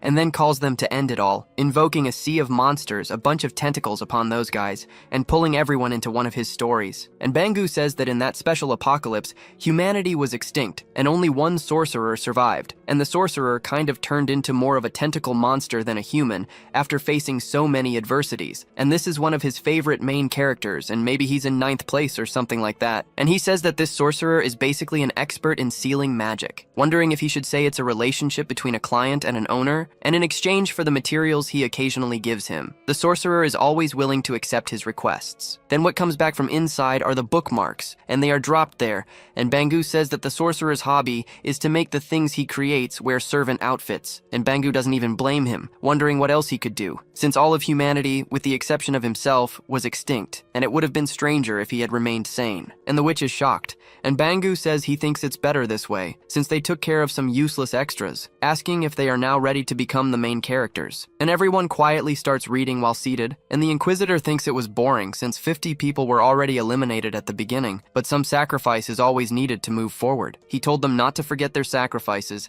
and to work even harder to defeat the tower. He encouraged everyone to cheer up, saying they were lucky to have only lost 50 people, not 100, which left everyone shocked. He then asked if they weren't going to drink anything, as the tea the marker was serving was delicious. But then the MC told the Inquisitor to shut up for a moment, explaining that the more he spoke, the lower their morale dropped. Since it was a big problem, the Inquisitor happily agreed to stay quiet. Gongja then addressed everyone, saying he knew they must understand that constellations shouldn't be attacked so desperately, and for now, they could only silently follow the mission given by the librarian. He thought to himself that he was now 3rd in the rankings, the 3rd strongest hunter there, with the right to speak, and he had to get used to receiving attention. He told everyone that the fact they were proceeding with the mission didn't mean they were at a disadvantage, telling them all to take a look at the mission window. Everyone looked at it. He said the most important part was the last one, asking if they knew what that meant, because depending on the type of world they saved, the reward would change. If they saved a world full of diamonds, then that world would become their 22nd world, and diamonds were just an example. But what if the world was full of food, water, and other types of resources, and the yield was high enough? Then they could solve the food problem in the tower without needing the outside world. He then picked up a book, and as soon as he opened it, he was shocked. But Viper asked if nothing had happened. Bangu said that was exactly it, and as long as he didn't activate his powers, these apocalypses were just old books. And of course there were forbidden books that were dangerous even to touch. The MC questioned if they all understood now, telling them to go there and read some books because they had to find the best world to defeat, one that would bring them the most benefits. Then, among the apocalypse worlds that served as the stage for the 20th floor, one of them was the Tales of Summering Academy. It was said to be a historical magic academy,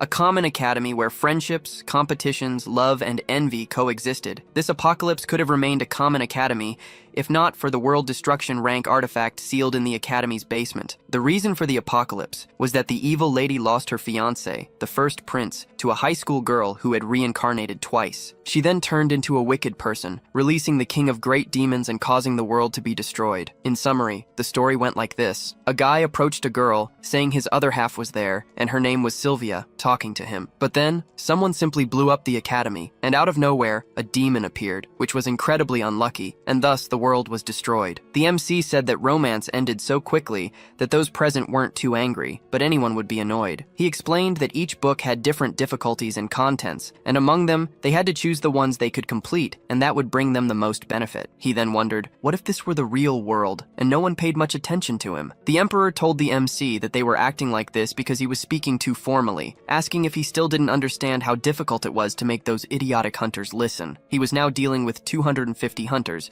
and to make them all listen, he needed to be more informal. Each time he leveled up, he heard his presence become more defined, asking if the boy knew what that meant. He said that his pride had grown stronger, and Gongja found that curious. The Emperor then explained that the stronger a hunter's level, the greater their pride, and those guys would never listen to him. But then the MC thought for a moment and sprang into action, speaking sternly to them, saying there were hundreds of apocalypse books there, and asking how he was supposed to read all of them by himself. He tells them them to start reading now, explaining they will divide into groups. Those who have read novels or romances will go to the left, and those who know nothing about novels or romances will go to the right. He adds that those who have read books before should divide into groups based on their favorite genres, and everyone actually follows his instructions, heading towards mystery, romance, and other categories, but he notices the division isn't very good. He questions if no one else will come to the historical genre, wondering why there are so many people in the other groups. And so, they begin to read. The MC states that they will now divide the apocalypse books into genre-based groups,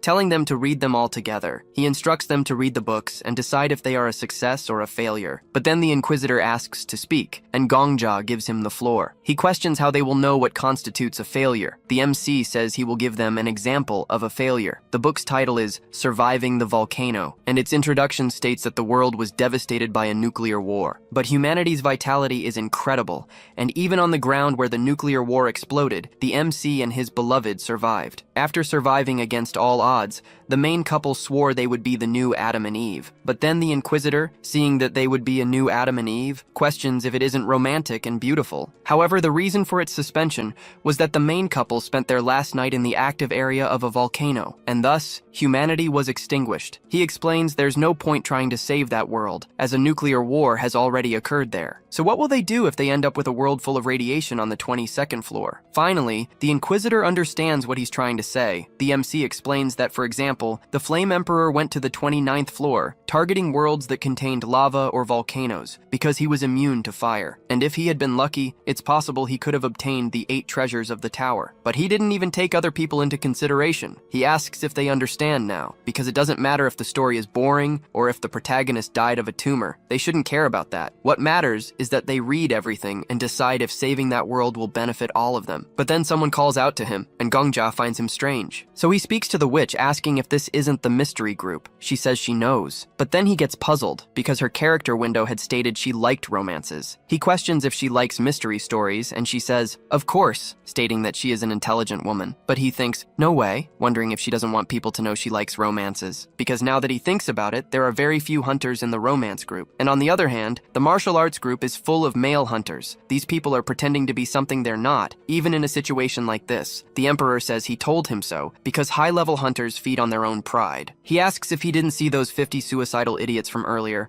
as all of them were crazy. At this, the MC speaks to the Black Witch, saying that no matter how much she wants to hide it, but then she doesn't quite understand what he's saying. He explains that he thought she was a very romantic person, saying that's what he always thought, so he was a bit surprised not to see her in the romance group. She questions if he's asking if she looks like someone who suits romance, and he says yes, explaining that's why he found it strange not seeing her in the romance group. She then seizes this opportunity and the opening Gongja gave her, saying that if he's saying it, there's no way to disagree. She states she has never read romance before, but wonders if she should take this opportunity to try a new challenge.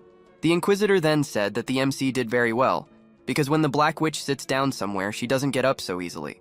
However, Gongja asked the Inquisitor if he also read mystery stories, and he replied that he knew Sherlock Holmes and Dr. Watson, but then he opened that crazy guy's character window, and he had to admit that this guy was truly not right in the head. He was actually thinking everything he was saying, and even his affection for the MC was only half. And he noticed that this didn't add up, wondering how this guy could say exactly what he was thinking. So the Inquisitor asked what his problem was, but Gongja replied that, from now on, he was part of the fairy tale group. He added that the Inquisitor was the only one in that group, and he would have to review all the books of that genre by himself. The Inquisitor then felt a huge sense of responsibility, telling him not to worry, because he would read them all very thoroughly. And the MC thought that among several hundreds of apocalypses, there wasn't a single fairy tale. So how could a story be considered a fairy tale if the world ended in the end? He then realized it was difficult to deal with everyone, and he wondered how 111 out of 250 people were lying about their favorite genre, because those people were truly crazy. And now he went to the last person to be checked, opening Viper's character window. And upon reading each piece of information there, the MC was shocked, because basically, this guy would definitely be a subscriber to my channel. And seeing that, he realized that the 6th ranked person in the tower, the guild leader, Xiong Mu, was thinking that the story he was reading was absolute crap, wondering what kind of martial artist group this was. The quality of what he was reading was so terrible, it made his eyes want to fall out. and he wondered if it wasn't an absurd lack of consideration for the readers. Then he noticed Gongja staring too much,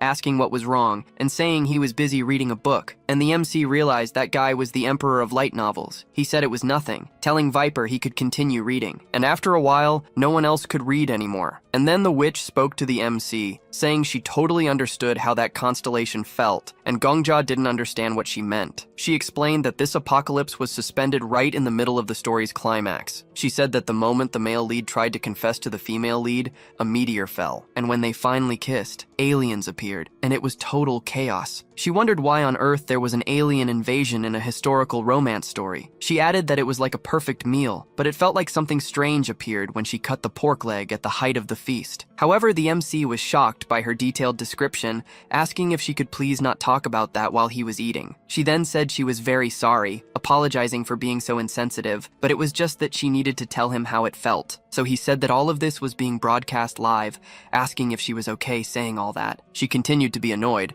but then she leaned close to the MC's ear to say something, and he even dropped his sandwich. Bangu said it seemed they were finally understanding all the pain he had gone through, because all those 683 apocalypse books he had granted them, even in his grand library, were considered magical grimoires that possessed a very particular destructive power. And these books were so incredible that readers couldn't help but fall in love with them. But he said that was it. Even though they were so incredible, they all ended up making readers sad, because all those magical grimoires had a crappy ending. So the witch asked if he had given them these books on purpose, just so they would suffer as much as he did. Bangu then said she could think that if she wanted, confirming that was exactly it. He hoped they would all get stuck in that hell of cancelled series, and he wanted them to fall into eternal suffering, to writhe in pain, telling them to suffer. And everyone was shocked that he had made them read cancelled stories on purpose, saying he was a real devil. But then the alchemy master calls the MC, and he asks if she also received a title. She replies that it also happened by chance, and even though it was just a plain title like alchemist, she still got one. The MC then asks if she already received the title of alchemy master, saying it's incredible, and wondering how she managed to get such a title so quickly. But she says there's nothing incredible about it, stating that she's not just being humble. A few days ago, she heard a sound saying that the item she produced helped save the world, and that's how she received her title, asking if the MC was also confused. Gongja realizes it was because of the elixir she made for him, noting that he had helped her all this time. But she says that she isn't the incredible one. He is, as it's a great honor to meet someone like him who reached third place in the rankings in such a short time. The MC says he also got lucky, but the girl tells him that if he ever needs anything from her, he just has to let her know, promising to do everything she can to help. At this point, they announce that the martial arts group has finished their readings, and the romance group is also done. As for the mystery group, they finished along with the sci-fi group. The MC states that now each group must present some recommendations. Then the Inquisitor says his fairy tale group will recommend that, and even though it's the only book he has. Gongja is surprised to see that thing, and the book is titled Me and Our Scapegoat. The introduction states that humanity in this world managed to create a utopia, but a special power was required to maintain it, and the necessary power source was the screams of suffering from an innocent child. And despite being horrible, for the perfect happiness of 17 million people, an innocent child had to endure. Thanks to meticulously developed torture methods and efficient treatments, approximately 5 years worth of screams were extracted from each child, which was considered efficient. The reason for its suspension was that 118,000 years had passed since the utopia's creation, and eventually all innocent children were used up, leading to the end of the utopia that had lost its power source. The MC notes that he will have to clear that apocalypse regardless of its difficulty or reward. As for the martial arts group, they strongly recommend that masterpiece titled Chronicles of the Heavenly Demon. The introduction states that Murim, a world where people venerate Mu, encountered a heavenly demon who arrived there and attempted to unify Murim, and a demonic cult formed around the heavenly demon. The opposing forces against this demonic cult, both sides fought to control the world, or they would have, if not for the emergence of a super epidemic. The reason for its suspension was that an unidentified epidemic swept across the world, causing the heavenly demon to die, annihilating the demonic cult, and destroying the other forces as well. Marcos explains that the reason he's recommending Chronicles of the Heavenly Demon is simple. In this world, there's a person called the Heavenly Demon, and it's the Murim world where all the strongest martial arts are gathered. Therefore, a library or something similar must have been built to house a great secret treasure, and martial arts scriptures are books containing the secrets of the skills that are martial arts themselves. In other words, if they manage to save this world, they will gain a library with the best skills in the world, and this is a great opportunity for their hunters to grow stronger. Everyone gets excited about this. this. Gongja thinks that the Murim world must be full of masters, and if he dies to any of them, he wonders if a rank A skill will appear even if he chooses just any master. The Sword Emperor wonders why his mind is racing, questioning if he's afraid people might actually think he's a zombie. But then he realizes the world he wants to destroy has just appeared, though it will be difficult to do so with his current strength. Meanwhile, the Inquisitor is poking around, and Berlino, in turn, sends a signal to the MC, who is surprised by this. Berlino says her sister's sword is very close. Gongja is surprised, and when he looks forward, he sees the chronicles of the celestial demon in Marcos's hand. Berlino confirms she feels her sister's presence in the book the Sword Saint is holding. After this, the MC goes to the bathroom, telling the Sword Saint that before they go to Murim, he will start by dying once. The Sword Saint doesn't quite understand what the boy means. Gongja explains that Liafanta Agam was the first emperor of that empire, and was also responsible for transforming the goddess of protection into Berlino. He doesn't know what kind of person Agam was, but he could travel between worlds. He then asks the sword if she was in the world of the Agam Empire, but states that the other sword is in the Murim world. This means Agam had the ability to travel between worlds. He was able to create an empire, and was strong enough to seal a constellation. It's not a good idea for the MC to jump headfirst into the Murim world in his current state, as he is not invincible. The MC thinks that in fact lately he's been a bit nervous. He was worried that his confidence would turn into arrogance if he became too relaxed. He mentions that he reached 3rd place in the hunter rankings and defeated the Demon King almost single-handedly. Now, all anyone talks about in the city are stories about him. He's even giving orders to other titled hunters. He's afraid of letting his guard down if he makes a mistake, just as the former #1 ranked hunter was killed by him for being off guard. This could happen again. He says he needs to know what kind of person Agam was before entering the chronicles of the celestial demon, especially since he currently has no information. The Emperor thinks this plan isn't bad,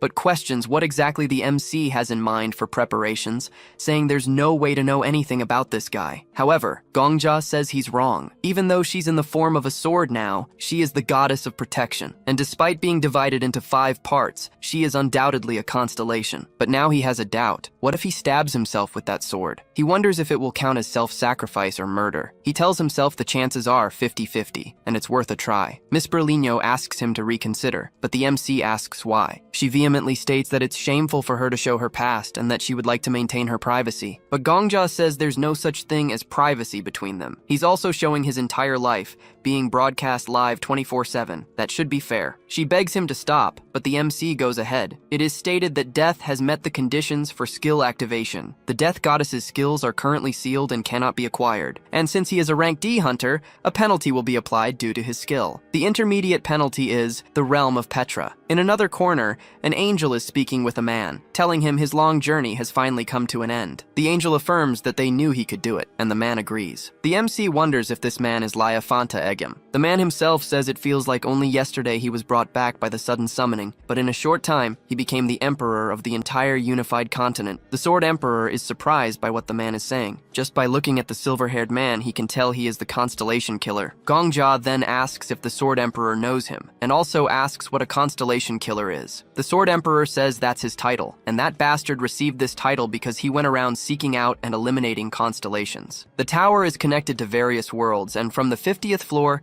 he will have to compete with hunters from other worlds. This guy remained on the 50th floor without climbing the tower further. Whenever a new constellation appeared, he would immediately track it down and kill it. So the MC asks if Liafanta is also a hunter. The Emperor confirms that he is. He wondered what kind of world a madman like him was born into, and never thought he would find an ancient connection in a place like this. But Gongja asks what the relationship between the two was. Then the Saintess speaks to Liafanta, saying she can finally feel relieved again, as he was also a common human who knew nothing at first. The Emperor says they had a real fight, and he has to admit that Liafanta was strong, but not strong enough to defeat him. Then she speaks to Liafanta, asking what he plans to do now that he is stronger than her, as there are no more gods or demons to block his path. Then he speaks to the constellation, stating that neither gods nor demons are constellations. The world belongs to humans, not constellations. That's why he finds it strange for her to suddenly use her aura. He says he won't kill her, as she has helped him until now. Then he begins to break her, raising his hand over the girl, saying he will tear and seal her existence, so she will never be able to recover her powers again. She is then broken by him, and he says he's sorry, but this is the right way. The trauma reproduction is completed, and the system confirms if his ego was still maintained, and the penalty is finalized. Then he says he doesn't understand what he saw, asking Berlino why her former master sealed her. She replies that she doesn't know either, saying that Liafanta Egum, as she remembers him, was a reclusive but very just man. She states that she has no idea why he sealed her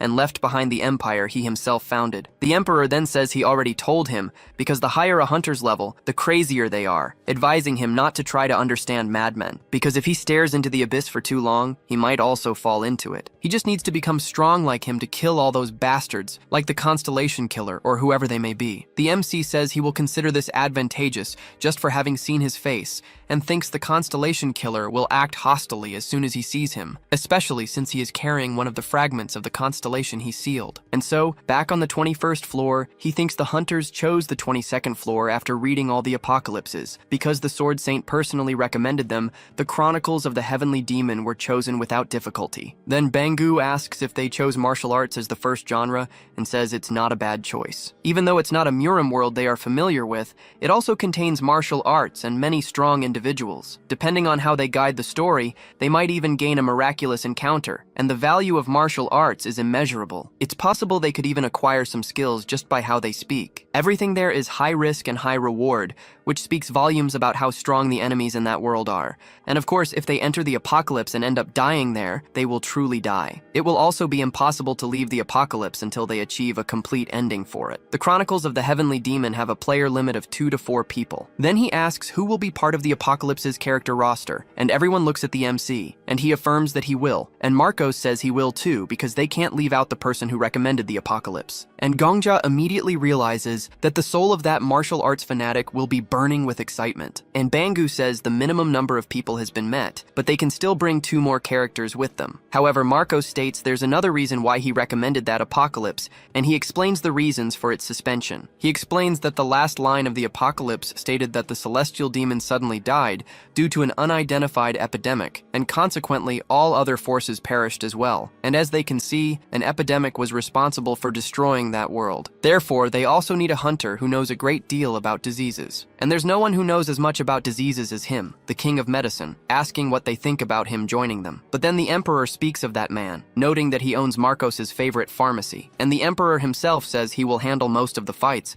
and if that's not enough, the king of death will assist. So once the king of medicine resolves the disease problem, this apocalypse will be there just for the 3 of them. Asking if the MC has anything to say, Gongja replies that he does, stating there's someone he'd like to bring with him, and he points to the master alchemist, and she is shocked that he is referring to her, and he confirms it. But the girl tells the MC that it's only been a week since she received her title, saying she's too weak, and someone like her is of no use. However, Gongja says she is the most competent doctor and pharmacist he knows, and she can't even believe what he's saying. And the MC says that, just as she herself stated before, she will do anything she can to help him. So he says that if she wasn't just saying that for the sake of it, he asks what she thinks about helping him, and he says she just needs to pay the price for having gained her title at his expense, and the girl finds it awkward to refuse him. Then they are surprised that all 4 slots have already been filled, but they question who on earth that woman is. And Marcos recognizes her as the girl he saw that one time, and the girl is terrified, but he tells her she doesn't need to be afraid, as the issue between him and the MC has already been resolved. Yet the girl remains somewhat scared, but he speaks to Gongja,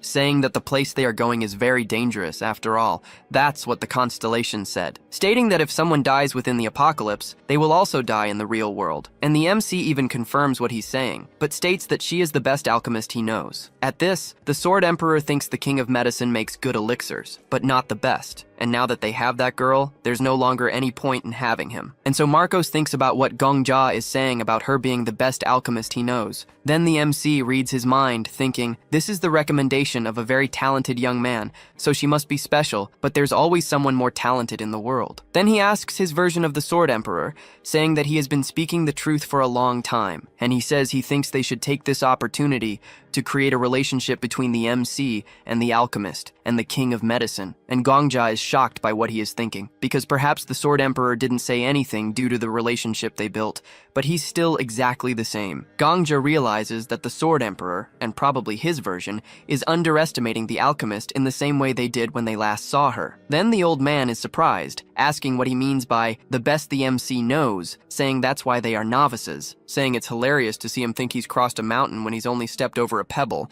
and the MC gets fed up when the old man starts talking, and he says he hates this situation because he has to feel like this young woman is his rival. Meanwhile, the alchemist looks a bit uncomfortable, and the old man starts saying that it must be because they are dating. But Marco speaks to the Medicine King, asking him to understand because the Death King is an incredible man, and it's just that he has little life experience. But then the Medicine King questions if experience isn't the most important thing, saying that the MC doesn't even know that and pretends to know everything, stating he's ashamed of Marcos. And he's acting like he did when he earned about $1 billion in Silicon Valley at 20 years old, with the same crappy attitude. So Marcos asks the old man to calm down a bit, and the MC notices that everything is going downhill, noticing that there's a man capable of embarrassing the Sword Saint. And so the Medicine King tells him to control his temper, telling Marcos that he had to silently listen to everything that kid said because of him, and now he shows up with a girl, from who knows where, saying he's going to take her with him. And the MC notices that it seems like a food chain where an older elder devours a younger one. And then the girl says she doesn't mind him calling her a girl, but the Death King is no kid, questioning what he means by crappy attitudes. And then the old man speaks to Marcos, questioning if it doesn't seem like she's defending her husband, so she is shocked by what the old man is saying. Meanwhile, the paladin tells them to stop, because the alchemist is undoubtedly an excellent pharmacist. And even if he only met her because of the Death King, the civil militia has been receiving countless high-quality medicines from her. Then the Medicine King says that only the civil militia would accept something with such a quality standard, and the paladin doesn't like it one bit. And the old man says she only thinks her medicines are good because she doesn't know what real quality products are,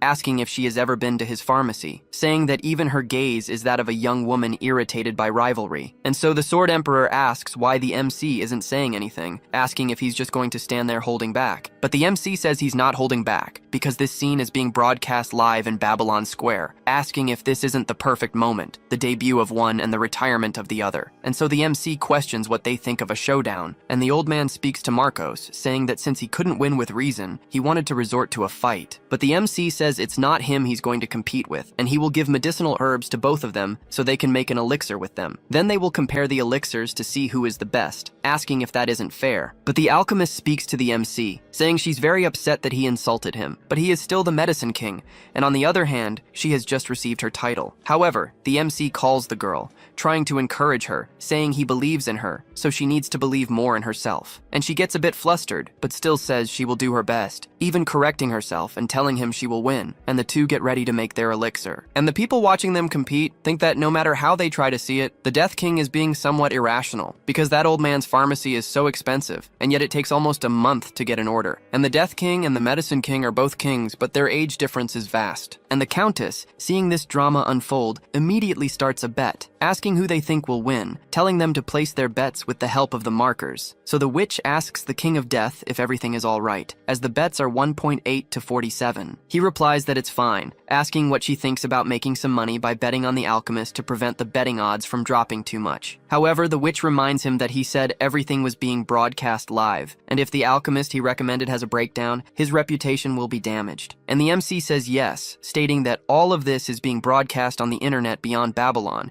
and he even feels sorry for that old man who fancies himself the king of medicine. And so the old man tells Gongja that he's finished, telling him to bow before his incredible creation. He shows a unique healing potion of unique rarity as well, and even though it has a bitter taste, drinking it will heal even the most lethal wounds. And of course, the side effects of the healing will still occur, but regardless, creating a potion like this is incredible in itself. And they are happy with that, as it's a unique healing potion, and thinking that he truly is the king of medicine, they ask what the old man thinks about selling it, and even form a line. But the girl calls out to him, saying that she's also finished, showing a potion with an even stronger glow. Everyone stares in awe at it, and the Countess even puts on sunglasses because of the potion's glow that illuminates the entire library. And that is a mythical rank strawberry soma, and its description itself wonders how it can taste like strawberry if there isn't even strawberry in the recipe, and questions what kind of effect this is. It is then stated that as long as its preservation state is good, even amputated body parts can be reattached without side effects. And the girl girl shines much brighter than that old man, and so she looks at that thing in his hand with utter disdain, asking if that's the elixir he made. As she looks at it, she treats it like trash, returning it to him and asking if that's all. And the MC, looking at her, wonders if she is the type of person who becomes infinitely stronger when she believes she has an advantage. And she tells him, not believing that his elixir-making skills are that bad. But the old man wonders if she's just that lucky, but the girl doesn't even believe it, and he says she just got lucky, and that's why all young people are like this, saying it reminds him of when he won 1.7 billion in 10 minutes on Wall Street and thought it was all because of his skills. Then the girl asks if he wants to try again. He then questions if she's okay with it, as the goddess of luck never smiles twice. So they try again, but the old man is humiliated once more, and he then says that the goddess of luck doesn't smile thrice. He is humiliated again, and the old man tries one more time, saying that the goddess of luck won't smile 4 times. But then Marcos tells the king of medicine to stop this, as his image is terrible now. But he starts saying that he cannot accept this, because this time he is sure his experience will crush that rookie, and asks if Marcos isn't seeing, because this is his cinematic journey to victory. And Marcos tells her he's sorry, acknowledging that she is truly the best alchemist.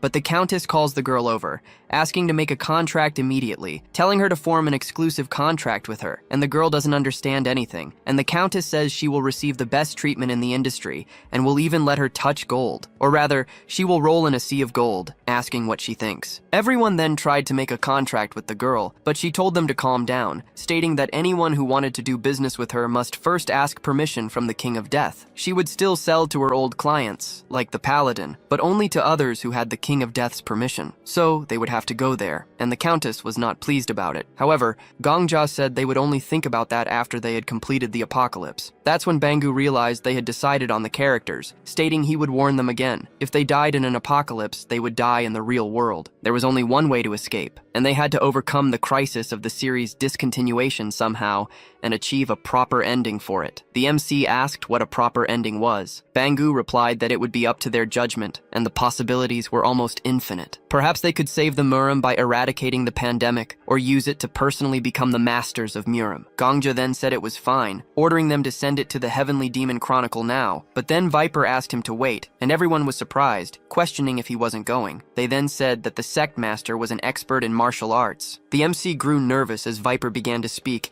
and everyone said that their sect master should be involved with this world, as they believed he should. Viper then said he was already about to step forward, asking if they hadn't forgotten about him, but internally he was furious with all his disciples, questioning why they were trying to send him to a village like that. Outwardly, he declared that the world of those who adored martial arts and chivalry was the Murim world, and even if he had been born elsewhere, Murim had long been the hometown of his heart. However, internally, he was extremely annoyed by this, as there would be no toilets there, and judging by how much crap he had to put up with because of it in the Igam Empire. He then said it wasn't as if they didn't know why the clan he founded was called Shun Mumum. Internally, he thought about the true meaning of the clan's name, which was actually about him being unemployed at 32 and that being quite problematic. Outwardly, he said he had to go anyway, but internally, he thought he didn't want to go at all. Berlino was speechless at all that nonsense. Marco said that Viper had every right to want to go, but the old man remarked that it seemed like he was just trying to suck up. Marcos, however, replied that even so, he didn't think there were reasons for him to make concessions. They then noticed that the Sword Saint and Viper were starting to confront each other. The Paladin then spoke to both of them, telling them to stop, asking if they weren't going to start attacking each other right there. Viper then said that they were both martial artists, asking if it wouldn't be better to send only the strongest. But internally, the scoundrel was thinking he had to lose on purpose,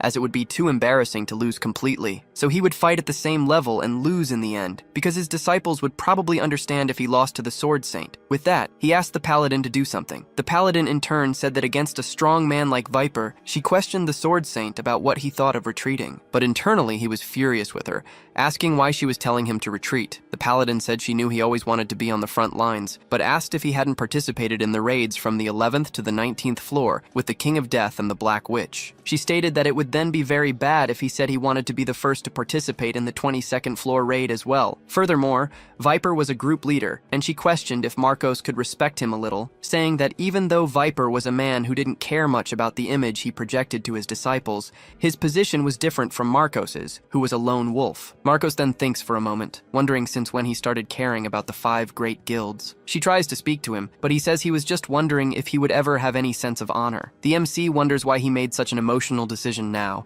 and he tells Viper that this time he will yield to him. Viper says he should have done that earlier, adding saying that he was glad to know the old man just saved his own life. But internally, he curses Marcos, thinking that he wasn't that kind of person. As for the Inquisitor, he says the Paladin is amazing because she managed to convince the Sword Saint. But she replies no, stating that it was he who accepted her persuasion. Meanwhile, the witch thinks that all of them are indeed growing little by little, and the Medicine King says that if everything is decided, they want to leave immediately because they are just like him when he was young, and he starts spouting a lot of nonsense. Meanwhile, the alchemist tells the Death King that she is scared, asking if he is sure it will be alright if someone like her goes with him, as the result of her clash with that old man was clear as day. But even so, she wants to know if he is certain he will take her. Viper then tells the non-combatants that they better be careful when entering a fight, because it only takes a second for someone's head to go flying. But internally, he thinks he didn't want to, asking the Sword Saint to switch places with him. Meanwhile, Bangu speaks to the four, sending them there, stating that he names them as the 4 new characters of the Chronicles of the Celestial Demon. And when they open their eyes, they will be in the world 10 days before the discontinuation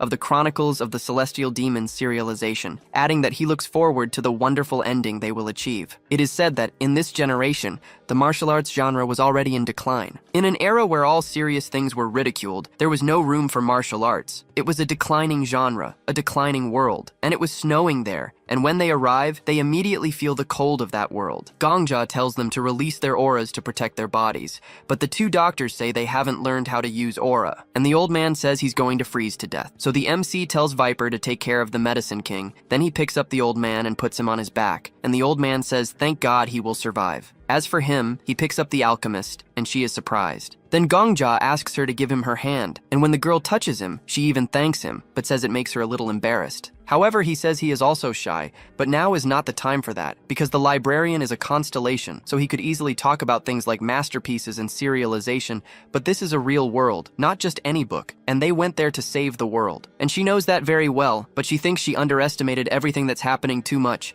yet she says she will do her best. And he says she just needs to focus on her role, and for now, he is protecting her with his aura. But when the time comes to cure the epidemic, she and the Medicine King will have to take the lead, and she agrees. And so the MC remembers the Chronicles of the Celestial Demon, because he died due to the epidemic and everyone else died soon after. It was indeed a very short sentence, which said nothing about the biting cold, or about the knee-deep snow. And from now on, they will have to discover what exactly led to the death of a character like the Celestial Demon. Then the girl tells them to look ahead, because she saw something there. So the MC continues to wonder what the unidentified epidemic was that caused this world to be destroyed. And so they walk towards those things. But the Emperor thinks something is strange because he can't hear anything coming from there. And the MC wonders if the sounds aren't being muffled by the snowstorm. And he says that might be the case, but it's not just the sound. They aren't moving at all, wondering why they aren't moving. And as soon as they arrive there, they notice that the humans are all frozen, that they are truly paralyzed. And the girl goes up to one of them, trying to peel off a piece of skin from that paralyzed human. And she says they are indeed human. And the Medicine King says that according to his diagnostic ability, they died 2 years and 3 months ago, and the cause of death was infection. And after performing an analysis with his mobile hospital ability, the disease that caused all this could not be identified,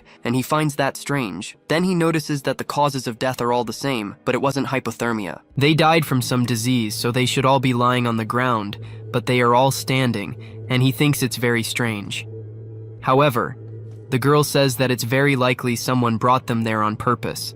And even though the causes of death are all the same, the dates of death are different, with some dying 2 years ago and others 3 years ago. He can only imagine that someone moved the bodies on purpose, and the MC wonders if this is some kind of cemetery, but Viper doesn't agree with that, because from a distance it looks like the Terracotta Army, Qin Shi Huang's army, who famously created an army of clay soldiers. And the MC then opens the character window of one of them, but there's nothing written there because in the dead person's thoughts is the word light. And the MC is surprised that this is a dead person's character window, thinking that perhaps light was the last thing he thought before dying. But they think that if this is a cemetery, why was it built this way? Because all those people have weapons hanging from their waists, and the MC ends up noticing something, seeing 2 other people talking nearby. And one of them says that the Celestial Demon sect ends today, and the other says that even a dog would laugh if it were passing by and saw this. As long as she is alive, the Celestial Demon sect will also live, speaking to Bo Wosung, saying that he should be the one bidding farewell to the Murim world. But he tells her that the bloodthirsty ghost squad that her sect is so proud of already had their heads severed by the blade of his axe.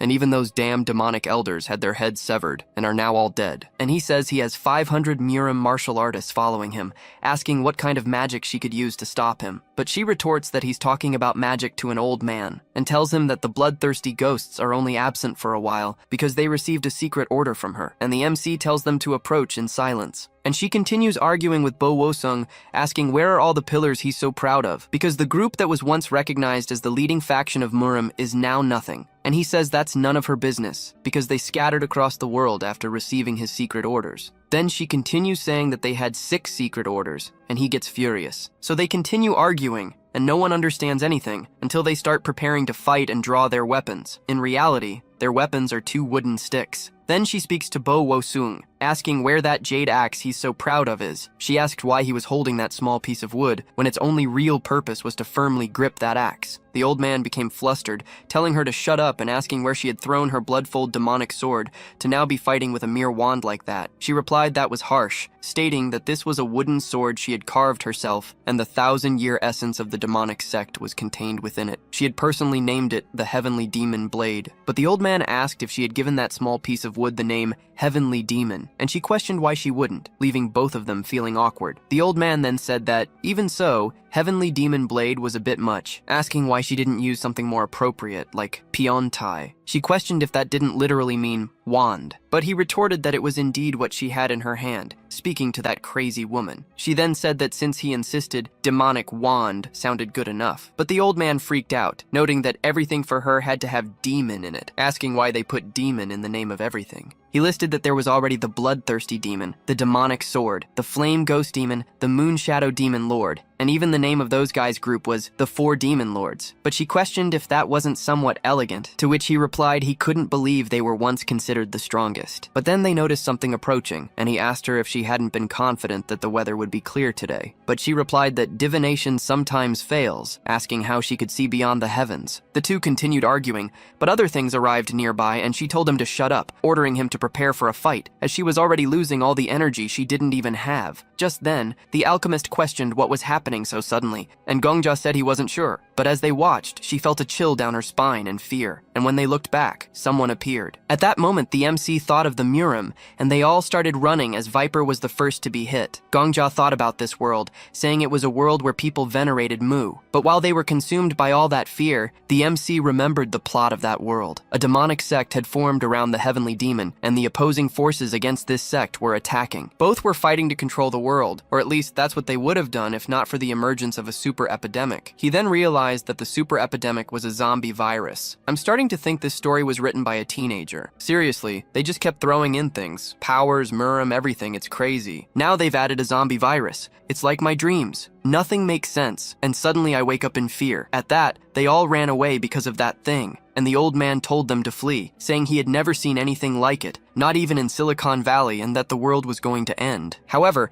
the MC told him that the world was already in ruins, ripping off the head of one of those things, but the monster still kept moving. He noted that this was the type of zombie that only stopped when its brain was destroyed, so he told everyone to get out. The two who had been arguing then heard people nearby and questioned who they were. She then said it seemed her eyes were deceiving her, stating she was seeing not just 1, but 4 living people, wondering if the god of the dead was calling her. But he replied that he was also seeing them, and perhaps because she had called him an idiot for so long, he had truly become one. But Gongja shouts at them, telling them they also need to escape, and to take the opportunity to tell him where to go. She then realizes it's actually a living person talking to the old man, who wonders if they've already died and ended up in the underworld. But she thinks this means they went to heaven or hell together. The old man thinks it's unlikely that this body, which served Lord Murim justly, would have gone to hell, so they must be in heaven. But then, how is she there? However, while they argue, all 4 arrive. Viper grabs another old man, the MC takes the woman, and she thinks this must be the real world as those people are alive and their bodies at least give off a sense of warmth. She asks where they are from, seeing that they are mastering a strange technique, and asks if Gongja is from Sayo, but the MC doesn't know what that means. He thinks she must be asking if they are from outside Murim. Then all the zombies come in an absurd manner, running, jumping, and attacking them from all directions, and Gongja can't even believe it. Viper wonders why there are zombies flying through the sky, and the woman explains that it's her light steps ability. She borrowed some knowledge from the Land of Mysteries and refined it. She tells them to look, as these are the elite of the demonic sect, trained by her. Even after death, they haven't forgotten their martial arts. proving they are true masters. But the MC speculates if they truly haven't forgotten even after dying, and she says perhaps he doesn't understand because he's a Seiyo. She explains that if a strong person turns into a zombie, their martial arts remain with them, and everyone knows this. But he says he's never heard of it. She adds that those young men are the elite of the demonic sect and were specially trained by her. Her training makes you react to an assassination attempt even while sleeping, which is why they remain so strong even after death. However, this training is backfiring, and they are almost being caught. They realize that at this rate, they will be captured. The old man starts yelling at Viper, telling him to go faster, questioning if he can't run any quicker. He warns that if Viper gets bitten and turns into a zombie, the first person he'll go after will be him, but then he questions who the hell brought that old man there. Gongja then shouts at him, saying they are about to be eaten by martial arts zombies, asking if that really matters now. But the point Viper raised is somewhat relevant, as he is surrounded by two cursed old men, while the MC is with two beautiful women. It's starting to look like Fred's division in Scooby-Doo. You go with the dog over there, and I'll go with these two to look for mysteries, look for clues there. After Gongjo says it doesn't matter, he replies that he got the pretty women, so what else could possibly matter? However, the Emperor calls the MC, and he remembers to ask the girl if the zombies have any weakness. She replies that they stop moving when their heads are crushed. Gongja asks if there isn't an easier way, and she thinks for a moment before saying that they stop when the sun rises. At this, the MC understands what he needs to do, telling both the alchemist and the other woman that he'll have to throw them, asking them to land on their own. Throwing them forward, the two fall into the snow, and Gongja apologizes. But then, as the zombies get closer, the Emperor sees the situation worsening, telling the MC that he will die, and the MC never thought he would see a zombie being killed by another zombie, and he already starts to think this will be the moment he crosses off one of the items on his list, and Gongja is surprised that he made a wish list even as a ghost. But the MC says he won't die yet, raising Berlino and telling her to use her power, and so she answers his call and begins to shine, and the MC blinds all of them, leaving the zombies behind. And the Medicine King can't even believe he's alive and can breathe again, because if it weren't for that damned Marcos, he wouldn't have come to this tower of hell. And then Gongja asks if she's okay, and the alchemist says yes, but her face is hurting, thanking him for saving her. Then Viper speaks to the Medicine King, that old man, saying he wants to live the rest of his life far away from old people, and the MC speaks to him, asking him to take care of the others while he kills the zombies, and Viper asks what he's going to do. And the MC says he's going to try to get rid of those guys while they're not moving, because it will take some time, as he'll need to smash their brains one by one, but it's not difficult at all. But then, that black-haired woman asks Gongja to wait, saying that, first of all, she wants to express her gratitude for saving her. However, if he intends to tear off the zombies' heads, she has no choice but to stop him, and the MC asks why, wondering if there's some kind of curse on the zombies, and if he kills them, the curse will pass to him. But she says they are all members of the demonic sect, and Gongja finds what she's saying strange. And she says they are her disciples and subordinates, and the great war triggered by those scoundrels from the Murim sect has begun, and they will need all the people they can gather, and there's a very complicated situation, so they can't lose elite members there. But the MC wonders what on earth this great war is, because that world is already on the verge of destruction, and there shouldn't be any forces to start a war. But then he remembers that constellation, saying that when they open their eyes, they will be in the world 10 days before the discontinuation of the Heavenly Demon Chronicles series. And Gongja remembers that they only have 10 days until the end of that world. Then that woman speaks to the old man, but he says that he, the Murim Lord, master of the Murim sect, is named Namgung-un. And the woman says she has been in the Great War against that old man for 3 years, and 989 days have passed since the war was declared, and that old man and she swore on their names that they would only leave when one of them declared defeat. And even if all the disciples of the demonic sect have turned into zombies,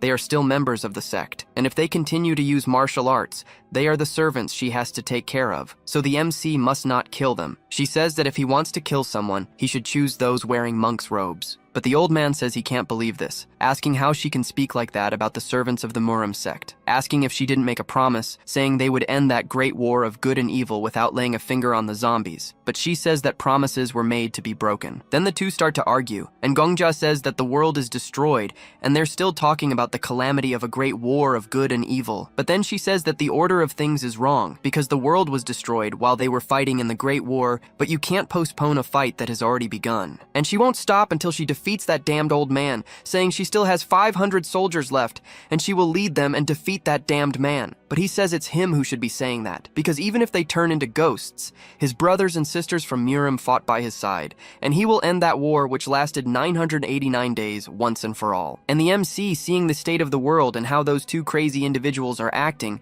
is at a loss for what to do. And she says that a scholar doesn't cover their brush just as a warrior doesn't cover their sword, and even though he's holding a wooden stick, having forgotten to bring a sword, he can still send that old man to hell. And the two start fighting with that little piece of wood, using their techniques until the stick breaks, and then they resort to fisticuffs, and Gongja just watches, wondering what the hell is going on. Then the old man pokes her in the eyes. Meanwhile, the Sword Emperor thinks this is strange, as these individuals have correct postures and appropriate breathing, and they would be considered masters even in his world. And the MC is surprised that those two would be masters. And he asks if he doesn't know the fundamental principle, because the divine dragon's claw trying to pierce the eyes is like the legend of two dragons fighting for the pearl. And the woman defending her face is like the Buddha who covered the faces of all humanity, which became known as the observation of 1,000 sounds. But he wonders why they are fighting in such a strange way. And the Emperor says that's what's strange. And for them to have reached this level, they should be able to follow the flow of Kai. And because there's no ki in their movements, they can't summon an aura, and the fight is almost ridiculous. They shouldn't be like this even if their ki core was destroyed. Then Gongja thinks he's trying to make a fool of him. However, Viper there says that woman is very good, and the MC feels something is going on. And he says that bite follows the principle of Jiu Wang Sa, and that arm strike follows the principle of Wun Liang. And the Sword Emperor says this guy is legitimate, a true warrior, and tells Gongja that unlike him, he has eyes that can see everything. But the MC tells him to open the character window. Then Viper thinks that if he were to analyze it with his unbeatable skill over the heavens, he would say it's correct. And the explanation for those movements could be described as, it's good to be born, from the quanta or whatever, along with a bunch of other things. And he continues to say a lot of strange things, treating them as if they were characters or even teenagers in a show. Even Gongja is disappointed, and the alchemist questions if that's really the case, as they just look like two children fighting. And Viper says that if everyone could see the grandeur of it, what would be the difference between being a master and a disciple? But Viper continues to think to himself, wondering how many skills those two possess, because at this rate, they will end up surpassing the Sword Saint. And he feels he will evolve just by watching them, and he will have new things to teach his disciples when he returns. And the MC thinks there are many paths to reach the same answer, as Viper was thinking, and that is the essence of martial arts. Then the Emperor thanks him. But the old man there says he's going to freeze to death, calling out to the two, asking how long they're going to keep fighting, questioning if they don't see them there. And the old man says it's been a while since they've had visitors, and this really isn't appropriate behavior. And so they say they will first take them to the cave where they are staying. They then head to a spot where the sun is finally shining. When Gongja arrives, he sees that the other two are quite exhausted, so he offers to carry the woman if she doesn't mind. She accepts, saying that practicing mind control isn't easy these days. However, Viper once again tells the MC that it's not right. He then declares that this is how it has to be, tossing the old man to Gongja and picking her up instead. But as they walk, the MC feels something strange. The old man is warm, even in this freezing weather. The MC finds it odd, but they finally arrive at their dwelling. Inside the cave, the alchemist is amazed by the place, noticing a hot spring there. The girl says this is a place he found a long time ago, and she never imagined they'd receive foreigners from Seo as visitors. She tells them they can bathe, as she'll go look for food to serve them along with the old man. The old man asks if, by any chance, they have anything other than energy seeds to give them. She retorts, asking if she hadn't just said they'd go look around, wondering if he's going deaf. So they head out, and Gongja and the alchemist find it strange. The old man wonders if they haven't spent 3 years fighting. The alchemist thinks it's incredible, as they just had a life or death battle. The old man says they must have developed respect for each other after all this time. But he starts talking about how warm the place is, saying he was very embarrassed to have clung to a man like that when he first arrived in this world. He tells Viper to leave him alone now, but Viper keeps questioning how the Sword Saint could become friends with someone like him. The old man gets annoyed, then they bring some food for them, apologizing that they have nothing else to serve. These are energy seeds, and they tell them to eat as much as they want. In the past, they used to go hunting frequently, but now there are hardly any beasts left. The MC says it's no problem, thanking them for their hospitality, but as soon as they put that stuff in their mouths, the two of them almost freak out. The alchemist asks if they've been surviving solely on this. The woman replies that it's almost true, so she asks how long they've been doing this, and the woman says it's been over 2 years that they've only eaten seeds. The alchemist thinks this is ridiculous, as one can't get the necessary nutrients to survive on just that. But the woman says she doesn't know what the alchemist means, but the seeds are still edible. But then the old man says he can't take it anymore, stating that they don't even have the energy to cross the snowy fields after only eating this. He adds that they aren't thinking about their bodies. And just like when he was younger, he starts making real food, saying there's nothing exceptional about it, but they should eat. He tells them they need to eat while they're still young, preparing a feast. But Nam Gung-un tells him that he's already over 1,000 years old, and the old man is surprised, asking if they've eaten some kind of youth elixir. He then says that since they are so old, they should eat as much as their age, and that way their bodies will get stronger. Gongja gulps down the soup, tasting each dish and finding it wonderful. The alchemist says it's delicious, and the girl also says it's truly the most delicious thing in the world, asking if he's by any chance the imperial family's chef. As for Nam Gung-un, he says he's eaten many dishes in his life, but it's the first time he's tasted something like this. The old man explains that it's because he earned 3 Michelin stars as the owner-chef of his restaurant when he was in his 50s. He adds that if he had a decent stove instead of what they have, he would have made something that would make their stomachs explode. But Viper asks why a great man like him came to the tower. The old man retorts, asking if it should be forbidden for someone like him to go there, saying that damn Marcos is there too. Michelin asks if he knew the sword saint in the outside world. The old man replies that Marcos was just a damn son of a magnate family. Compared to him, a poor loner who made his own name in Silicon Valley, it's too much. That old man ran out of luck in recent years and came to the tower with a sword. After eating, the woman remarks that the strange-looking dishes and the sheer abundance make her wonder where these children are from and why they came here. She asks if they, by any chance, have found a cure for the zombie disease. The MC looks at the alchemist, who replies that they haven't, as they are also searching for one, and thus she loses hope. She explains that all the doctors in the region tried to cure it in a hurry, but it was in vain.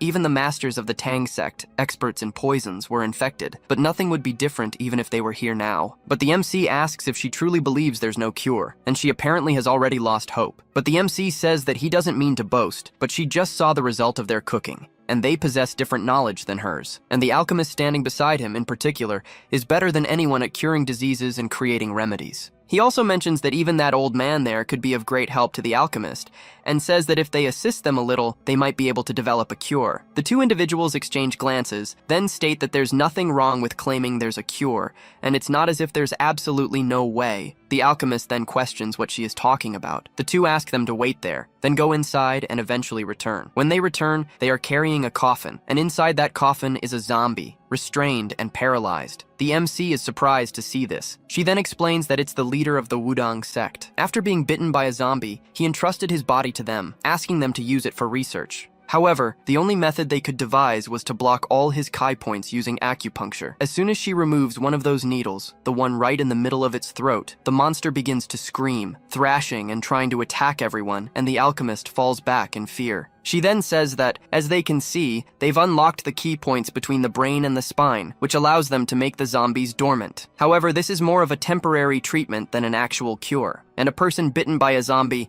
is destined to have their Kai points and vessels filled with corrupted energy. This corrupted energy cannot be repelled, no matter how much Kai meditation one performs, whether it's a cultist with demonic ki or a monk with pure Kai. Once someone is bitten, it's over. Their entire body becomes hot, as if burning. Soon after, you turn into a zombie. The old man says he believes that Shaolin monk lasted the longest, as he managed to retain his mind for a year after his arm was bitten, but that was a major exception. Even the best martial arts masters barely managed to last more than 2 weeks. She then speaks to the foreign youths, asking if they truly believe they can find a cure. Both the alchemist and the medicine king aren't entirely sure if they can. She then says it's all right, as it was already a blessing from her mother that she managed to find other living people, when she thought they were the only 2 left in the entire world. The old man says he will prepare a place for them to sleep so they can rest for now, as they can discuss this tomorrow morning. So as they head to sleep, the old man talks about Marcos, saying that if he leaves like this, he will be eternally furious. Everyone then falls asleep, while the old man continues to speak. But the MC is awake, and so the emperor asks why he isn't sleeping. Gongja replies that there's something he needs to see,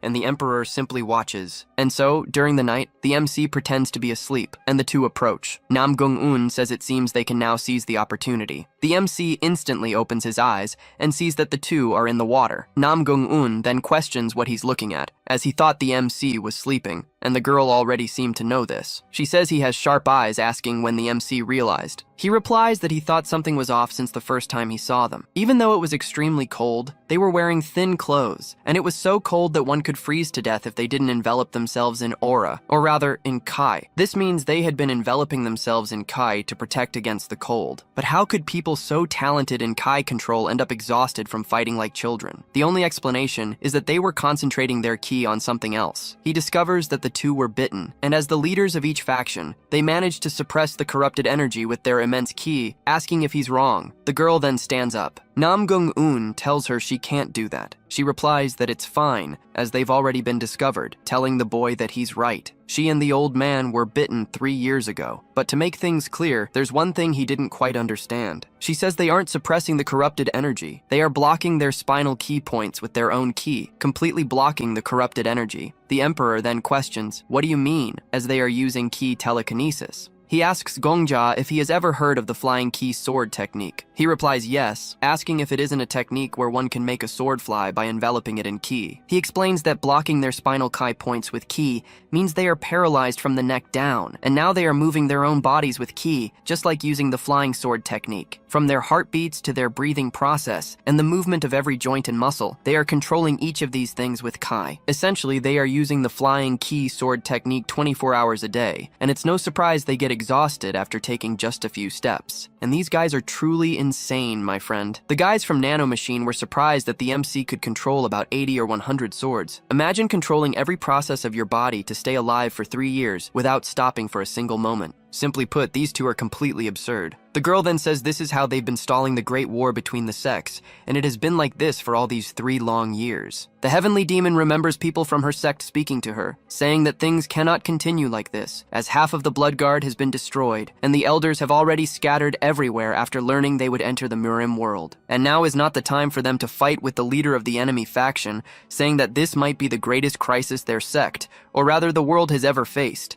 Then another individual speaks to her, telling her that, as she ordered, they opened an apothecary that doesn't discriminate between factions. The leaders of the Tang and Mount Hua sects all came, and they will capture some of the zombies to get answers as soon as possible. But then, another one of them approaches the celestial demon, saying that the demon lord and even the blood demon were attacked. Even if they defeat 100 zombies today, 1,000 more will appear tomorrow, and they cannot cope with this mysterious disease. Eventually, the last one remaining speaks to the celestial demon, asking her to flee to a remote island. He says that no matter how many zombies there are, they cannot cross the sea. He adds that as long as her banner is raised, they will still be part of the Murim world. But after some time, that man returns once more, questioning why she needs to keep that worthless promise. He says it was a promise made before the world fell into this state, and that the principles of the heavens have changed, so the principles of men must also change. He tells her to forget the promise she made to the Murim Lord and leave, so she can return later and restructure them again. But as the man turns to try and speak with her, he completely collapses. In the present, the MC, speaking with her, questions how they resisted. The two of them call him to a certain location, and Gongjia follows them outside. They explain that all humans eventually die, and there's an interesting story told in the Murim world. Once, there was a master who managed to achieve both immunity to poisons and stone-like durability. With these abilities, no poison could harm his insides,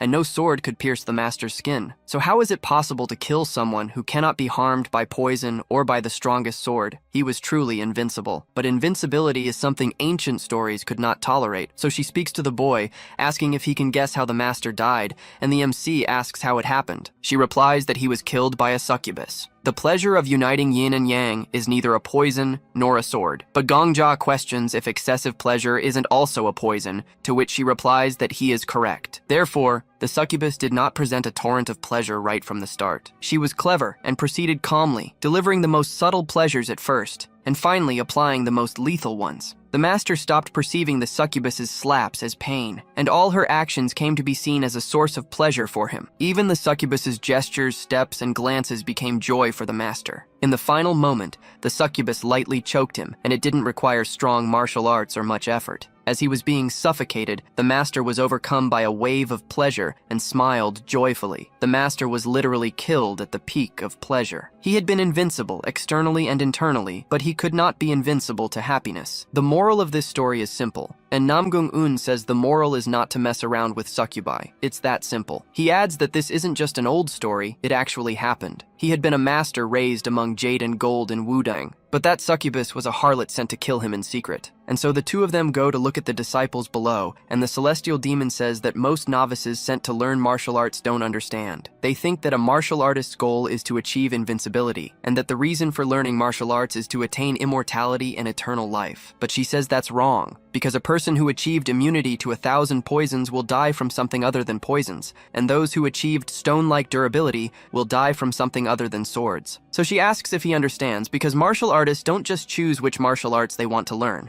It's about choosing what kind of warrior you want to be, and in what way you wish to die. All humans will eventually die, and they already know this, so why should they be annoyed by it? But she didn't want a death like that. She says it's fine to be assassinated, poisoned, or even attacked by enemy armies, even accepting death at the hands of Shaolin temple monks. She states it would even be good to die betrayed by a subordinate, or to die doing something good for future generations. But a death like this is unacceptable. She remembers that he asked how they managed to resist, and that's because they want to die on their own terms. The MC remembers when the alchemist said that even if the cause of death is the same, the dates of death are different, and it seems someone had been intentionally moving the bodies back and forth, and it was them. So she says that not many of them managed to get far today, and yesterday was a night with a lot of moonlight, and even though it's not as strong as sunlight, moonlight can also stop the zombies. Gongja remembers her saying that the Great War is being maintained this way. Then the two face each other once more, and the MC thinks that snow falls, people die. And even if the 9 great schools and the 5 noble clans had vanished, even if the martial arts texts had become so dusty they were almost impossible to read, these two were still resisting. And even if there are 1 billion people in the world, even if 999,999,999 of them die from a disease, if only one person remains and takes their own life, the cause of the world's destruction will not have been the disease, but suicide. And at least that's what the leaders of the Murim and demonic sects thought. This was a fight to determine the cause of this world's destruction. And so, the two head into battle number 990, and this time their fight will be to the death. The two charge at each other and begin fighting again as if they were children. Gongja remembers this declining genre, a declining world,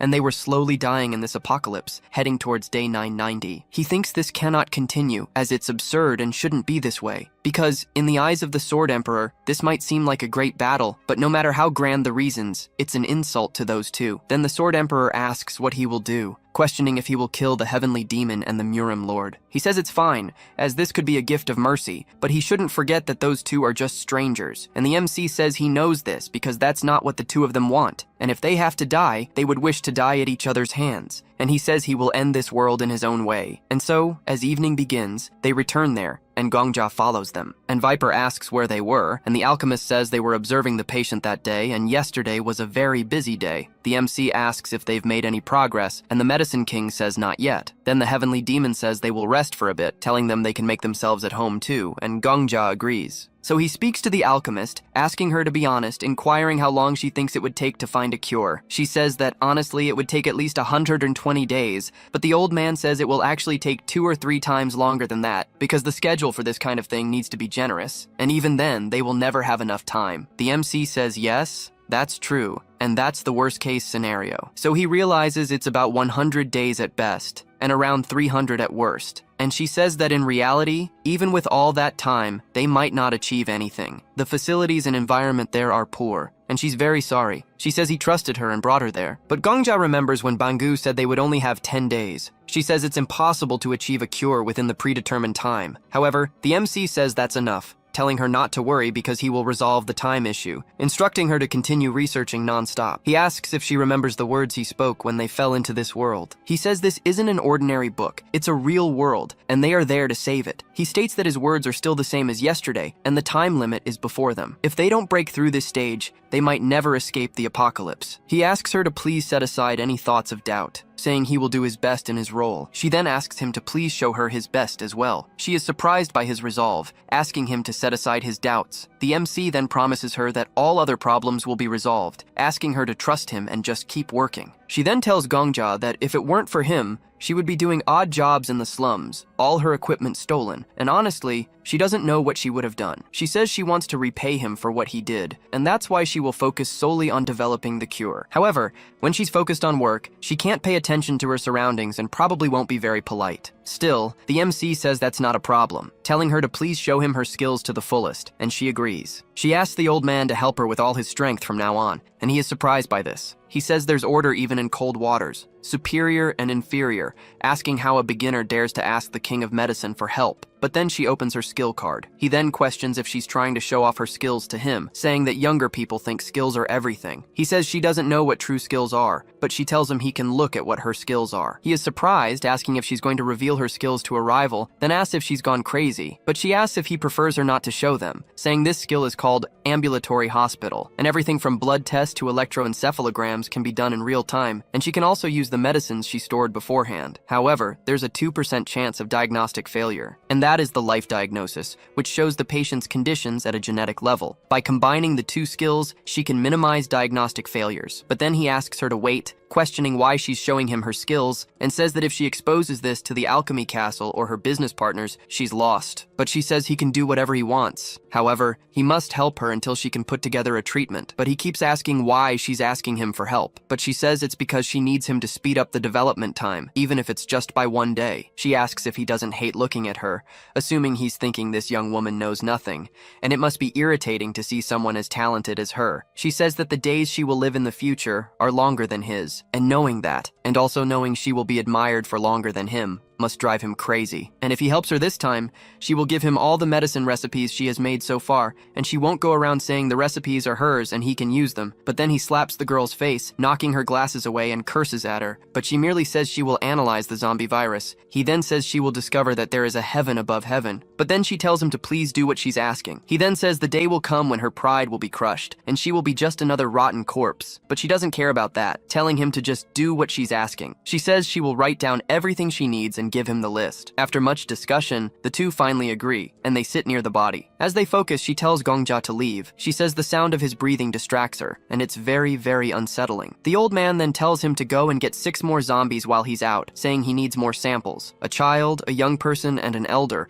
each of 2 different genders. And if there are any medicinal herbs, he needs him to collect those too. So the MC tells them to leave it to him, as he will do it, and they all leave. From outside, the two of them reflect on the difficulty they're having with that body, wondering how many zombies have spread, and so time passes, as the MC goes after the zombies, catching several of them and bringing them back. Gongja says that a week has passed since they arrived in the apocalypse, until one day the strongest blizzard they had seen so far arrived. The celestial demon says they cannot go out today, explaining that it's normal to see days like this. In fact, they were lucky that the past few days were sunny, and in the worst cases, snow fell for 30 consecutive days without a single ray of sunlight, so they couldn't go out. The MC then assumes that the zombies will continue to move, realizing that if they go too far, they won't be able to rescue them. She says that in that case, there's nothing they can do. They've lost them. And 3 years ago, her school's power reached 1,000 men, which is almost the same number of men the old man took to his sect. But as time passes, the zombies go so far that they cannot be found. And Gongja thinks that must be the scariest thing, but she doesn't quite understand. He talks about waking up, going to the fields, and discovering that the zombies have vanished somewhere. However, she asks him if he really thinks she would be scared, and he says yes. He thinks so. She says that indeed the world has been turned upside down, because in the past, a man who spoke like that wouldn't keep his head. She tells him he should consider himself lucky that the world is destroyed. But he says that the celestial demon and the Murim Lord are masters, and they are so good at martial arts that it would be ridiculous to compare them to him. However, no matter how skilled they are, their ki is not infinite. He questions what she will do when her ki runs out, as they are blocking their spines with Kai and their heartbeats, breathing, and general movements are also controlled by Kai. No matter how strong they are, it will be impossible to continue this forever. He says he will ask again, questioning what will happen when their ki runs out. She doesn't even answer, saying he is truly wise, and so he assumes she doesn't have many days left. She says she will correct what he said, telling him he perceives things very quickly. At this, the MC wonders why the world of the Celestial Demon Chronicles was destroyed, because if you stop to think about it, you'll see that it was something incredibly simple. Gongja assumes that when their ki runs out, it will be impossible to keep moving. And she says yes, only 3 parts will remain. The heart, lungs, and upper limbs, and everything else will rot. So the MC says she must already know. She says the Shaolin monk lasted for another year. He hid in his own quarters, sitting cross-legged, and shortly before the end, his entire body, with the exception of his face, was black and rotten, just like the zombies, and a single word was left as his testament, Amitabha. She says he asked if she was afraid, and she admits she is very afraid. She's afraid of running out of Kai, afraid of becoming exhausted,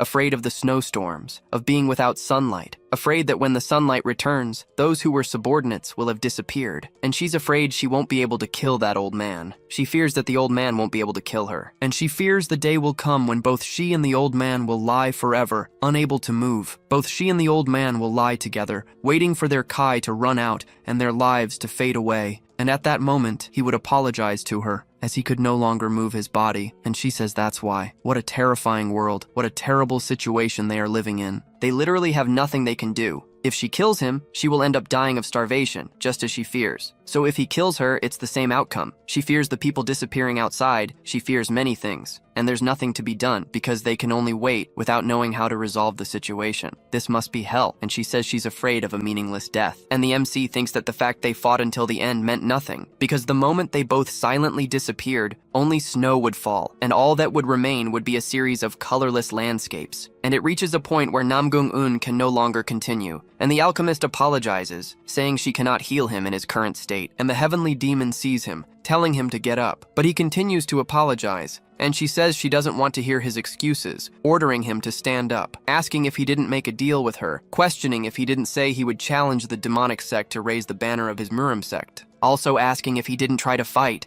gathering the 9 great schools and 5 noble clans, saying that he cannot die in a hospital bed like this, telling him she forbids it, ordering him to get up and grab his weapon, getting angry, saying it doesn't have to be his damned axe. And so the MC is surprised, both of them actually. Then she tells him to pick up anything, even a piece of wood, and fight her. However, he continues to apologize, but she says she already told him to get up. However, he apologizes to her for being weaker than her, saying he has already tried to resist for another day, but it's already difficult, saying that she must have felt it too, and he was already running out of internal energy. And he tells her that his ki has run out, and she can still survive for another year, but this is his end, saying he was weaker than her, asking her to kill him, saying he doesn't want to end up like the leader of the Shaolin monks, telling her to kill him before his body rots. Because when you become a zombie, you don't truly see, even if your eyes are open, and you don't truly live, even if you're still moving. So he doesn't want that, but she questions if he wants her to kill him while he's lying in a bed, asking if that's what he's saying, questioning if this is the end of the great war he promised her, for they had sworn to defeat each other before, asking for what glory he resisted until now, and she says they should have ordered their sect subordinates to die together, asking for what brilliant future he lived until now. And he even tries to speak, but she talks about Namgung-un, the target of everyone's desire and envy because he was born with the constitution of a celestial body,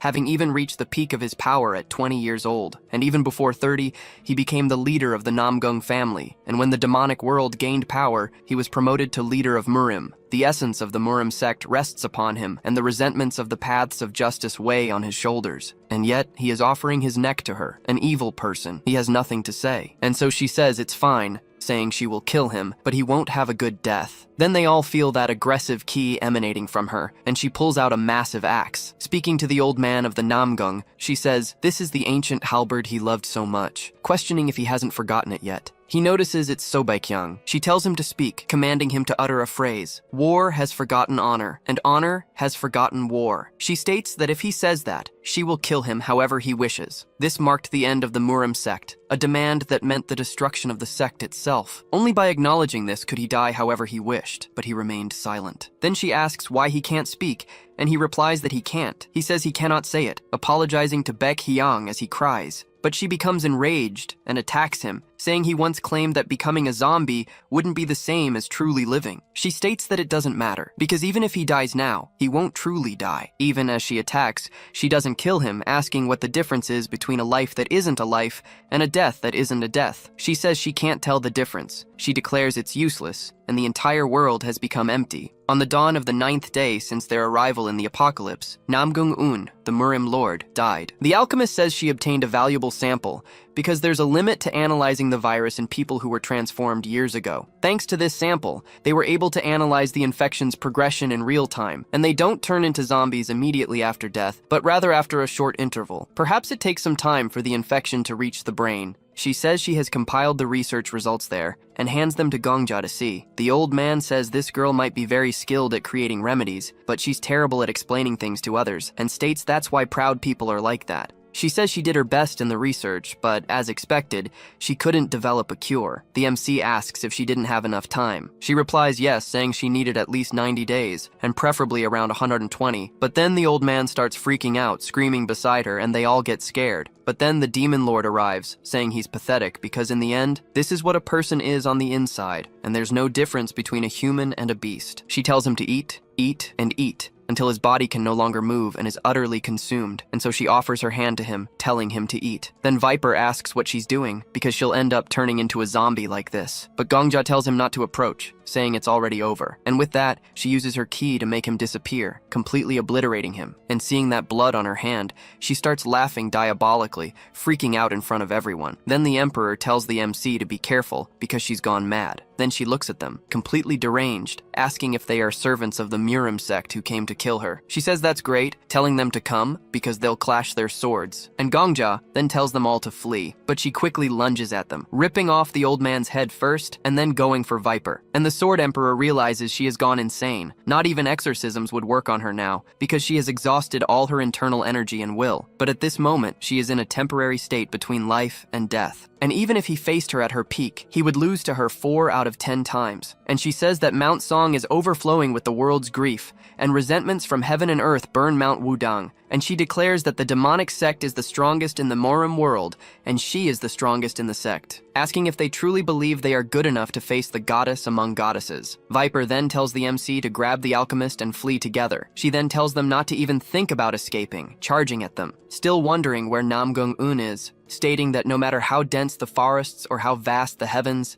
there is only one person in this world who will receive her sword, speaking to the 4 demonic lords, ordering them to bring Namgung-un before her now. But then, the alchemist speaks to the MC, saying she believes in him, and so, the two die silently, leaving no trace, not even a scent behind. The world that had burned its people, the people who were burned by their world, were now buried beneath the white snowfields. But destruction did not mean the end for the MC, and he begins to return 24 hours in time, and so, the time comes to save his world. And in the past, the young demon lord is in the snow, looking at a person, calling her mother. But her mother simply abandons her and leaves, and she is left behind. And it is said that young Sobaekyang did not know, and the MC wonders if her mother had abandoned her, wondering if her mother had intentionally separated from her using the snowstorm as an excuse, or if her mother had accidentally lost her. And Sobaekyang did not know. And the MC, after dying, appears once more in that parallel world, and he speaks to the Sword Emperor, asking if he memorized the whole thing. And he says yes, to a certain extent, stating that if they combine what he memorized and what the MC himself also memorized,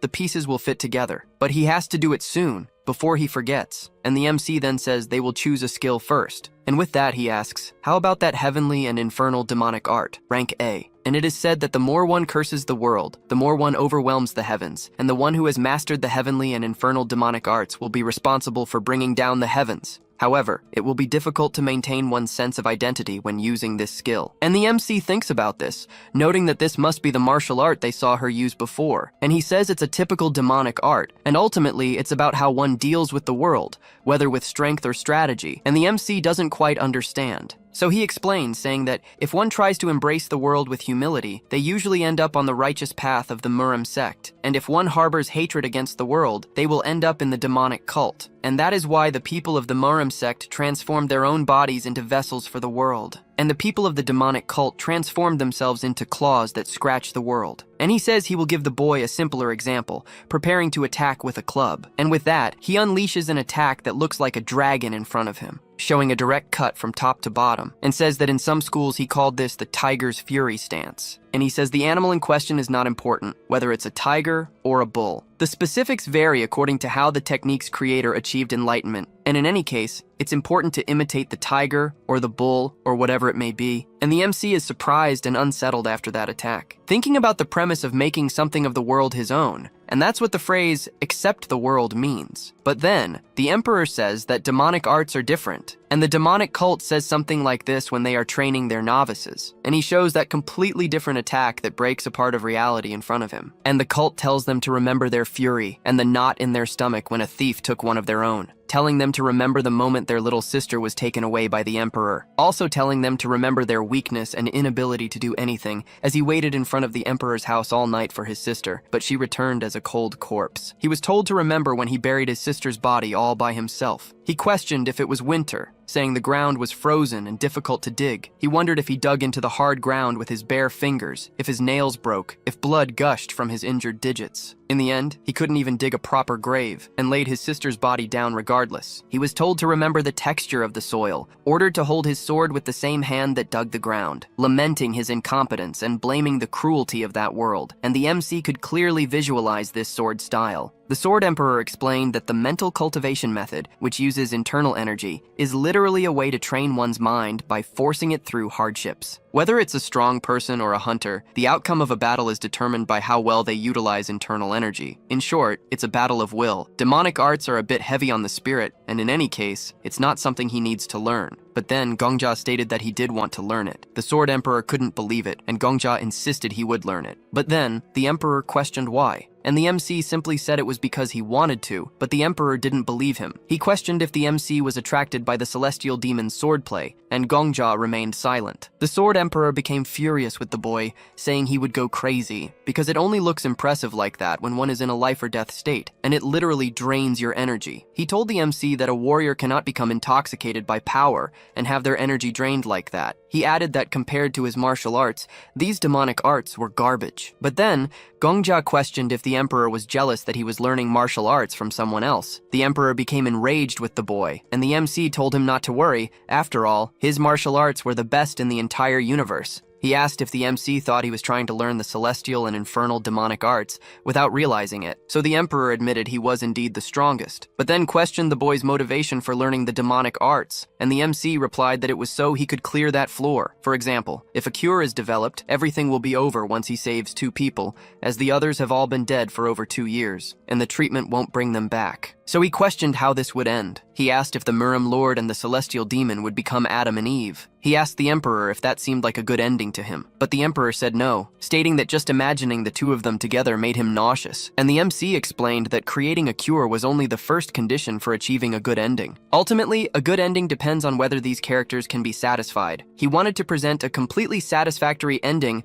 for both the Celestial Demon and the Murim Lord, and so he copied the skill. Currently, he was a rank D hunter, and a penalty was applied because of his skill. And the MC thought that of course it wasn't over yet, because the Celestial Demon's grudges were another hell he would need to face. Thus, the trauma of his killer was recreated, and he said there would be an opportunity to talk about it calmly, and that was a mild purgatory. Viper then stopped, and they returned to the moment they had arrived there. At that, Gongja used his aura to warm the girl, and she thanked him. But the MC said it was nothing. He told Viper to take care of the Medicine King, and so he began to guide all of them as needed. Then they saw the zombies and were startled, but Gongja said they appeared to be zombies. He told them to look, pointing out that there were many pieces of flesh between their teeth. It was as if they were biting beasts. At this, the alchemist confirmed it was true, and the detailed pieces of flesh between their teeth were incompatible and completely different from each other. She states that this body died 3 years ago, and the owner of this flesh died 2 years ago. It's hard to imagine, but that body seems to have been moving for a year. At this, the old man begins to complain that he hates monsters and everything about horror movies, telling them to do something about it. The MC then thinks that their progress was much faster than last time. So he talks to the alchemist and the Medicine King, explaining that he possesses a strange ability, recalling when he tried to remember everything with the Sword Emperor. He then bluffs, telling her about his peculiar skill. After hearing everything, she exclaims that it's fantastic, calling it an impeccable research method, almost something she herself would devise. However, the choice of words is completely different from what she would say, stating that it's truly incredible. Gongja thinks that the alchemist is indeed evaluating herself as truly incredible, and so the old man says that, regardless, he's happy that the research time has been reduced, but he still wants to stay away from the zombies, suggesting it would be good to find a warm place to rest. But then they finally encounter the 2 once again. The MC remembers when he saw the heavenly demon expressing fear. Seeing her acting calmly there, he feels a slight comfort and states that she is the strongest person in the world. That's why she survived alone until the very end, and in the saddest sense of the word, a solitary warrior who understood the lonely existence of a child. So, seeing them there, She is surprised. But Gongja simply kneels before her and says that he has heard of the heavenly demon's greatness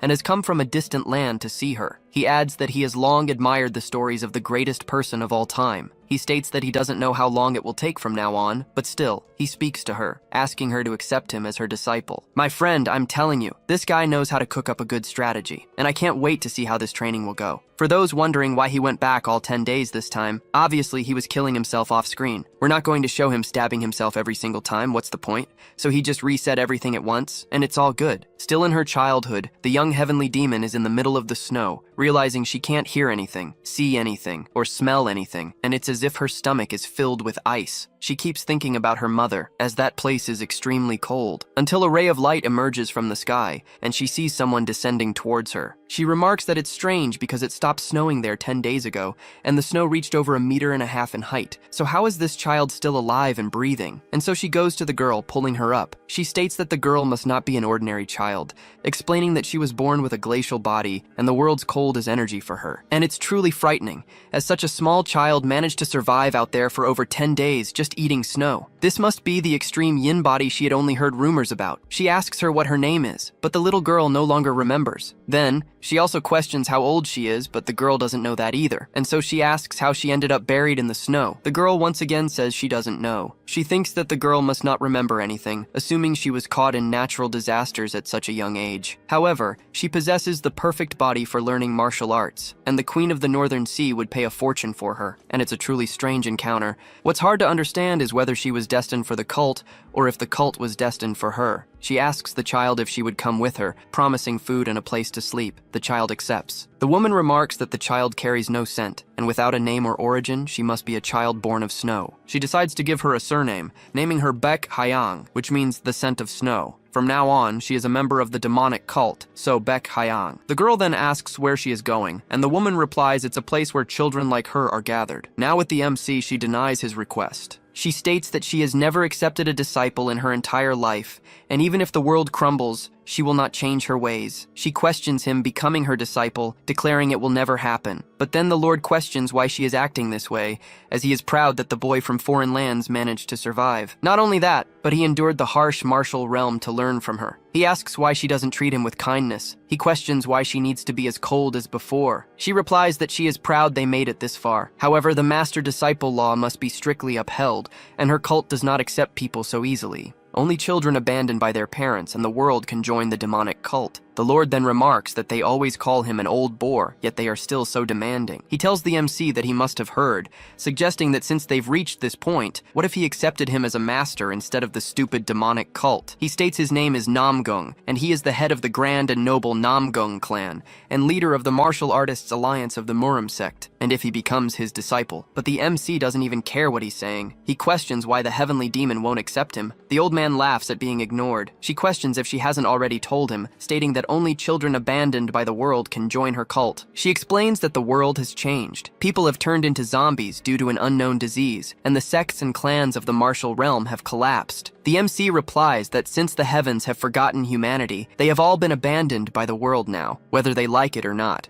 More importantly, he thinks he is a hunter who entered the tower because he was an orphan, and questions if he hasn't naturally met the requirements to join the cult. She is left speechless, unable to retort. He thinks she is ashamed to say that he was abandoned by the world, but he believes he is in a position to say that he abandoned the world first. She then agrees, stating that if he is so confident, he must at least perform the 3 sword techniques. She will judge with her own eyes whether he is worthy of joining the clan. Although she is certain he talks a lot and does nothing, he thanks her for the chance, activating his skill and drawing his sword. The first skill is the infernal heavenly demonic arts. He then begins to learn rapidly, everything flashing through his mind. He says he can see the path of the sword. Countless movements are forming in his head, but so far they are only visible, and he hasn't fully understood this skill yet. And if he were to attempt to perform this technique, it would be like a pigeon imitating a pelican. But he remembers what the Sword Emperor told him, instructing him to lament his incompetence and blame the cruelty of that world. But he thinks that since he's going to be ridiculed anyway, he wants it to be for real. And he remembers what the Sword Emperor told him, that if he tries to challenge the world, he becomes part of the demonic cult. That's why the cult members train their bodies to become nails that will scratch the world. But while performing the demonic arts, his thoughts changed, and the essence of the demonic cult isn't nails, but rather screams, and he remembers all the screams he had heard and experienced throughout his life. The laws of yin-yang might be incredible, but the world born from them is full of flaws, and no matter how wise the writings of Confucianism are, they cannot silence a human's scream. Namgung is surprised by the technique the boy is performing, and Gongjia thinks that this is a sword dance of disgust, and it's more precise than the yin-yang sword techniques.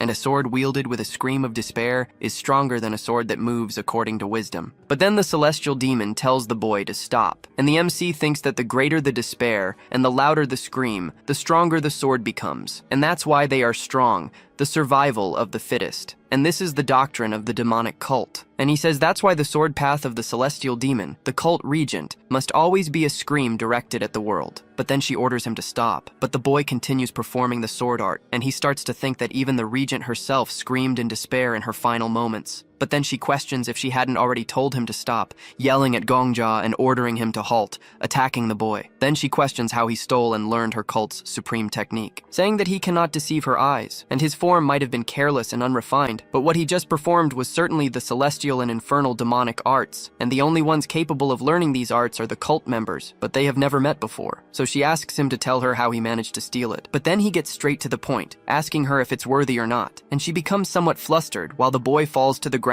She turns away, and then they rush towards the MC, saying he used too much aura, and the alchemist says she will apply serum to his vein. Meanwhile, the Sword Emperor is disappointed, as he must be on the verge of death for having performed a martial art far beyond his level, and he says that's why he always tells him to practice and slowly refine the basics. But he says it wasn't so bad, telling the boy that he is proud of him. And in the past, once again, she is with that lady arriving at the cult, and she says that this is where the girl will stay from now on. She can eat when she wants, sleep when she wants, and play when she wants, telling Bai Qiang that she can simply live however she wants. Then, with the children, they start saying that all the adults there are very nice and don't force them to do anything. While they think that maybe they will raise them to be servants, the girl calls him an idiot because it's been over a year since she arrived there, and nothing like that exists. By the way, she asks if he has already said hello to the children who arrived today, and the boy says he only said hello because several children arrived that day, and they think that overall, many children have been arriving lately. And the other one says it's because this year was bad for harvests, resulting in more orphans. And in any case, everyone was smart to come here because they would have starved to death if they had stayed in the villages where they were born. But then Bai Qiang questions how they all ended up there. Then everyone is surprised by what she's saying, and they all start complaining, with one of them saying that his father said the harvest was bad, and his mother worked in the red light district, and they say they don't want to tell her, questioning why they should, saying that men with swords attacked their village one night, and the people in their town started getting sick and died. Another child said his father used to beat him constantly, so he ran away. This made the MC remember the concentrated poison jar. It's a jar where all sorts of poisonous animals and insects are placed before it's sealed. The creatures trapped inside then kill each other,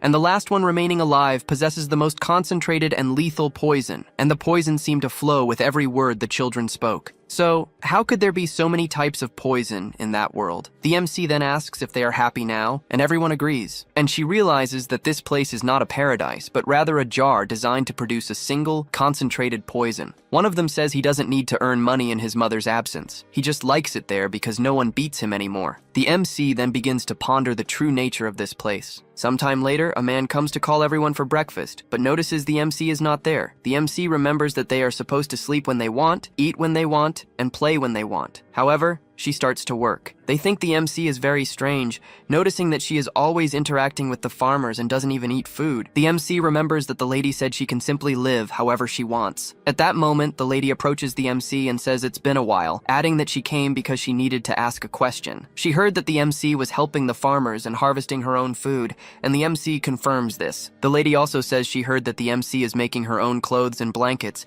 and the MC confirms. The lady then asks why, because as long as she wants, she can live a life of abundance, even if it's not luxurious. She says this is Spring Peak, a place where adults cultivate the land and harvest fruits for the children, and since the MC is also a child, she asks why she is working so hard. The MC then says that Mr. Mo, who cultivates at the foot of the mountain, lost 2 daughters to the county magistrate, and the lady finds that strange. The MC also says that Mr. Choi, who works in the orchard, lost his second son, who was taken to build the castle walls. He reported this to the local office, but his word was questioned, and his first son also ended up dying. After burying both sons in the village where they were born, Mr. Choi and his wife moved here, and all the adults who plant food and make clothes for them, the orphans, were hurt by the world. There is no exception. This place is not paradise, and they are not feeding them and giving them clothes for free because they are stupid. The lady then asks why the MC believes they do this. The MC says it's because they want those children to avenge them, because they feel the world is very unfair, and they cannot forgive the local officials who ruined their lives. They want revenge, but they don't have the power to do it personally. She heard that martial arts are something one can only become truly good at if they start learning from a young age. The adult farmers, who are too old to learn martial arts deeply,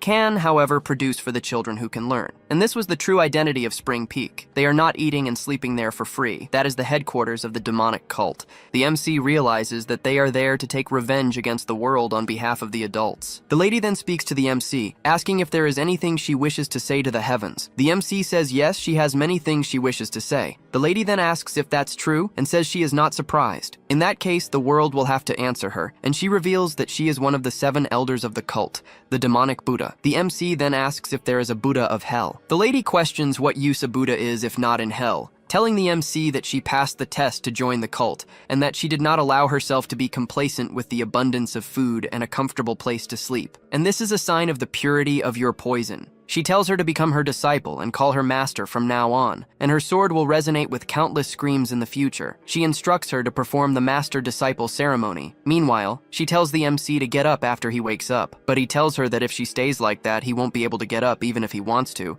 because he might end up hitting his head on hers. But she says that judging by how he's speaking, his body must already be fine, telling him to go wash up in the bathroom, for he will need to cleanse his mind and body diligently, and he doesn't understand anything. And she says she'll be waiting for him at the cave entrance, so Gongja actually goes to do that. But he notices everyone sleeping around, and he wonders what everyone is dreaming about, opening his character window. The old medicine king is dreaming of his 100th victory over Marcos, saying that, as a bonus, he's just 1 victory away from completing 1,000,000 victories against that pharmacist girl. As for her, she says she's right, questioning why she needs to explain something so simple to people. She says they won't understand even if she explains, because they are as stupid as flies. She apologizes, thinking that if they just used their heads a little more, everything would be fine, living a dream of humiliating others. And as for that other crazy guy, he's laughing like a villain, and the MC thinks it's better not to wake them up, especially that last guy. Then, outside, the celestial demon asks if he washed every corner of his body, and he says yes, stating that he feels even his heart has been cleansed. But she tells him that she's not a fan of people who are good at talking, and he's too good with his words, and she worries that he has more artistic talents than those of a commander, and he is surprised by this. Then he reads her thoughts, thinking that even though he has a sharp tongue, he has a foolish and innocent face. He's the perfect candidate to lead the lower sect, and he wonders what that means, but she just tells him to follow her, saying that, normally, to earn the cult's uniform, you need to pass several tests where he might have proven himself worthy, but that doesn't mean he passed the test. The cult's first test is the comfort test. She explains that it provides free food, clothes, and a place to sleep. And the children who are satisfied with this become part of the outer sect